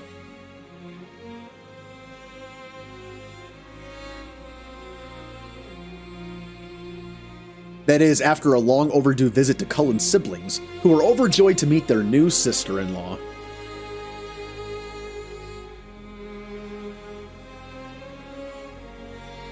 I'm not sure if Cullen's the only one you can marry, but it's the only one I've seen marry. Dorian returned to Deventer to take his father's place in the Magisterium.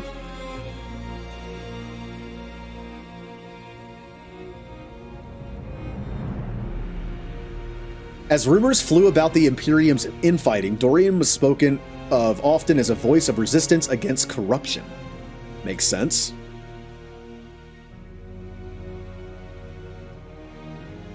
Along with Magister Maverus Talani, he formed a group called the Lucerni, I guess that's what it is, to restore and redeem Deventer, a fight many thought hopeless. You can marry Sarah? Okay. Those fighting by Magister Pavis' side noted that he kept in constant communication with the Inquisitor via message crystal.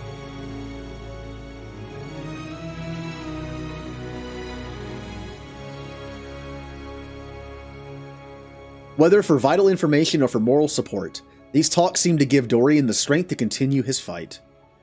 He is trying to reform an entire nation, so...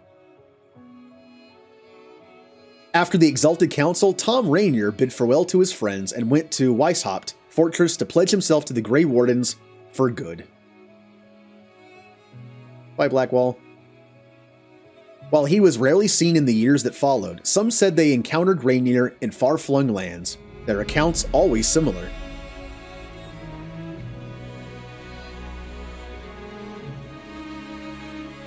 Rainier carried out the duty of the Wardens, but always found time to help others along the way. Yeah, while a lot of Wardens only focus on what they're supposed to do, their orders, the Darkspawn, Tom Rainier is definitely the kind of person who doesn't care about that. He's just going to help people. Sometimes he served as a shield for the defenseless. Other times he spread simple cheer among children with gifts of small carved toys. And I love the fact that he makes little toys. After easing the Inquisition's tradition into the Chantry, Josephine returned to Antiva and her family. Is she going to run the business now? Thanks to the Inquisitor's help, the Montiliers were once again permitted to trade in Orlais. I wonder what happens if you don't fix that problem for her. Obviously, this wouldn't happen.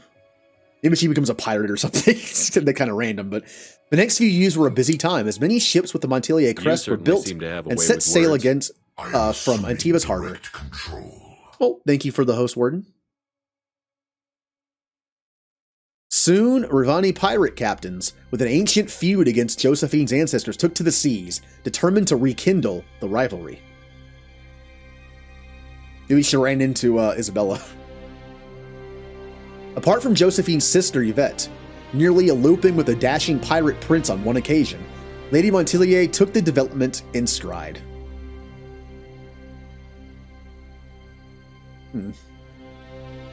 Cole took to the road with Moradin to find a new life and a new way to be human.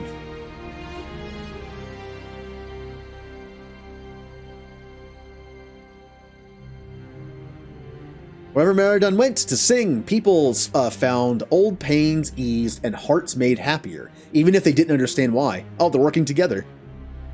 Cole is doing his bit of, like, magical stuff.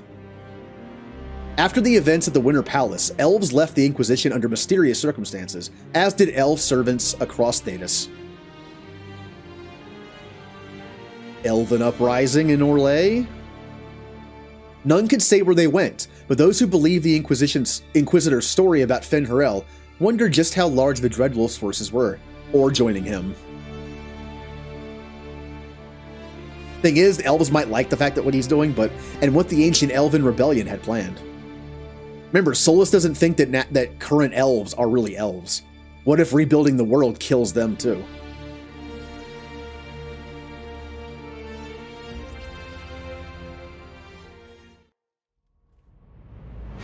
Yeah, I want to do that at some point. I want to see that. A nice endgame reveal. So what's the plan? We're fighting Solus with kindness? Convincing him the world is worth saving? My agents have found nothing. With the Illuvians, he could be anywhere. Maintaining the Inquisition, even as a peacekeeping force, leaves us vulnerable to agents of the Dreadwolf. But also gives us the strength to respond. We will need to be careful. Solus knows everything about us. Who we are, how we work, our strengths and weaknesses. Then we find people he doesn't know. We will save our friend from himself. If we can. To Vinter. And that's the big reveal at the end. Either Tevinter is going to be the location for the entire Dragon Age 4 game, since we've never been there before, or we're just going there for the first time. A place we've heard about since Dragon Age Origins, and that means Dorian might play a big role, and Fenris. Fenris hates the Imperium. He might pop up too.